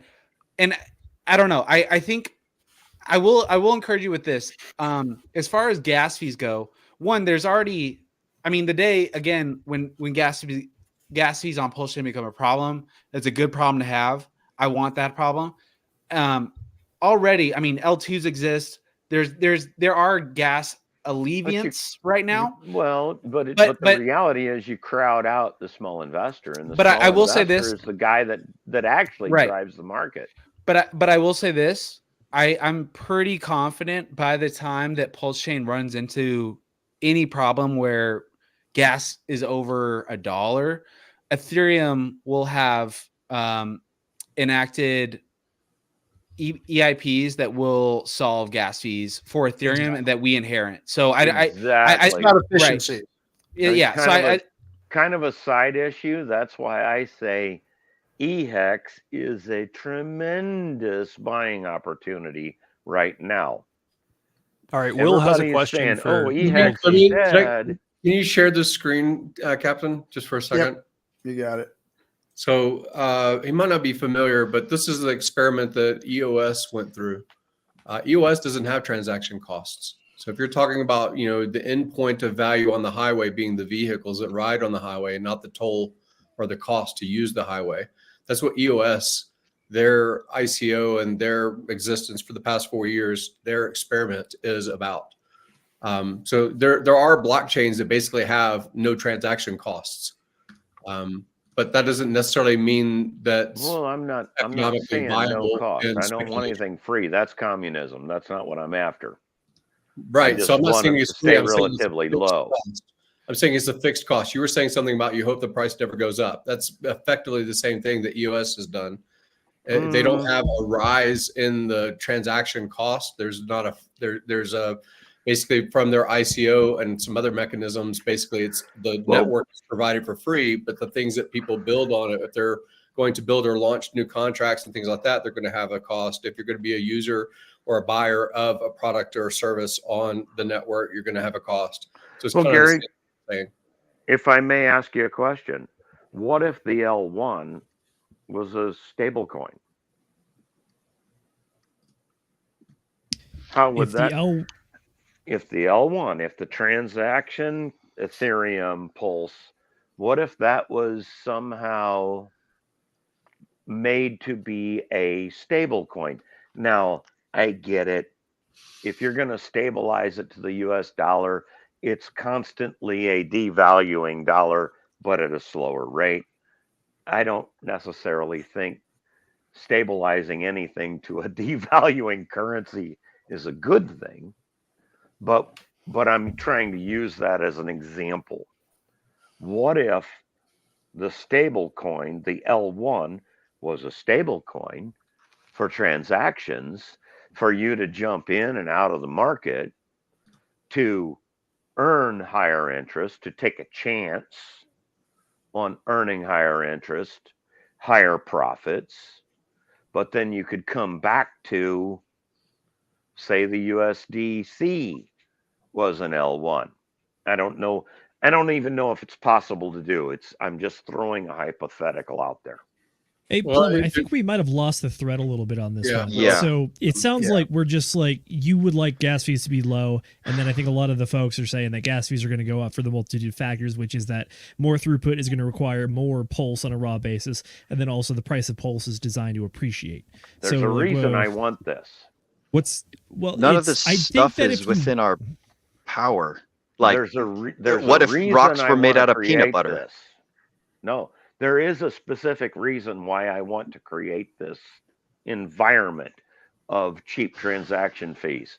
Because Are you trying to create an environment, or are you trying to affect what has already been put in place? No, well, tomato. What I'm actually looking at. I'd argue it's not. It's actually not. This is a fundamental thing, which is that, like you said, if the L1 token was a stablecoin, the issue would just be solved. But I think the fact is that we can't really change how Pulse is, which means we have to operate on what it already is. And what it is designed to do is that it is a token that has the ability to go up and down. And that's a feature, not a bug. The feature is that this is an idea to attract people into the space, because that's the value proposition. That's the reason to buy this. Not just for the gas fee, but also for a use case of actual store value and appreciation of value. Okay, gotcha. Plumber, I got a question for you, Plumber. Have you ever reached out to a dev to see about starting up a similar chain or something like that to PulseChain, where you could essentially make this dream that you want a reality? Is that something that you're interested in? Well, or is this like to change PulseChain into your vision? No. I'm an idea man. I throw ideas out there, and I hope other people can wrap their brain around it, and maybe we can come up. I'm only in the idea stage, and let me tell you why I'm so interested in this.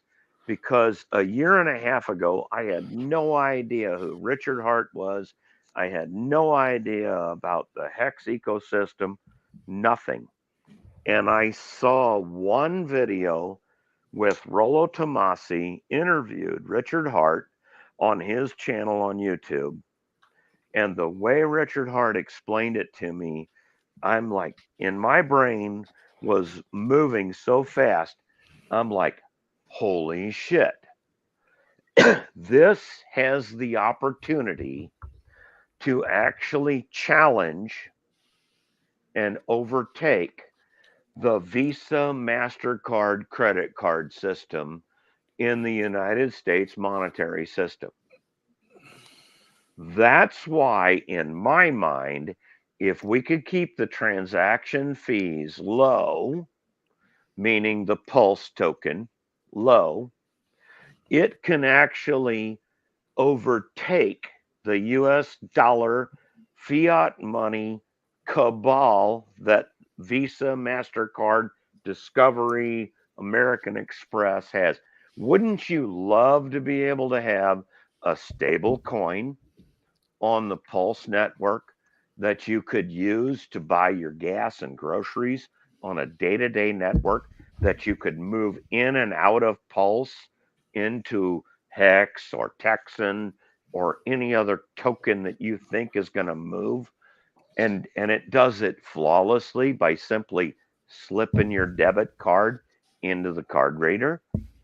But hey, Plumber, I know you're an idea guy, but like, I don't think this is really going to like take tangible effects. So at the end of the day, it's kind of just mental masturbation, to be honest. And I mean, I'm not trying to cut you off, but I am going to hard pivot here. I do want to throw something at Gold Key when it comes to funding. You had a really good motivational speech earlier there, telling people to build stuff even though you know you're going to fail over and over. And I'm on board with that. I wanted to ask you, do you have any insight on like how to fund projects? Because obviously work isn't free. And unless you're going to do the work yourself, I personally am not a Web3 developer as much as I would like to be. Like, how do you recommend that people fund projects that they want to build? This is such a good question, man. I've been thinking about this a lot. Literally since the beginning of PulseChain, just with how Richard Hart launched PulseChain and how we've launched things. And I've learned so much, man. To be honest, man, I truly believe that the best way to build, if you're serious, right? Like if you just want to launch a meme coin, you don't need a dev to do that. But if you're going to build something unique, you're going to build something that you want to like push and really take somewhere. I mean, my best advice, if you're not a dev, you have to find a co-founder that can build and build efficiently. That doesn't need funding to build. And I will say this, man, I've had kind of a reconsideration of this model that we've all kind of accepted with models around revenue share, where, you know, you launch a token and the revenue from your product goes to the community. Truly, man, like that required, like, in order to do that, jump in here real quick. Yeah, you go for it. So when I think about this question, I always arrive at three answers. The first is just straight philanthropy. I'm not a millionaire, so I don't exactly have unlimited bags of cash.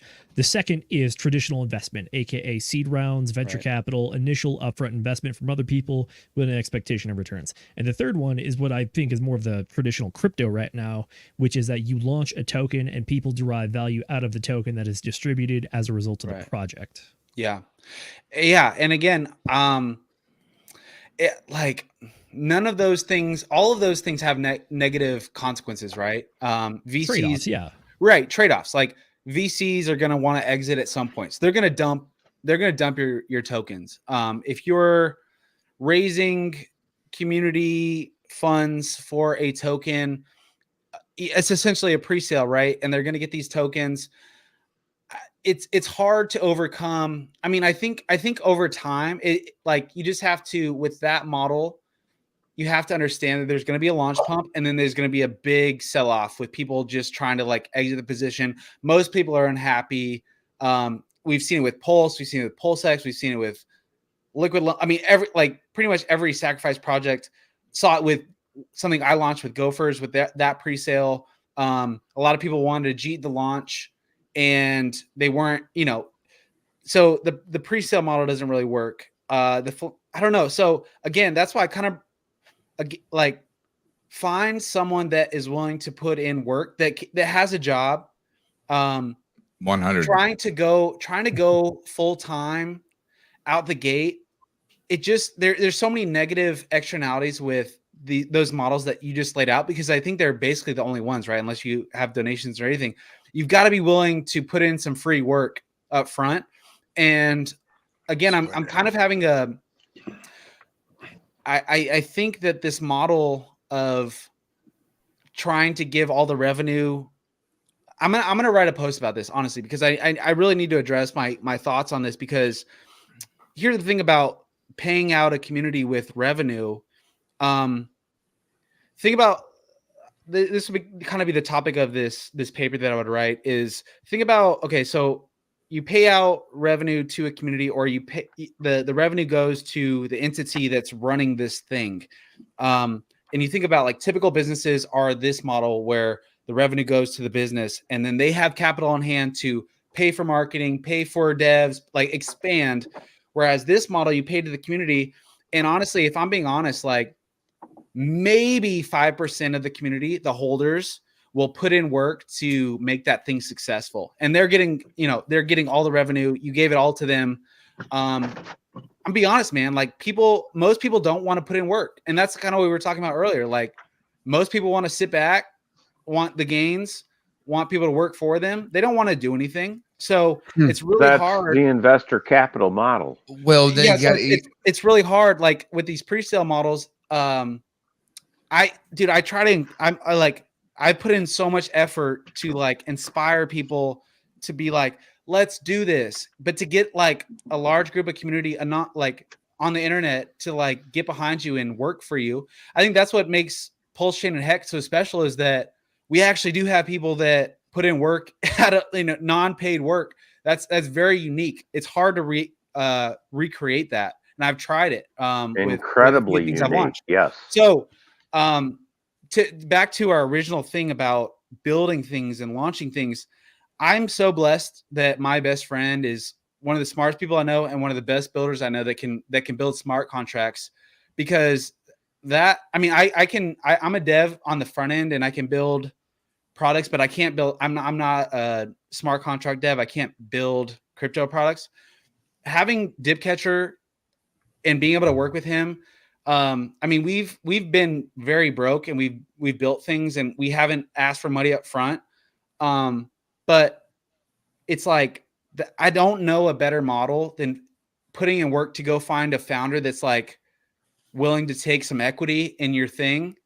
And I kind of want to put forth a new model about not giving all the revenue to a coin holder or, your pre-sale that like you paid, but actually earning that revenue and putting it to work.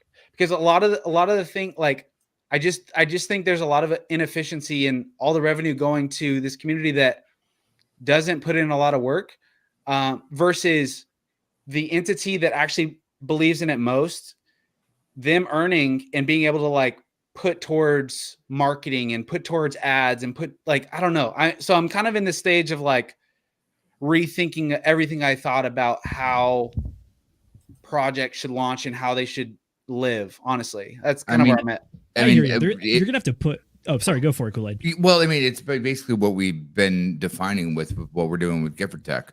It actually has a no leaky boat system. So when you're paying users the revenue out, you automatically realize that you're dealing with cheaters, you're dealing with vultures, you're going to deal with bigger bags than you that are going to come usurp the system. And because of that, I am sorry, friend, you did not realize you got onto the Autobahn with a car that goes 30 miles an hour. You have to understand these very different variables. And that's why, like with our, and not trying to shill stuff, but I'm trying to give you concrete examples why we believe in these paradigms, because it's not the same stuff that's working. If you want to grab lightning once and you hit it once, awesome. You know how you grab lightning the second time isn't by sitting where you were before, it's moving forward and moving past where you were, accepting that you had this moment in time where you did grasp lightning, but you got to go back to work. You got to go back to failing. You got to go back to climbing the proverbial ladder. And it's only when you let yourself go to what is Joseph Campbell quote? The allegory of the cave. The cave is the most scariest place in the world to leave or to enter, but it's where all your treasures belong. Yeah. You have to move past that type of That thing. makes sense. And the sacrifice model, let's be fair, not a lot of people are equipped to handle the multi-threaded use cases for what they're trying to do. And this is a very, I've been building games for 18 years. You know what my quote is? The worst thing about building games are gamers. They buy something for $50 and then suddenly their captains save a critique and they have all these things that they say they coulda, woulda, shoulda, but they didn't do any work. Yeah. When you want to worry about is people that want everything for free and don't put their back into it. The first persons to arrive and the last persons to leave to build a better future. Yeah. That is real bedrock. I will say so to your point about sacrifices as a form of fundraising, probably the person that's done it the best is actually Buck. If I'm being very honest, because I always get the names of his products confused. I believe it's Fucks. It's Fucks famous and fame, but I think it's Fuck. The most successful probably sacrifice product has been Fucks. And I've been studying it, and I think if you're gonna do a revenue share type raise where your people are paying for a product, like I think Fucks is like a perfect example of, because it has high volume and it pays out a lot of fees daily. Sure, mechanic counter. So you're looking at just an economic model. Yeah, everyone needs to get paid. People want to have this economic model. I'm just saying, if you are going to use that model, that's what makes something valuable. If someone's going to earn revenue, like just a daily VC funding is why we have securities. We all understand that. But what was the most dynamic model in our entire ecosystem is when Alex wrapped a T-share. Because I know I was saber rattling for years at that point what a wrapper was, and nobody got it. They're like, oh, NFTs are just silly monkeys. Nobody got it. I am a systemic designer, a level architect, and an artist. So again, I'm not the programmer person. You need multiple legs on your stool. However, when Alex came out and wrapped an HSI, we finally figured out how immutable code now could have programming hooks into it. And those gears could move multiple different paradigms between taking just the T-shirt to be a Watsa, between taking an HSI to go to auction, between having what you guys did with Maximus to now have group buy-ins and all the rest of that. A little bit different. But remember, that wasn't a sacrifice. That was just someone to be like, hey, buddy, here you go. I just changed the game. Enjoy. Now, you have the difference of economic model of building, because again, this shit's expensive and it's very time consuming. I can say that from what I've done personally. It's the same thing as anyone that's gone to war understands the stress of just carrying the equipment more or less being shot at. There is an economic value of the effort that is to move your funds, move your time, and spare or sacrifice your life. The difference is the best part about PulseChain is the fact that we have so many people passionate about creating that better future all at the same time, at the exact same moment that things were going on. And we all know each other's names. So it's not like it's a bunch of randos. It's just we all now are building this village from the ground up, but we're all doing it at the exact same time. We're all creating fire together. Not one person has a Lambo and one person is walking around throwing rocks at a beast of burden to hunt, right? There's no discrepancy. Like we all theoretically are at a decent playing field over here. How we build it together also has growing pains. And that's the unfortunate part of being at the antithesis of where we really move forward, both with tech, utility, knowledge, and throughput all as a whole. Because again, a lot of people just want the quick way out. Everyone wants the cliff notes, not climb to the top of the cliff. And it's when you get to the top of the cliff that you know how to get down. Everyone can go up. They just can't handle it to get down. And that's why everything crashes and burns, because they didn't load balance the ship correctly. Yeah. No matter Zena, which of the method. Oh, sorry, go for it. No, I'm curious. I wanna pose a question to you. Like, what's been your experience with PulseChain? You know, I'm curious, when did you learn about PulseChain? When did you get in, and how have you just thought about how it's gone since launch?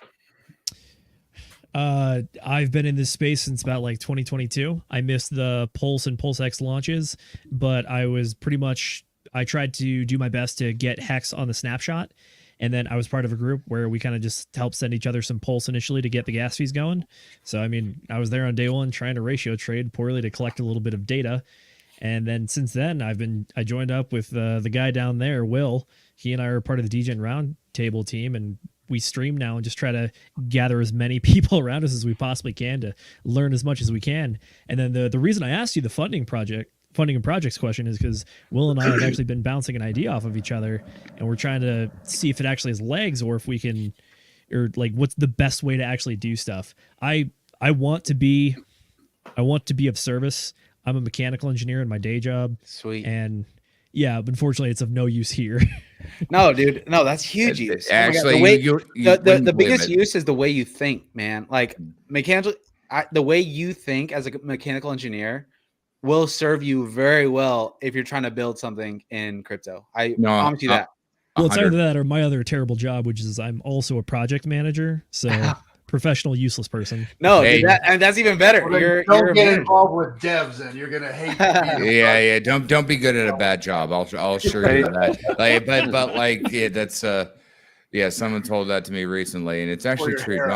Don't be good at a bad job. That's just not a good idea. However, you have to understand that your era of expertise is the lens that you see through. Alice through the looking glass. I would never think building fake reality would give me so much succor later in life after all the suffering and nonsense and bullshit you got to deal with the entertainment industry. But when you can build fake reality, real reality is very simple. Why? People are lazy. In fake reality, it has to work. And because of that, you don't have the externalities of, I don't wanna. No, the system you build had to work, and someone else is going to use those tools, right? Yeah, one wheel is absolutely bloody worthless. Two wheels, well, clearly people, when they invented the wheel, didn't have really bikes, but it was 3 to 4 wheels when you got a sled. Now it's actually movable to use the use case of a wheel. Having one wheel running down a road means you nothing. There's no momentum and balance on it. And that's why you have to lay those loaded systems on top of each other so they mature. Everything is almost like cooking food. If you cook it too fast, it's not done. Cook it too long, it's burnt out. It takes time to bake a cake, and it takes time to enjoy and grow what you need to use that meal.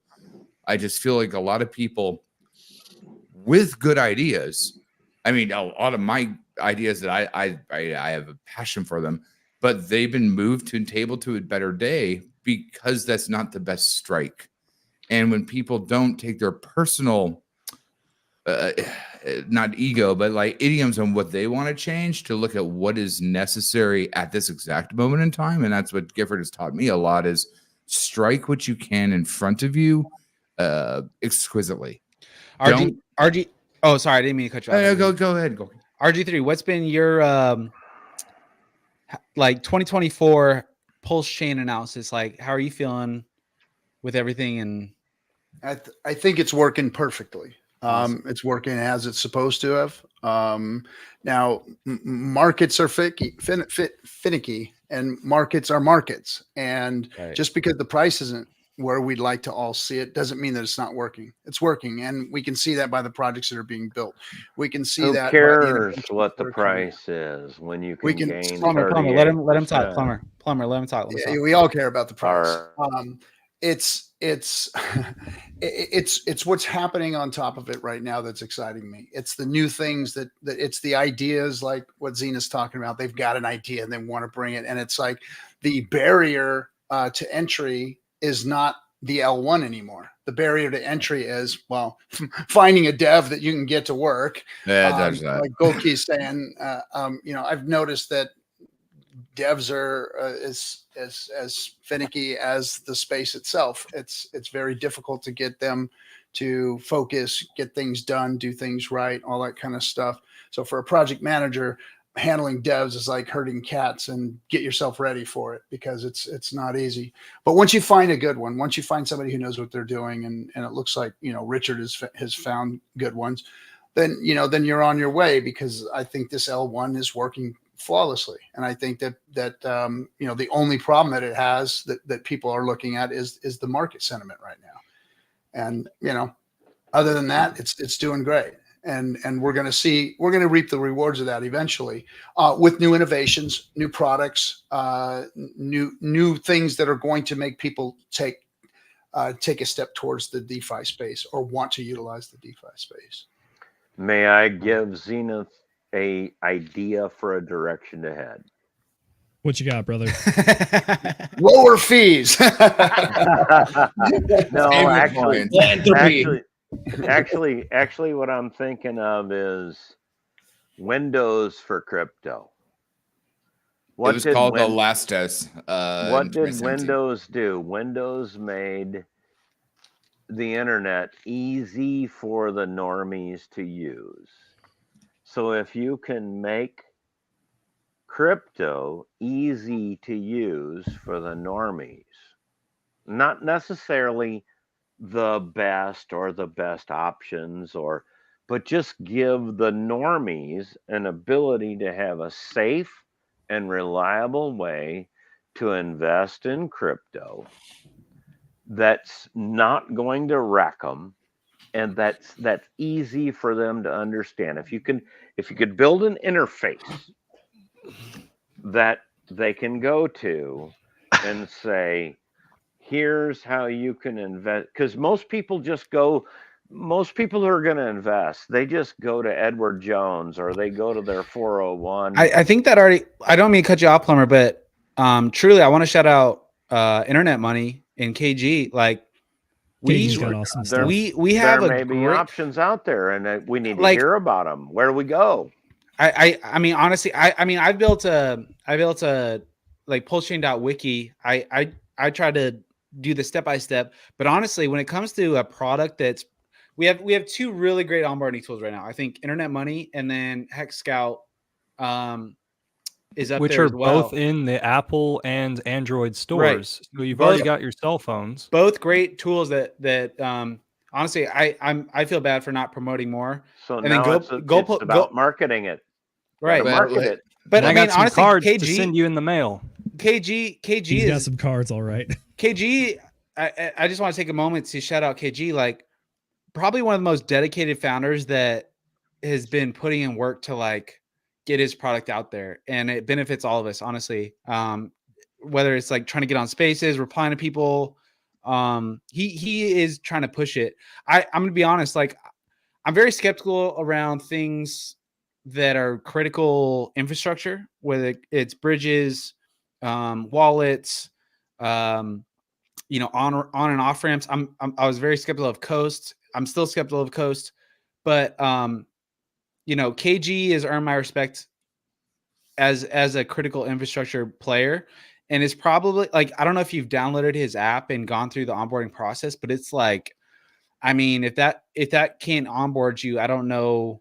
24 seed words demanded. 24 seed words demanded. It's a process, but you know what? You have to get through that to actually move forward. Yeah, tip of the hat to KG on that. But I mean, I don't know if you don't know Stoic and Resolute. I know them pretty damn decently. And not only do they fund it all out of their own pocket, no SAC, no external money, they're going to rep from Australia to onboard 180 countries to immediately onboard, offboard, completely reserved currency. When you burn your CST to get your fiat to go back in all the West, you do have to KYC. They are being adults. But if we want to talk about what Plumber's talking about, spending your cash, you could do that with Stable from that particular app. But KG and what Internet Money is doing for the diplomacy side of having the wallet that interacts with those things, like that's bravo too. So you need multiple of those. Again, it goes back to the stool conversation. Nobody wants a two-legged stool. That will never go well with you. The more stools and anchors you have, that's how you turn into a bench. That's how you turn into a cornerstone. That's how you turn into a keystone. I don't think the problem, like PulseChain is really kind of in its own little walled garden, which has its benefits. Honestly, like when we went over to Solana, like, dude, it's like that's the Wild Wild West, man. It's like it's crazy over there, which is good and bad, but PulseChain definitely has its kind of walled garden, and there's not as many bots, and it's like a little more. People are a little better over here, honestly. Like you can just tell by how people trade. But like the problem, here's the thing. Like, I don't think the problem is that the community is not doing enough to build good products from within our community. We have everything we need. Honestly, we really do. And I'm not saying people shouldn't build more, but we have basically everything we need. The problem is like we don't have there's the kind of this short list of chains that like when you go to any major product, there's this list of chains, and I don't know, man. There's a lot of reasons why we're probably not on that, but I think you know everyone here kind of has some ideas of why, but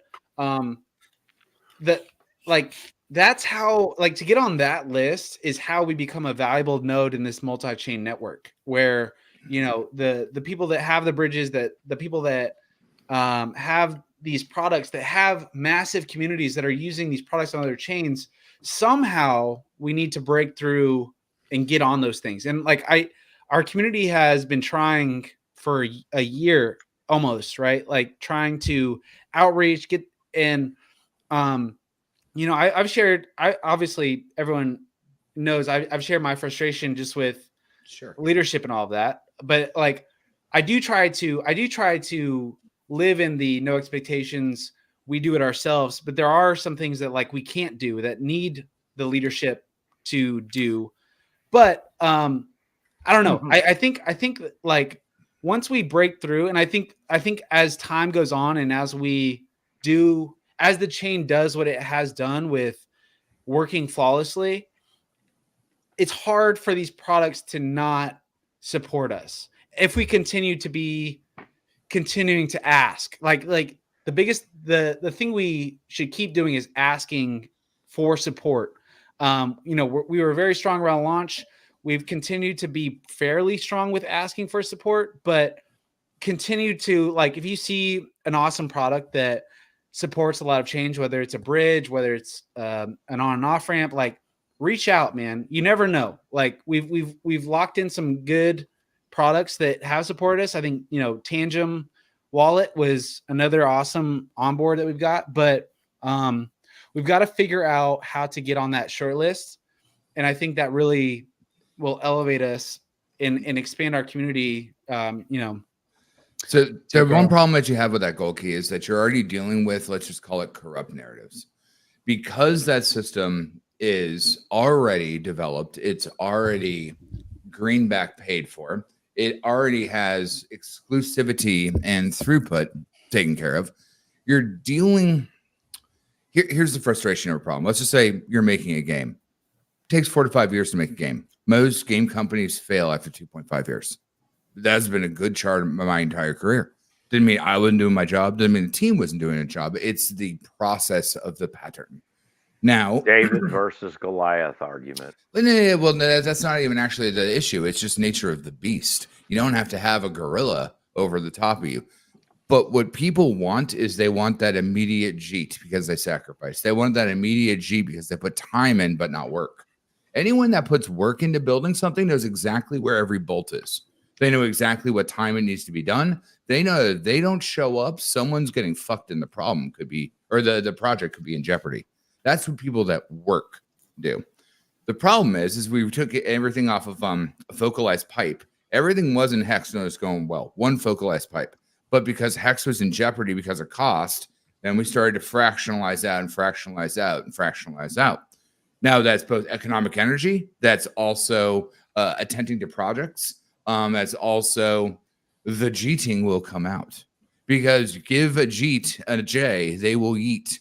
And that is just what it is. So as we all got settled down, right, fractionalized out, that our bedwater is now wider. We now have a ton of developers. That's not RH, who knows who the developers are, immutable contract, great.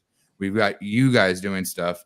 We've got us doing stuff. We got all sorts of great people doing stuff. But remember, we just moved a lot more back on how the size of that funnel moves, because the funnel just got a lot larger. But when that bedrock fills, now you've got a momentum tidal wave of people that built, that weren't Jeet, Vampire, or that came in it without the wherewithal on how to get in. Jesus, you're going to get on PulseChain without understanding what Pinata is? Really? I mean, you can. There are ways that you can, but you probably should. And so when you take the Edipath that when it's so easy a caveman could do it, all the gains are already done. All the other people that came before you have already laid the brick and mortar. They have taken away that sovereignty. And remember, PulseChain is about self-sovereignty for DeFi for all, which means that you need to realize that the time that we put in is the time we put in together. That's what we did when we originally baked in our shares. Proof of time. Time is the most expensive thing in the world because you can't buy it back. Knowledge is technically even more expensive because that tells you how to spend your time. You can buy knowledge. Always changes. Well, no, knowledge evolves, sir. Evolves. No, there's a difference. If you do not change, you have not changed your worldview. You can be a carrier pigeon maximalist, a fax machine maximalist. How the hell does that do to you now with high-speed internet? Doesn't. That's a good point, but it's still time. Time is the one non-moving thing. But no. Your understanding of time is correct. However, Moore's law and Metcalfe's law, how a knowledge understanding binds into time. You no longer have. So to that point of Metcalfe's law, you know, sure. I think people, when I think of Metcalfe's law, I think a lot of people think about like users on PulseChain. For me, I'm be honest, like we live in a multi-chain world now. You have to like adapt to that. Like it's not just Bitcoin and Ethereum. There are a lot of chains, and I think to win in this new world, to adapt to it, we have to figure out how to be a valuable node in this network. And so Metcalfe's law isn't just about new users that come to PulseChain. It's about how we expand our network to bring in values. And it's kind of like, you know, the products and things are like highways that we bring to PulseChain. That's a really good point. That like Metcalfe's law, like if you want to talk about like that user base, you expand to some of these products like I was talking about, like that short. If we get on that short list and we open up the gates for the people that use those products, which are, you know, hundreds of thousands of people, that's I don't disagree with you, Goalkeeper. Let me ask you one question. Back in the day, because we're about the same age, you know, you're a techie like me. What was a Mac worth at all before the iPod? I have no idea. Nothing. It was an expensive computer that sat in your high school. Nothing. Right. Now, the iPod gave you the ability to travel with music, but not use the internet. It was the iPhone that segmented prestige. Yeah, back in a way that kind of validates what I'm talking about, though. The thing is that you're expanding the network rather than just trying to be like everyone needs to use a Mac computer. It's like, you know, you build. I mean, whether it's like that's kind of what we were trying to do with Gophers and going to other chains. I know. You know, it like that was an effort to kind of expand beyond what we have, but the way, like the easier way, like if you're coming from a bootstrap startup point of view, is to partner and to find people that have existing users that like their product. You know, we've kind of gotten stuck in our own little world here, and it's fine.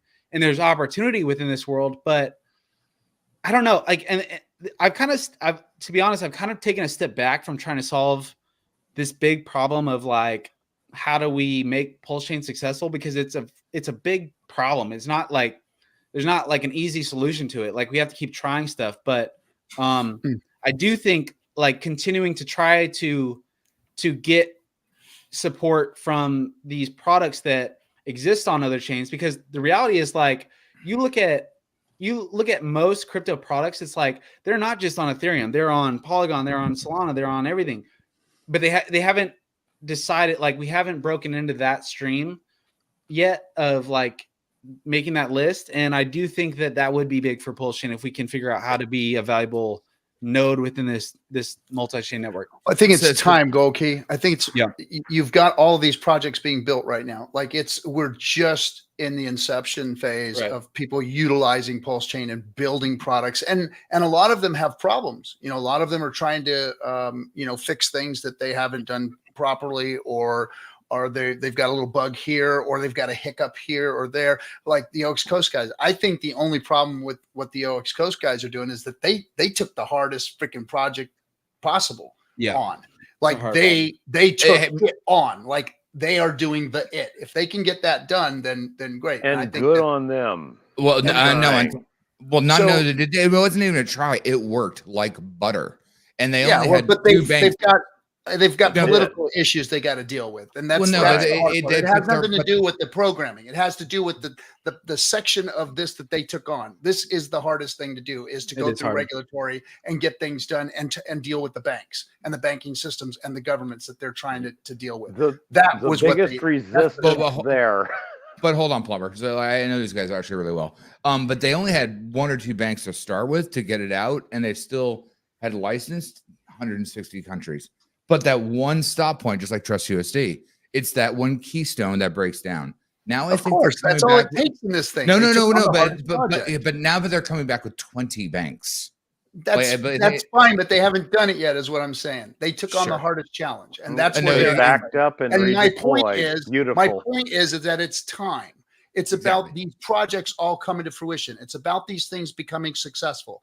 Once these things start to all become successful, once the Pulse chain is being utilized and projects are out there and people can use these tools and they can do it cheaply, then that's when we're going to start to see more adoption on the chain. You know what I mean? And now let's face it, we're going to see more users or more wallets get filled as number go up. No matter what we all think here about how bitchin' and cool all this shit is being built on PulseChain, real adoption is going to come from number going up.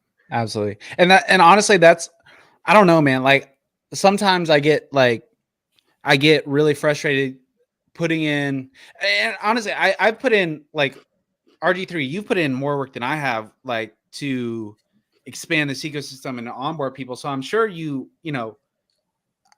all wish this past year would have gone differently and we would have just exploded out the gate, but it didn't work out that way. And we'd have to, just accept that, but continue to work. Kind of back to what I was saying, like, what we thought was going to happen didn't happen, but that doesn't mean it's over. And we have to keep pushing forward, trying new things.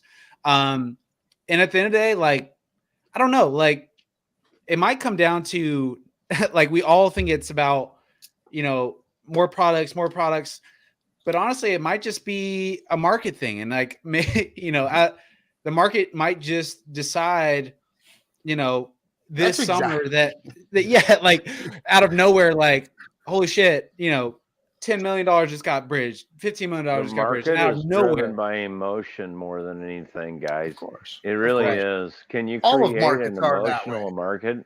But here, let me just say this: thank you, guys. I really appreciate the opportunity to be here, Plumber. Captain.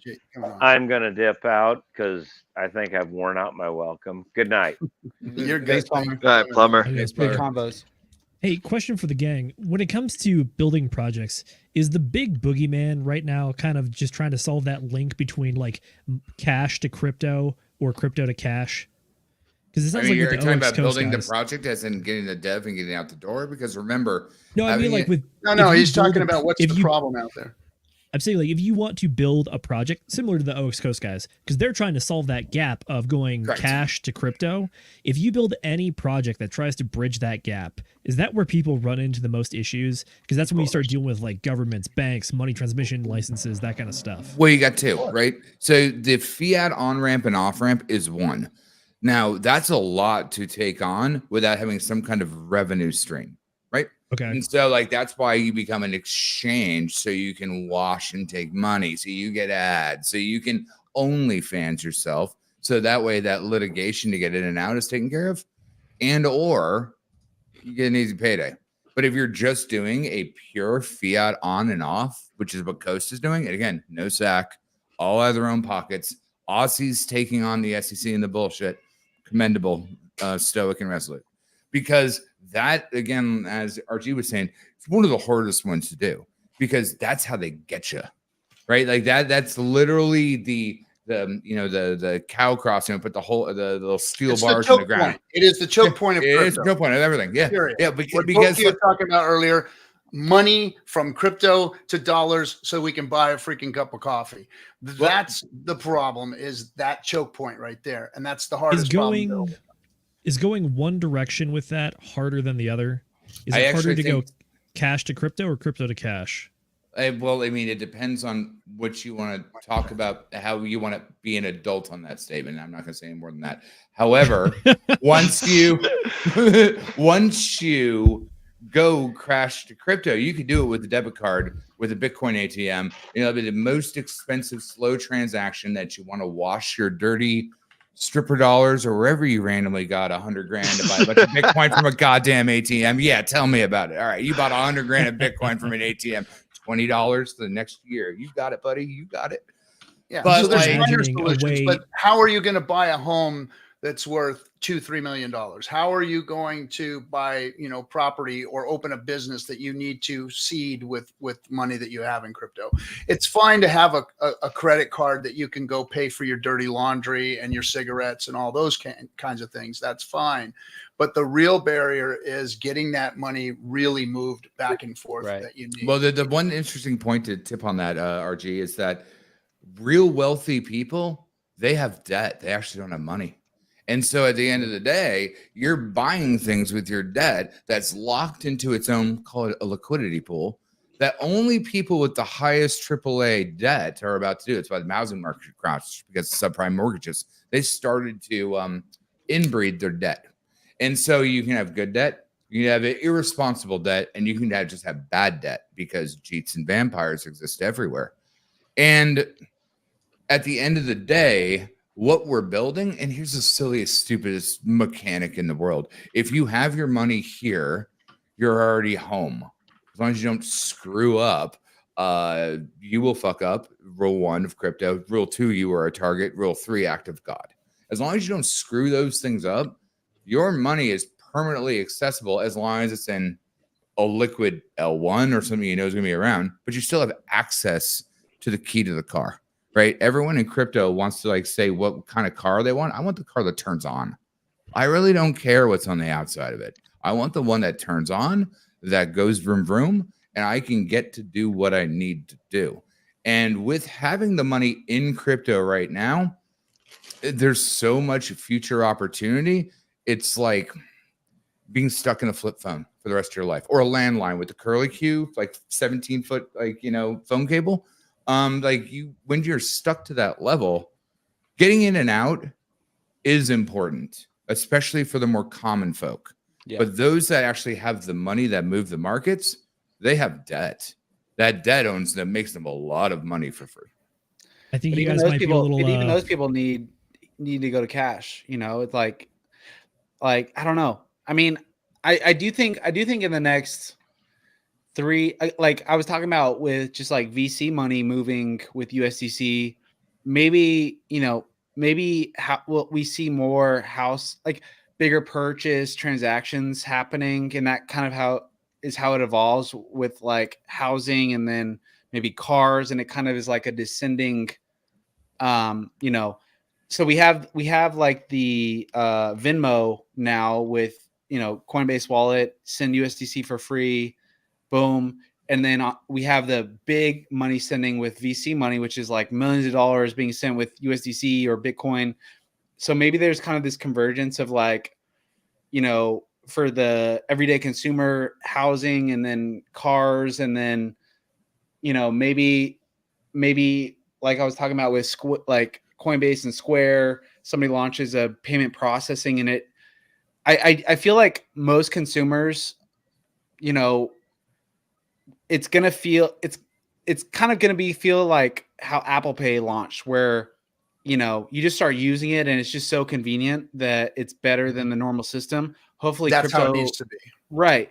So People again, almost need to be tricked into being given a wallet Right. and being Right. given crypto and utilizing it without them even knowing, just using the Right. tools that they use daily, like Right. Zelle and these types of things. Before they know it, they're in crypto. Right. And Now I think I that- will say how mainstream crypto is going to look is probably going to upset the decentralization maxis that like how they're living crypto right now, where it's like, I have a hardware wallet, I have my private key printed on a metal for fires, like for most people that's way too much, and they'll never use it when it's like that. And it's probably going to be like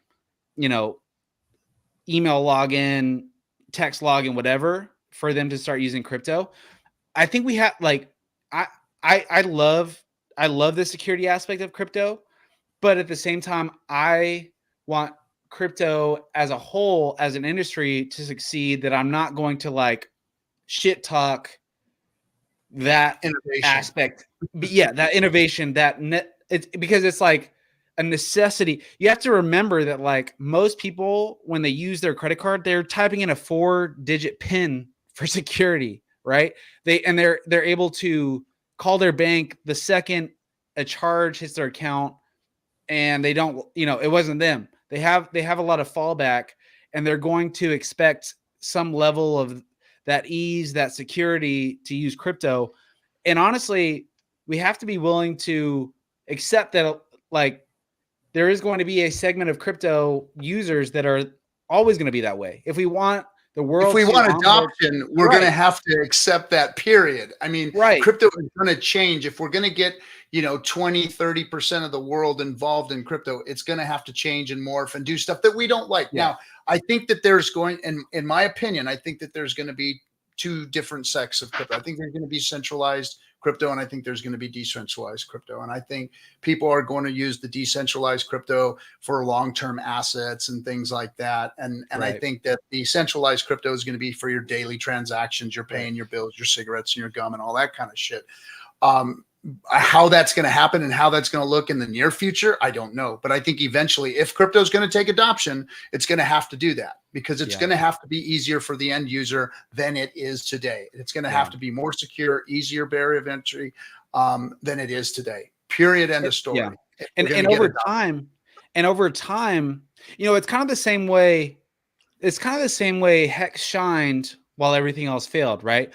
There was opportunity for us to be like, hey, we've been talking about this better way for years, and you didn't listen. I mean, I don't like you didn't listen, Hex users unaffected, blah, blah, like shoving it in people's face, right? Like, I don't think that's effective. I've tried to bring that up before, but no, like a lot of people love to do They get that. salty about the Hex But- users No, unaffected. that's just consoling our broken little heart. We've had. But- Taco truck is not affected. But I will say, like the things we know, and shout out Richard Hart for being so early to teach people about self custody and all the things that Richard Hart did teach us. Those things are very valuable, and they were ahead of their time. They're even ahead of their time now. Like, you go into a space and you try to bring up like trustless DeFi, like most crypto spaces, like they don't know what the hell you're talking about. Like it like the things we know are still ahead of their time. And so it is, as Hexicans, as PulseChains, we do have to have this kind of long-term outlook that we do know a better way. We do know a more secure way that actually, although we do still have the on and off ramp issues that all of crypto has, but like, as far as like securing your own crypto and not having to trust middlemen and having crypto that is not going to rug, which, those things, like those three things, like most people don't have in crypto. It's hard to find. So it's kind of a long game here where as people come into crypto and maybe they use it custodially or whatever, and maybe those things fail, we have an opportunity as time goes on, because like we like the things we have last. And so we can continue to onboard and bring people over to the good things of crypto that, but we can't, I think the thing we need to change is like the force. I think we try to force people too much, where it's like everything you do is bad. But rather we kind of come from a place of like, this is just better, and, allow us to like educate you to be better. But yeah, but Golki, that's basically the one problem of tribalism versus maximalism. Tribalism theoretically always can evolve because the tribe has a vote. Maximalism falls too far fast into the mob mentality or the God mentality. And you need a messiah to save you, or you need a mob to move with. And that's just the unfortunate thing of human nature. And that's why encouraging people to take the habit to learn. I'm not the best example of working out every day, but I used to do it all the time. But I do take the time to learn, both of which are equal ends of the pie. On what do you want to put your time into learning to be able to deploy and execute when you have a good opportunity? I mean, for me, DCA is whenever I bloody could have the money, even if the prices were wrong, life's going to take that money from me. Get on in there. Just do what you can. Shove it through the pipe, because I know with my particular life, that opportunity is exceptionally rare. So everyone has that particular glass coffin in the ceiling that they're in. The trick is realizing that it's just glass. You just have to break out of it. And it's not about immediately mass adopting the world. It's about educating the people directly next to you, so they teach one. And remember, each one teaches one. It's the viral way to move something. But then you also have the other problem of telephone. When you're not closest to the faucet, you don't get the benefit of having the most direct set of knowledge to the understanding it. You got to pass down from you. Yes, viral community management is the way to go, but you really don't know who you're learning from at that point. That's the whole problem with the whole term, do your own research. If you don't know what research is, where do you start? That's true. Right. So like, that's the benefit about being where we are and then complaining about time. All the other people on the other end of the fence, they haven't even realized that time is of the effort. Are all the people paying their Social Security and all their taxes going to get Social Security? No, they're not. Unless you're, my mom's age. Like, lucky for her. But the thing is that economic model is going to fall on its head, just like the inflated housing market is going to fall on its head. And all the other things that we built on, straw houses. Funny enough, if you look at old fairy tales, they teach you a lot more than what people think. The Three Little Pigs has nothing to do with hiding from the big bad wolf. It is about building your foundation correctly with anchor points, cornerstones, and keystones that when a big bad wolf comes in, you're prepared. And shit, if you get washed away, you built something once. Guess what? You can do it again. It's building that forward momentum, which allows the human spirit in any resolve to move forward. It's all blood and sand. It's the Colosseum. If you didn't fight your way through it, you probably didn't understand it. And that's why it's so important to do what RG does on the tour, and all of us bringing in as much as we can, but then also sending them to better ley lines so they can learn. Because getting from level 1 to level 6 is a vast amount of knowledge that for us that are level 30, 40, 50, 100 is so small because they've never even understood this vernacular. I mean, shit, I didn't even care about what a fiat was. I mean, why do people want to buy Lambos instead of Ferraris? Because Ferrari's owned by Fiat. I had no fucking idea about either cars or fucking fiat as in currency till then. But that's why it's bloody comical. It's because now that I can understand the lens, I've got my glasses on, I have a better understanding, which means that I can lend the ear to my friend, which means it's more of my time because I'm not going to give them an easy lesson. You know what I'm going to do? I'm going to send people I respect. And that's the beauty of building a village and having a tribe and not a maximalist, blinders on, no listen mentality. Everyone has to understand that the ebb and flow changes, and you have to change your old worldview. Otherwise, you get washed out, right? That's a very good Fiat Ferrari joke. I like that a lot. But so what if there's a third option between tribalism and maximalism? And I give a shout out to our good buddy Fast Abdul. Which is, what if he's it's the best. Bribes. What if it's bribery? Yeah, I know. That's it. Like personal interest as the driver instead of tribalism or maximalism. Personal interest, trying to make the systems where the incentives align for the person to do what's best for them, not for a group, not to uphold a project, not to follow a messiah, but to just make cold hard cash or just the best move on the chessboard. Well, so okay, since you said chessboard, let's go into, because everyone likes. Oh boy, here we go. How about making the best possible? No. Well, making the best possible pet at the poker table. No. But it goes back into the art of play, right? I'm getting stupider as it goes on. Did I open a can of worms here? I mean, I'm the game dev guy, so it annoys me when people I love game dev. Kool-Aid, do you see the? I built 2 games. I built my first 2 games. Do you see those? I did not send them to me. I tweeted them out, but I mean they're like just simple. I built like a Flappy Birds clone, and then I see Sprite game. Yeah, I built it in JavaScript, but I built a Flappy Bird, and then I built I don't even know the other one, but I'll send them to you. Yeah, totally. I'm a game dev now. I will put, if you'd like that, I will put you to work. The thing is that when you get put to work here, you never get to leave. It's the real one-way door Ponzi. So dude, games are so fun. Yeah. Okay. No, you end up like Kool-Aid after a few years of it. So playing games are fire fun. Beware. Making them are not, because you have to build with surgical precision, because it's always going to break. The machine will always break. The question is, how many moves can you guess ahead? And that's what real air quote game theory is. The mathematical equation is mechanics, rules divided by systemic design. That parentheses times social consensus. Crypto people only deal with social consensus. If they could barely understand the mechanics, they don't even understand the board. Otherwise, they acting like a whole bunch of fools. Like, to understand how to build something means that you, again, put in the work, you show up, you train, you put forth the effort to do that. And everyone has a different role in that particular path on how you're trying to solve it.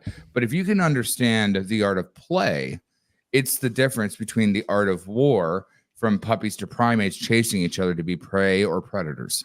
But it all works into the same system of how do we play. Right. Well, I will say this. About game theory and products and innovation. At the end of the day, it is about community. And I think the thing about Hex, as an example that we can all look towards, is like, the game theory is good. The tokenomics are good, but it was just enough to give something that people can talk about for a long time.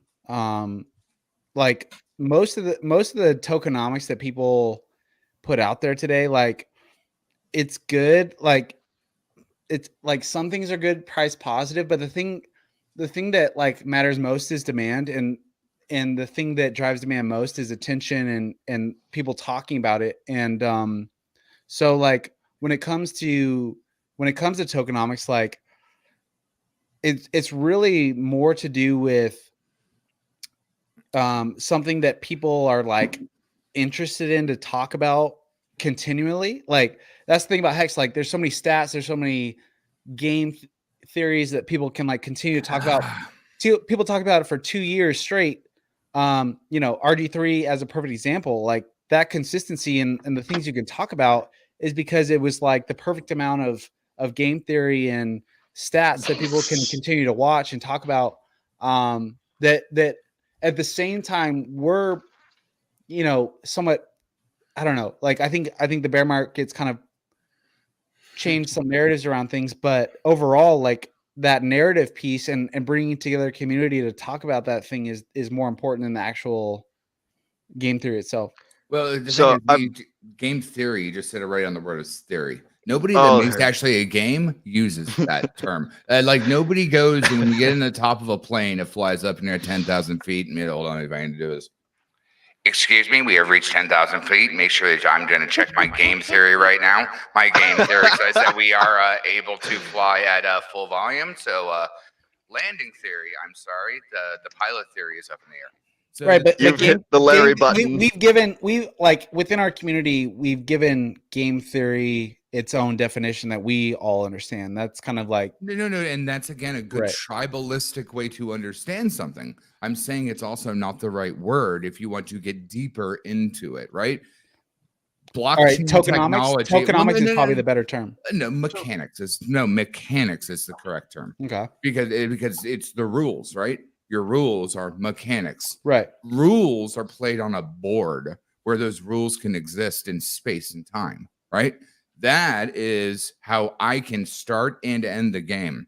But even if the game's against me, social consensus, how do I understand the turn of the cards? So again, I'm trying to point it out because it's an important lesson. If all of us that understand a T-share and someone came up to you and grabbed your collar and be like, I just learned blockchain technology, wouldn't you just think in your head, be like, you realize that how Excel works?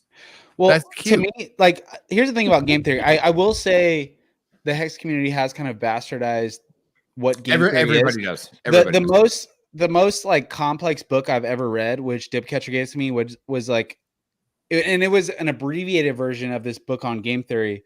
Game theory, when you really dive down on what it is, it's like one of the most complex concepts. But like, what I would describe it as, like, the real definition is like, it's you and another person, and you both have to make a decision.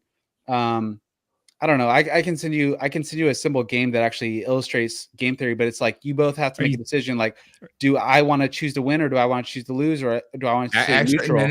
Right, I'm sure you understand that. Oh, no. It's loops. The way that you would understanding, like you said, stay neutral could be a stalemate to have a better loop later. Exactly. Right? No. But again, here's but every day we do have game theory of.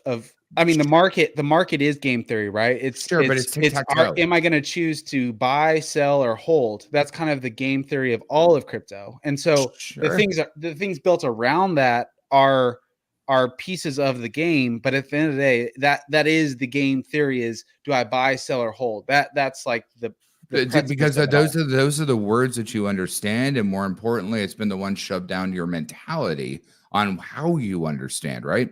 Because if you take game theory, I've studied outside of our community as well. No, but of course, gentlemen, pardon the interruption, but Goldkeep, what was the book you were about to bring up?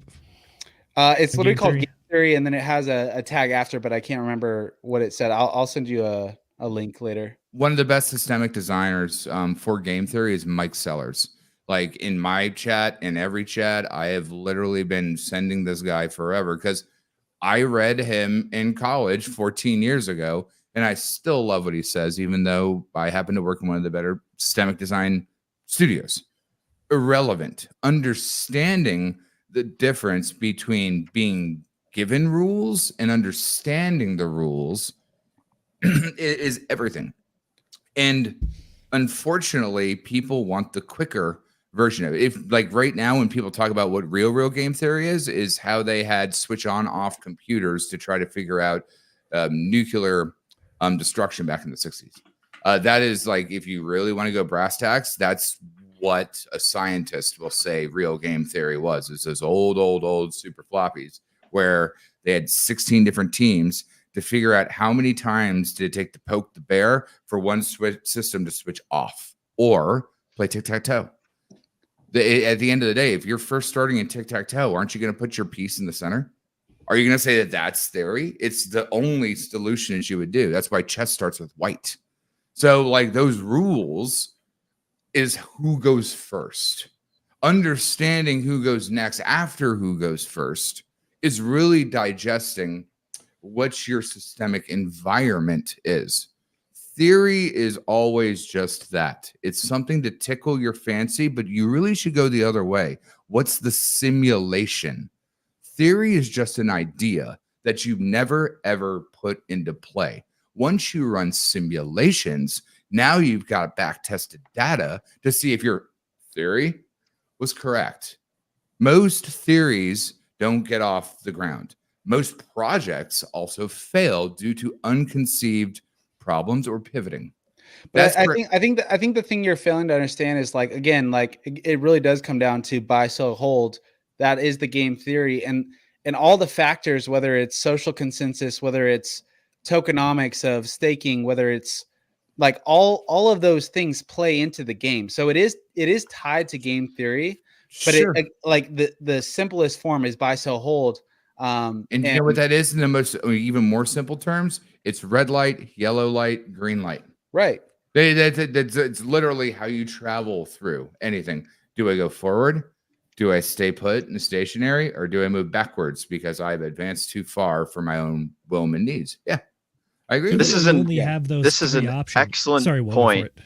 This is an excellent point. I want to interject in here because we've, like, the thing that brought up this whole topic was the theoretical project that Zenith and I have been brainstorming. And honestly, like, this whole thing came as like a very selfish. I basically want a tool that I could use to skip a whole bunch of stuff. So the long and short of it is, I want a single button, like Amazon one-click buy, to just Quattro Cinco stake a logarithmic number of hex. So whether it's like $1 or $10 or $100 or $1,000 or $10,000 or whatever, it's just got a bunch of logarithmic options to just Quattro Cinco stake however much, like, that dollar amount of hex is. A user goes in, they're like, hey, I've got $1,000 plus whatever the fees are going to cost. They hit this one little button, and then, like, in the background, there's some monkey somewhere that's onboarding money onto Coast, and then they take the money off of Coast. There's a while that process is happening, there's a stash of DAI somewhere or whatever, like Coast or USDL or PXDC or whatever, some sort of stable coin sitting on the PulseChain side, buys up that amount of hex and fucking stakes it Quattro Cinco as like an HSI and sends it to some fucking other wallet that gets input later into this little system. This is the idea that I had. This is like and I was talking to Zenith about it, and like we came up with this fun little project sheet thing and whatever, but like this Captain, if you do not mind. Yeah. Well, real I mean, quick, if you bring me real quick. calzones, if you keep bringing me calzones from Dallas, I assure you I will make this little fantasy possible. Those No calzones- kidding. Well, Done. I mean, I'm just saying, do you ever bring those calzones? It's probably like the nicest thing anyone's done for me. So, yeah, it's delicious. Anyway, go ahead, Captain. Done close. So, gentlemen, it's time to be a little respectful. I was getting ready to shut the stream down, but we've got new energy coming in here. We have a new Hexican joining us, and you better be on your best behavior, because this is all class of the Hexican community, ladies and gentlemen. Crypto stylist. Hey guys. We haven't seen in ages. How you doing? Yeah, good. I just streamed with Vets and Crypto and Fashion Coder and Lindsay. So it's really, yeah, just I'm back at it. I'm in the streaming mode, so I'm like, I might as well just keep going. Right. We're coming back. We got And plus, there are too many dudes in here. Too many dudes. You slay girl always. You slay girl always. I'll be right back. So what is going on? Yeah, just enjoying Bitcoin having happened, and just waiting for the rest of everything to play out the way it's supposed to play out. Ooh, dangerous words. Dangerous words. It's supposed That's to. almost like game theory. Because Supposed the market doesn't give a crap about any of the game theory or any of the happenings or anything. It's going to do what it's going to do. Period. End of story. Well, it's going to do what it's going to do, but I hope that, I'm trying to remain positive and hope that it does something good. I mean, I'm sure we're going to see it rhyme with the last three happenings. I think so.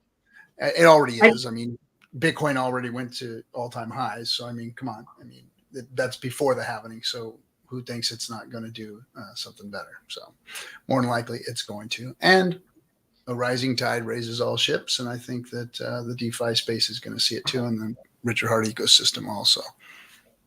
I think that's going to be the most fun to see what goes differently, though, what doesn't rhyme, because this is a different paradigm with ETFs, I think.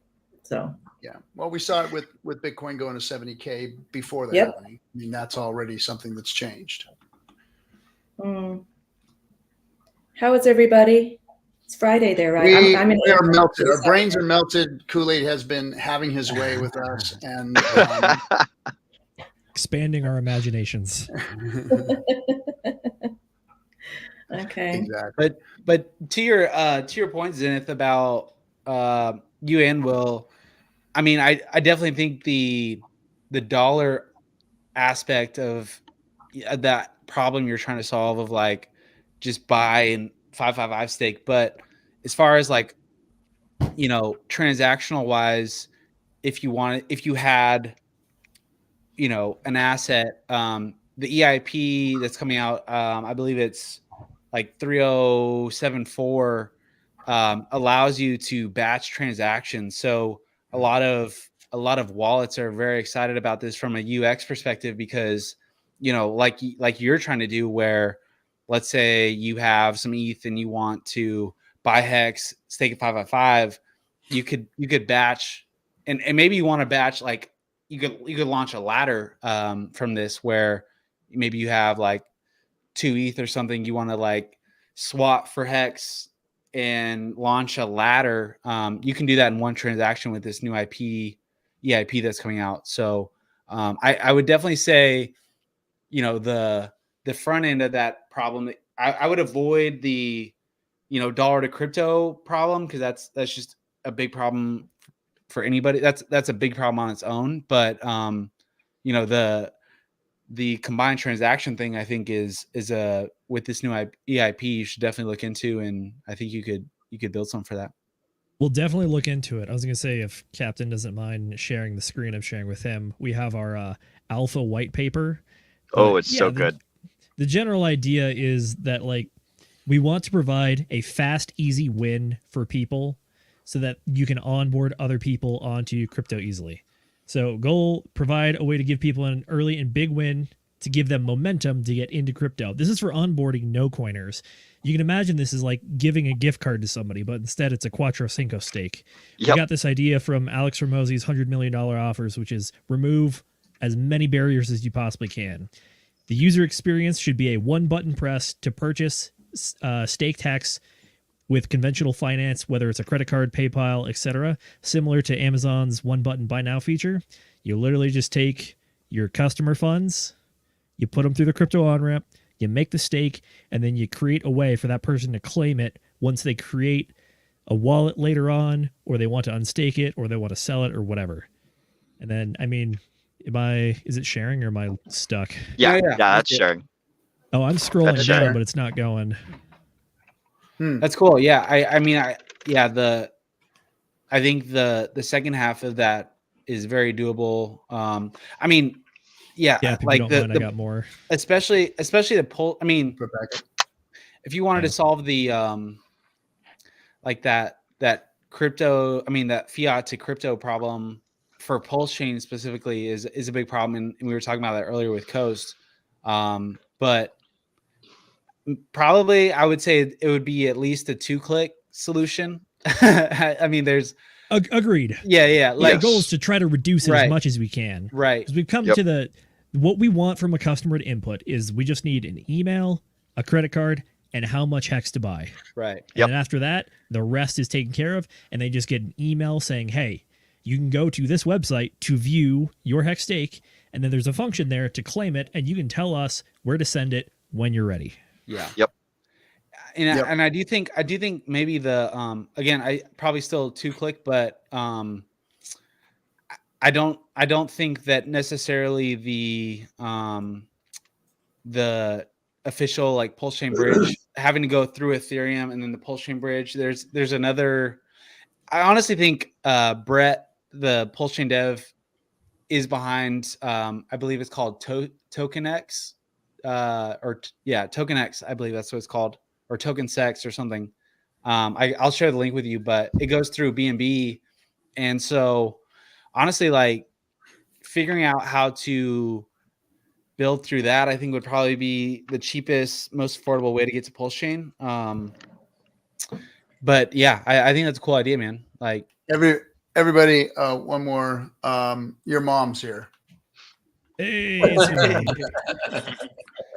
In the studio. That's my mom in a while. What's happening, bud? Hey, everybody. I was just getting some work done and saw y'all were up. How are you? Yeah, we've been little millennial, or what do you call yourselves now? What do you guys? It's getting freaking late. Gen Z. Our Gen Z, our Gen Z actor friend from the Midwest. It's gonna sound so stupid. Did the halving happen already? I'm so in my own it happened about today. A couple hours ago. Just checking. I knew it was today. I just didn't blow off tops everywhere. Everything's going nuts. We're all filthy rich. Oh no, I'm sorry. It's already over. Never mind. Sorry, bro. I didn't mean to get you excited.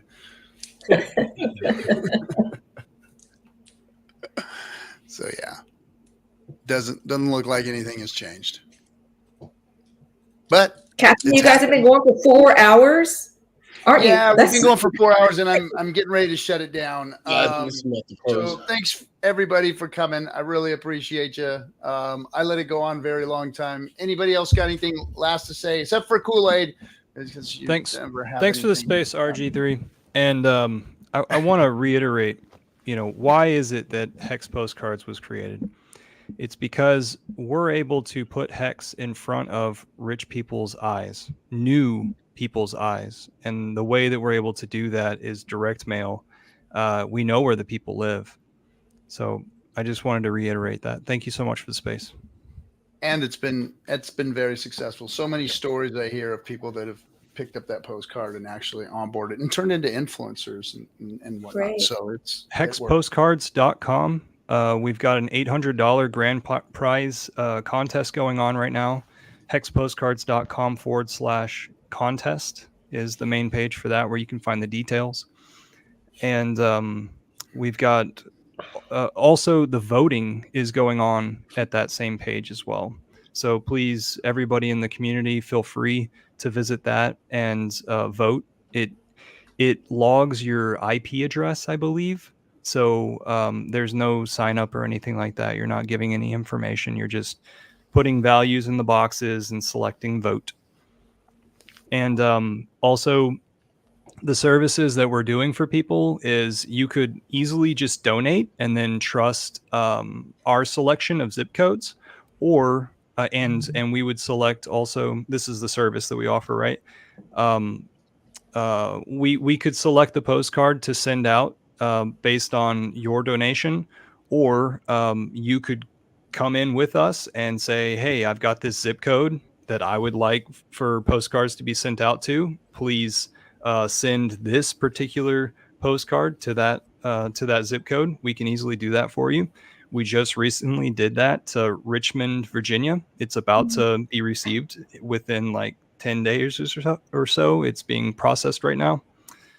And then also, what was the other thing? Patreon. Patreon.com/Hex Postcards. Please consider the smallest donation monthly. Like we're talking maybe $1 a month, which means $12 a year. I don't think that's too much to ask from you're bilking the community, young man. You need to stop that. Attempting to our portfolios go up and down so much. What is just $12 to you? Thank you. You're rugging us with postage. Well, no, that's the whole point. Is like you're not only printing the things, but you're paying postage to get it there. Like literally, just the throughput of that loop and that cycle is well worth more than your Starbucks coffee for the week. If you really care about anything, whether it's DeFi or all your bags, augmentation of us getting out of the glass ceiling, if you can't sacrifice one coffee a week to put up the economic value to just get the system working, you're not at the forefront. Everyone should want to be giving that free coffee a day just to pay the postage and the sticker price to print. Now people are coming out here and doing this extra effort across the board between a bunch of us that are trying to help, whether it's sweat equity, economic energy, mental energy, being a layup for someone else. All of that is important. But a simple $1 to $5 Patreon to EcoBuilder, I mean, come on. It's the simplest thing that you can do to bring tactile direct messaging back. Remember, we have moved into an epoch where everyone is too busy. Me one more time. All right. Anybody else? Yes. I got one thing, guys. Join the Hex Telegram meetup channel, t.me/hex_meetup. You go in there, you join into one of the random topics that is worldwide locations where you can go and meet other Hexicans. If you don't see a topic that is relevant to your particular area, then go ahead and create one. Feel free. There's instructions on how to use the Telegram. Again, it's t.me/hex_meetup. Spelled exactly the way as it sounds. Your mom, I didn't catch what your name is or where you're at, but I did hear that you're in the Midwest. I'm over in St. Louis right now. I would love to do a meetup. Where can I reach out and find you, bro? I'm just in the Midwest in general. I'll reach out to you on Twitter. Are you on Twitter? Yes, I'm on Twitter. Will Stevenson X. Okay, cool. Yeah. All right, cool. I'm just not gonna. All right. Public information. Sweet, bro. On YouTube's. Yes. Right. Don't dox yourself for sure. But not big deal. I'll reach out, man. Thank you so much for sweet. That. Anything. Yeah, for sure. Let's do it. For sure. And for the folks at home, you guys can find me on my socials at linktree/Will Stevenson. Again, spelled exactly how it sounds. That is all that I have. Thank you, Captain, for having me on, bro. See you well. Hope to see you all in New York in October. Yes. Yep, I'll be there. Yep. From Asia, I am flying all the way to New York. you really? Hell yeah. We'll be in New York. PulseChain tour. Yeah, Captain's going to throw a party for everybody. Yep, we're going to have a big party. Big party. Courtroom meeting. Gary, did you have something? So again, there's this contest going on. Follow KDP's content from today. I did a stream specifically about the topic of Munich, valuetainment, the Trump dinner coming up soon. And I'll probably DM to Crypto Stylist and to Kyler directly because you're experts in your niche that's not directly about cryptocurrency. So because you're experts in your niche, I think that you would do very well, and I can socially, basically edify you with other bridges outside of this community to build this community. I miss Right on. Good, All man. Yeah, right, definitely. everybody. Goki, thanks for coming by. Everybody, have a good one. We'll see you next week on Monday night. Bye.